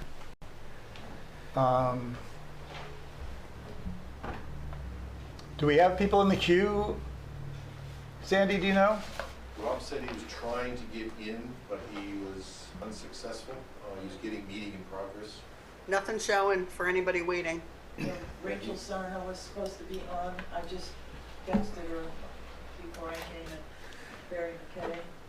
Yeah, they're getting a weird message or something. Bill and Kathy, too. Bill and Kathy. Okay, let's just. All right. Hey, Kevin. Yes. I'm being told that there are people trying to queue in to Zoom and are not able to do that. Do you know where the problem might be? I got in through Zoom, but I did not find the current meeting. I actually had to go to the administrative interface to get the meeting and the key. So I'm not sure, Sandy, if you have that link. The link I found was, I didn't find the link to this meeting. It was on the agendas when I sent out the agendas. I don't.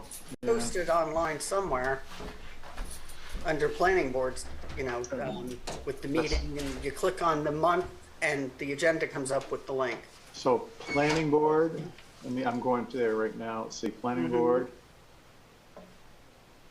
October. Okay, so planning board, October. I'm waiting for it. Yeah, okay, and there it is. Let me just, I'm pretty sure that's the correct one. So are they trying to get it that way, or?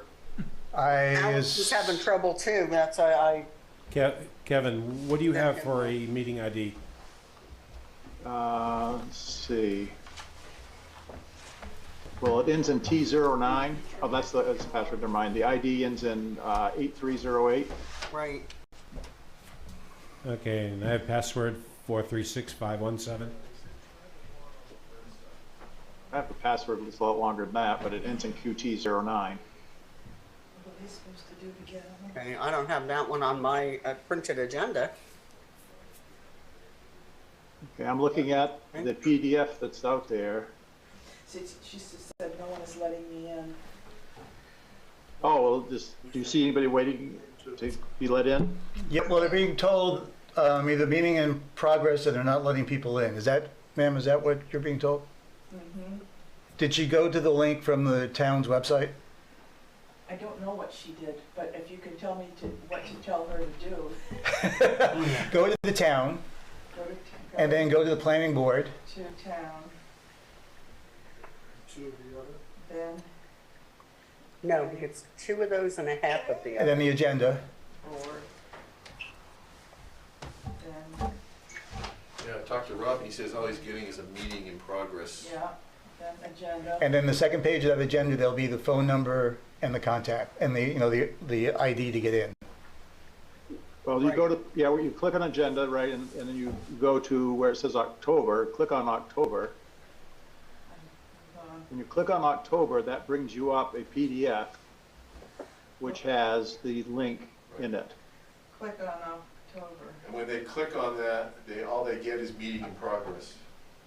But we are in progress. Click on it. I know. Right. Oh, we get it. Once it's in progress, you can't get in, go to second page. And then what? And then you should, if it's working properly, link with that. The second page will have the directions on how to get in. But it sounds like it's not working.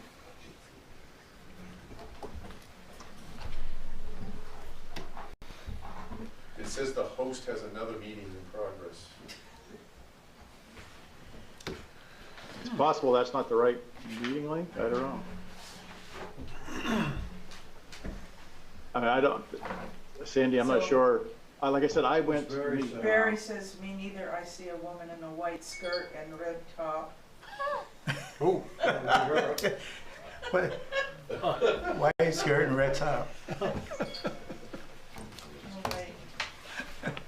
Looks like a Zoom promo. I don't know. Different meeting. I'm getting that the I host think there's has a different link. the host has another meeting. Huh. But the video, I see a woman in a white skirt and red top, but the video is frozen. Well, there is no white skirt and red top. Okay, I so don't know what to tell you. Maybe she's watching cartoons. I mean.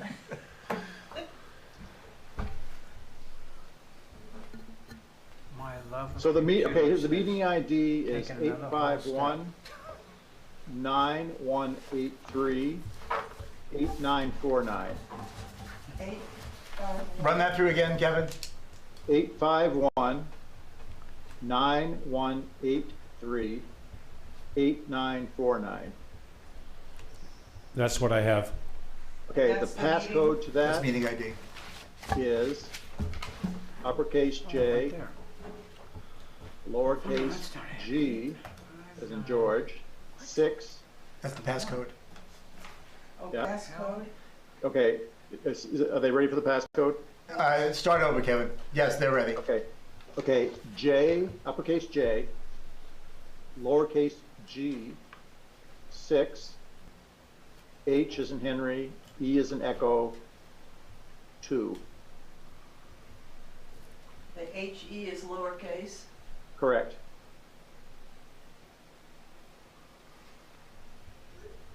Rob, did you go to page 2 and try the link on page 2? Okay.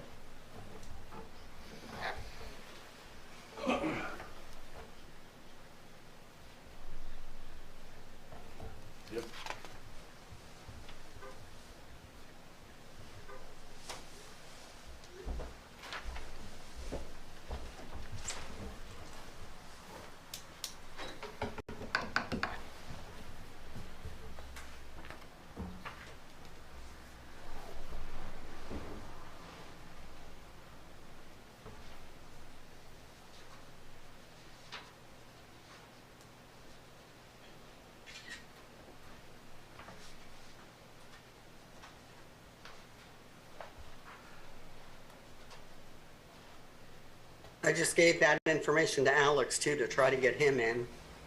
But he having- nothing's coming up for anybody to come in.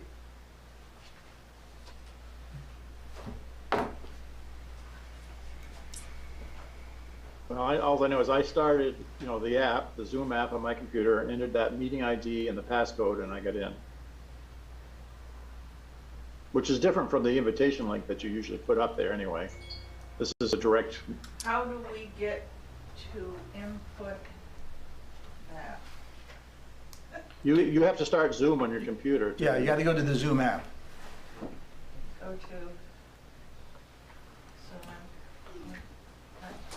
I'm pretty sure, I mean, she's been working on the computer for years.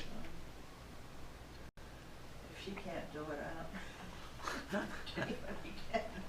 Oh, see, now Barry's confused. That's the other link has the Zoom web interface, the invitation link, which is normally what we use that Sandy sends out. So I not did the not. web interface. Correct, not the web interface.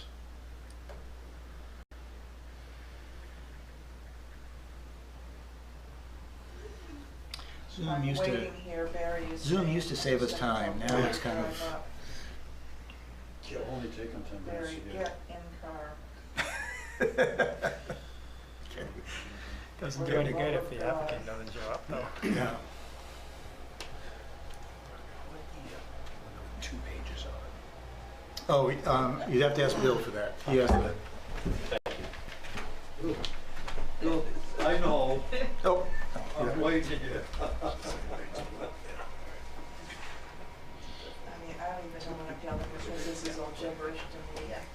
I don't know what interfaces are.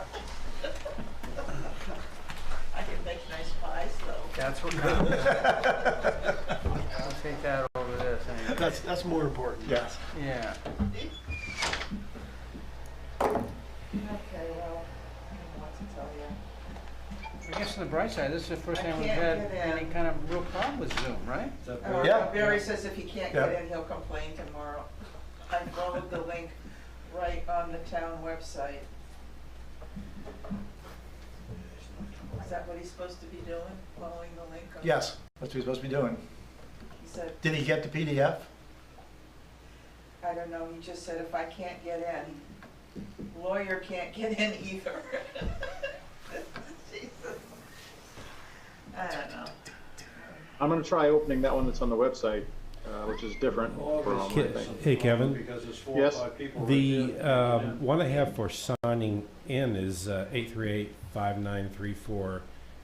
Okay, so I used the one that ends, okay, and then I brought a second session, and Who's it worked fine. MMS? Okay. I have no idea.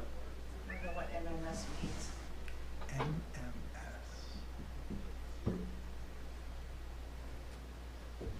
BM is Barry.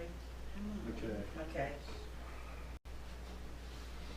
Okay, this is all from Barry, so where'd Rachel go?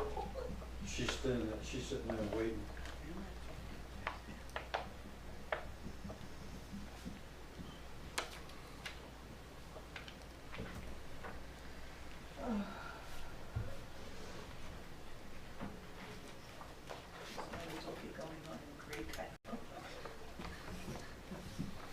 That's why I came, because I knew I would get. Yeah. She sent me all the information on how to get on Zoom, and I'm like, yeah. Yeah, she's not on. Right. No, but she sent me the format or whatever, the link, the little picture. Normally, you just click on the link and you're in. Mm-hmm. Okay, so See, so I just. Oh, it's you. Oh, it's you. And you're in. And you're in. Yep. So that works. That information works. Go to zoom.com or download the app and then put in that information and you get in. There you go. Mark just got on. Here comes Alex. And Download the app. download the app. There must be an app. Yeah, there is a Zoom app. That's what it is. Yep. It took about a minute to do all that. Go to Zoom, then download the app. Go, yeah, you could go to, Play whatever, Store. or What? if it's on a computer, you go to zoom.com. Just entering those. Most likely Barry's on a computer. Yep.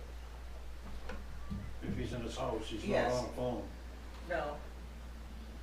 Because he works on computers. all day long. Go to Zoom.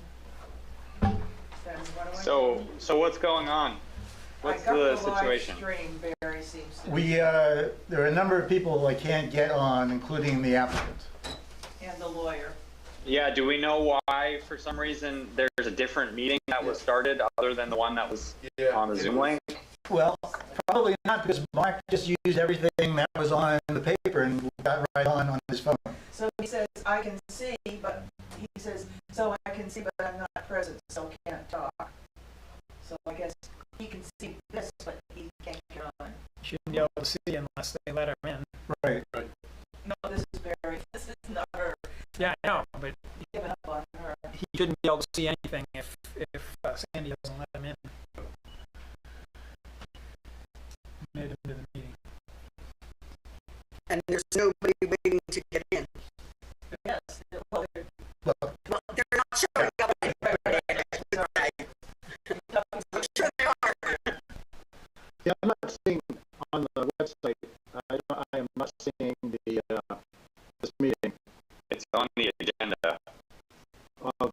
Where is that on the website? So I go to government, planning board agendas, and I come up with June 8th is the last one on there.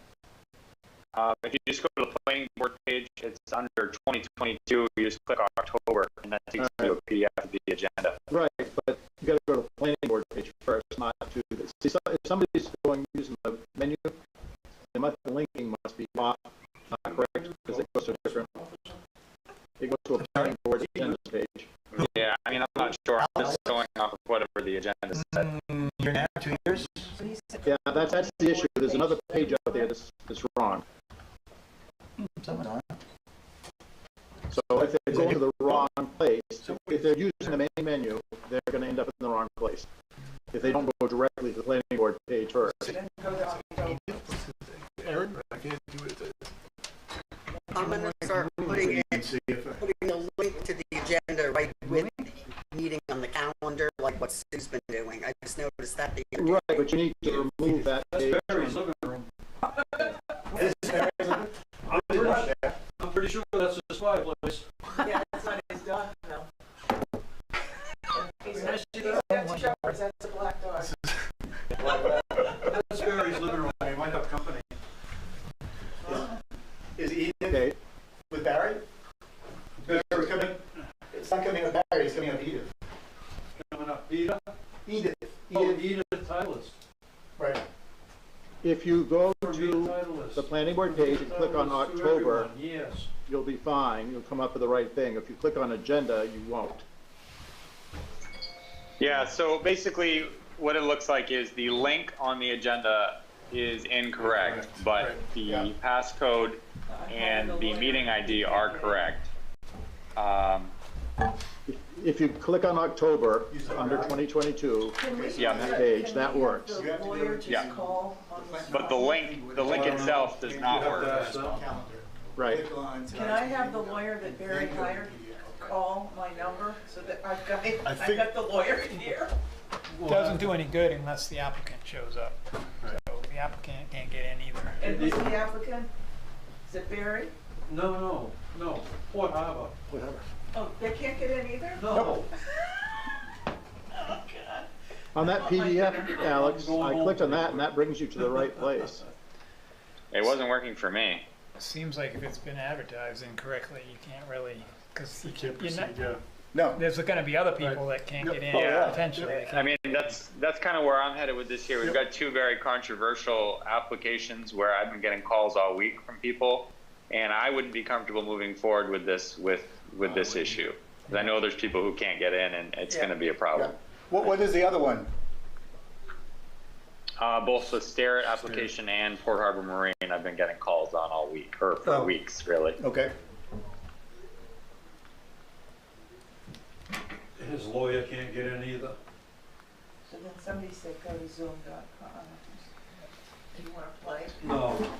If you give for that, if you use the At least information I I'm honest provided, about it will be okay, but everybody can't do that because they have to be listening some other way to do it. Right. Yeah, if they're watching on the YouTube stream right now, maybe they might be able to get that, but Right. who knows? Type in codes. Didn't I already get the codes? I thought you did. I mean, Let him back up in his emails. You did give him Well, I codes. don't know if I gave it to him or. this meeting's supposed to be open to the public, right? Oh, yeah. So we have no idea how many people out there are trying to get in. 5, Oh, 1, no. 9, 1, 8, You really have to reschedule it. Yeah. 8, No 5, choice. 1, 9, 1, 8. Sandy, can you get the announcement into the papers again for the next meeting? For the next meeting, absolutely. Okay. Excuse me, guys. Who's talking? I'm Edith at Tattles, and I got in because I had to go to zoom.com directly, and then I had to type in the passcodes separately. Right. But I could not use the link on the PDF. That did not work, but I went to zoom.com and then typed in the passcode and the meeting code, and then I was able to get in. That's what this gentleman said over here. Yeah. But there's too many that are not going to be able to, that we don't know about. So you're gonna push it to your next Yeah. regular meeting? Next regular meeting. You're not gonna hold a separate one? Well, because we can't get the announcement out. Oh, yeah, we need a whole month, right? Yeah. practically. Well, hey, Sandy, when's the first you can get it into the paper? Well, that's not the only problem, Bob. We have to have a date and make sure that everything else is ready. If we're gonna just put it to November, I can send it out next week to get it in. Oh, you're right, but then we got to find, yep. Because we wouldn't have The to. link doesn't work, is that what I should say? Okay. Go to zoom.com. Type in codes, link doesn't work. Ma'am, we're going to, no, just don't worry about it. We're just going to Reschedule? reschedule. Tell Rob not to worry about it. Yeah, we're gonna reschedule. They're gonna reschedule. All right.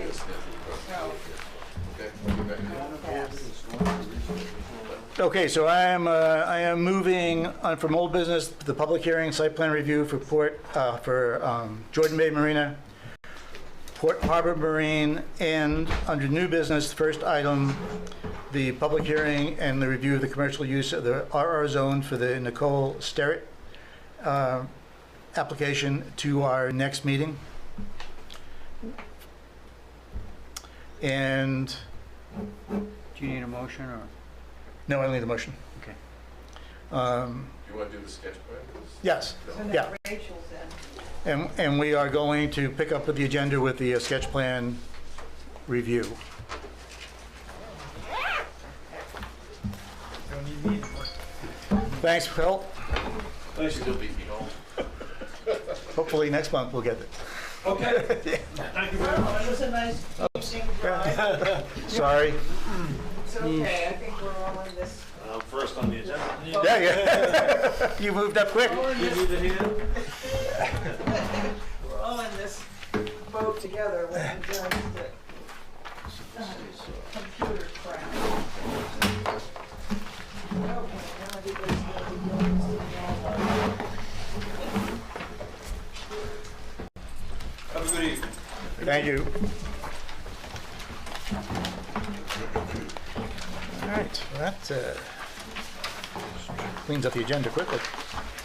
So is this the planning board meeting? Because the link that you gave doesn't work for the Zoom. Am I in the right place? Code enforcement? Well, you are in the right place, but there are so many people that could not get in that we've just postponed it to the next meeting.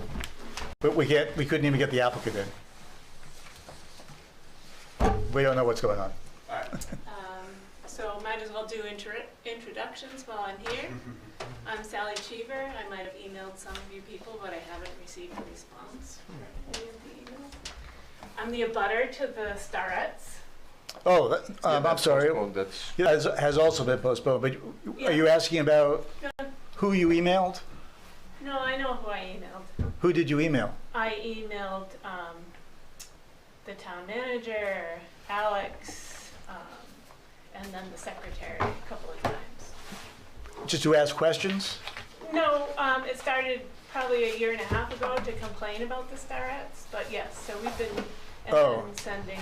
So my problem is this is kind of like systemic for me at this point because I don't get any responses back to my emails until I lodged an official complaint on the website.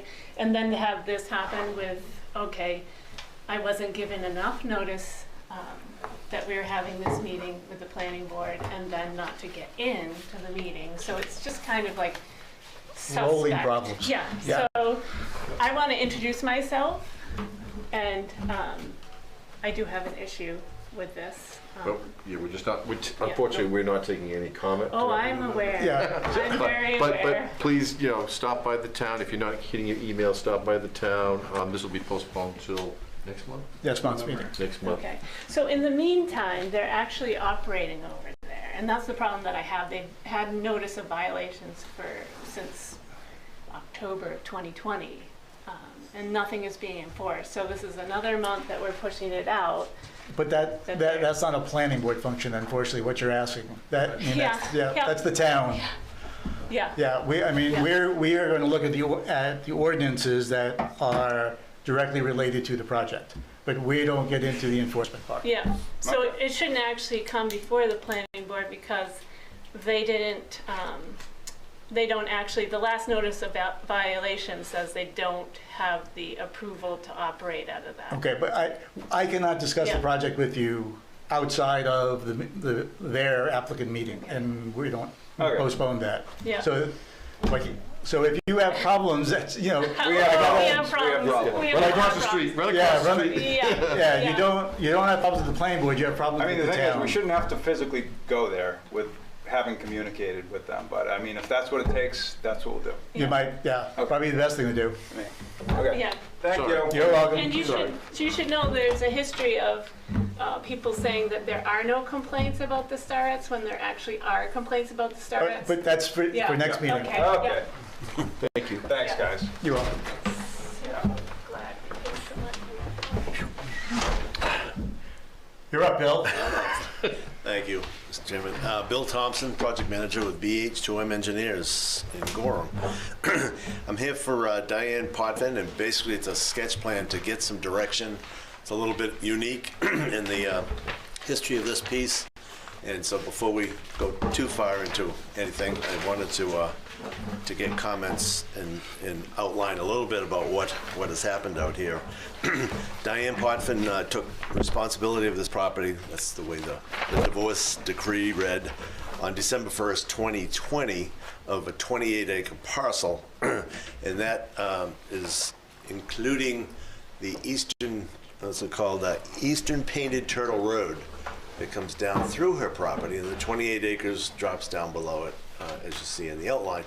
That road was approved as part of a subdivision down here for a Dan Franzoni. I guess it was Dependable Builders back in 2007, and then in 2009 it was amended to adjust some buffers down here. But at that time, Mr. Franzoni constructed this road primarily over an existing right-of-way, but he did make some changes with an agreement with the landowners, and built a private road 22 feet wide that now serves 4 lots down here on the end. And that road is constructed to a standard that would support what Diane is proposing here on her parcel. So there's no new road construction needed. She has made some transactions out here. The first lot on the left out at the Raymond Cape Road, that was sold to a William Cutler in September of 2021. And then named Trinwald, the 4th lot in, if you will, was sold in April of 2022. She has a lot in the center she wants to keep as a family lot. She has gifted this lot here to her daughter, and then this lot does not have any direction or planning, if you will, at this point in time. So we're really trying to determine what do we need to do as part of a subdivision approval. none of the lots have had septic test pits other than the 2 that were sold. So I'm assuming we'd have to prove that the lots has suitable soil. I don't see what the need would be for any additional stormwater design, because primarily that was in the function of the building the road. We have turnouts and buffers and vegetative soil filters in connection with that road. So all that'll happen on each lot at the given time when it's approved is a house, a well, septic, and driveway. So I'd like to get, again, some feedback from the board on just what we need and what lots are included, and so we can come back and, properly identify for a subdivision through the preliminary and final. We did get a memo from the fire inspector, pretty straightforward, with the length of road exceeds 1,000 feet, which was amended in 2021, that ordinance. So we will have to provide an additional turnaround for the fire safety component. The proposed houses will include sprinkler systems, and will get involved with the road maintenance agreement. Diane owns this strip. Everyone has an easement across it, but it was part of her 28-acre parcel. So I've got to see what's in place now with the 4 lots down at the end as far as a road maintenance agreement, and then include the lots up front. And we also got a memo from Jim at Sebago Technics, pretty straightforward with what you require for sketch plan. There's some soil info and so forth, which I didn't include because to me this was a little unique. We did the survey. We created this division that you see here based on Diane's direction on lot sizes. They all have adequate frontage and lot area to qualify for lots. So I guess in Jim's memo, wetlands were not included for the lots. We'll have to take a look at that. Vernal pools, again, soils information for suitable wastewater disposal, and then I'm sure we'll have to come up with a name for the subdivision so it'll all be identified for approval. And of course the road is named, so we don't need to deal with anything on that. So I guess what I'd ask is, through Jim and through the chair, where do we need to go to make this complete? Thank you. Bill, do I understand that the road then, after on the last lot that you have on here, there's 4 lots? Correct. That sit out there? Yeah. Okay. And the road is to the standards for, now it would be a major subdivision? The road if it's all taken, built 16 feet wide with 3-foot shoulders. So we've got 22 feet of travel surface, which I think is for the private road. 22.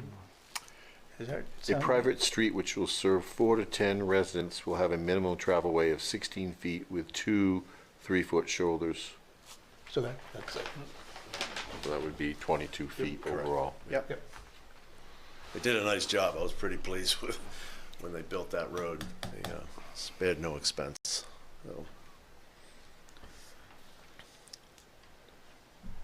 So was the specialty finance for that subdivision? That's the name it's under now. It was I think it was Dependable Builders Inc. in 2007 or 6. It was approved and then amended in 2009. And the property that is being developed now was obviously not part of that property? That's correct. Yeah. So this is a right-of-way through here to their Correct. property? They had an easement to build and access. Good, Jim. One question I have is, okay, so the Eastern Painted Turtle Road provided access to what is now Specialty Finance. I assume Diane Potvin retained rights to utilize that road? Yes, she's still. And to further, or did that include further divisions of property? Yes. Okay. Yep. All right. Alex, you might want to chime in here. Does Diane physically live on any of these parcels? No. So, Alex, can she deed family members to exclude subdivision then? so normally she would be able to convey a lot, under state subdivision law to a family member, and it would be exempt. However, there was an issue with the subdivision violation coming about prior to the division to her daughter. Okay. So that lot that she conveyed to her daughter actually is part of an illegal subdivision, illegally created subdivision. So it normally would be exempt, and it probably in this case could still be exempt, I suppose. But now she's creating a subdivision. So typically anytime, through the subdivision ordinance, anytime you further, divide lots within a subdivision, you're required to get subdivision approval. So at this point, it just makes sense to call it part of the subdivision, I think. Okay. If that made any sense. It's clear as mud.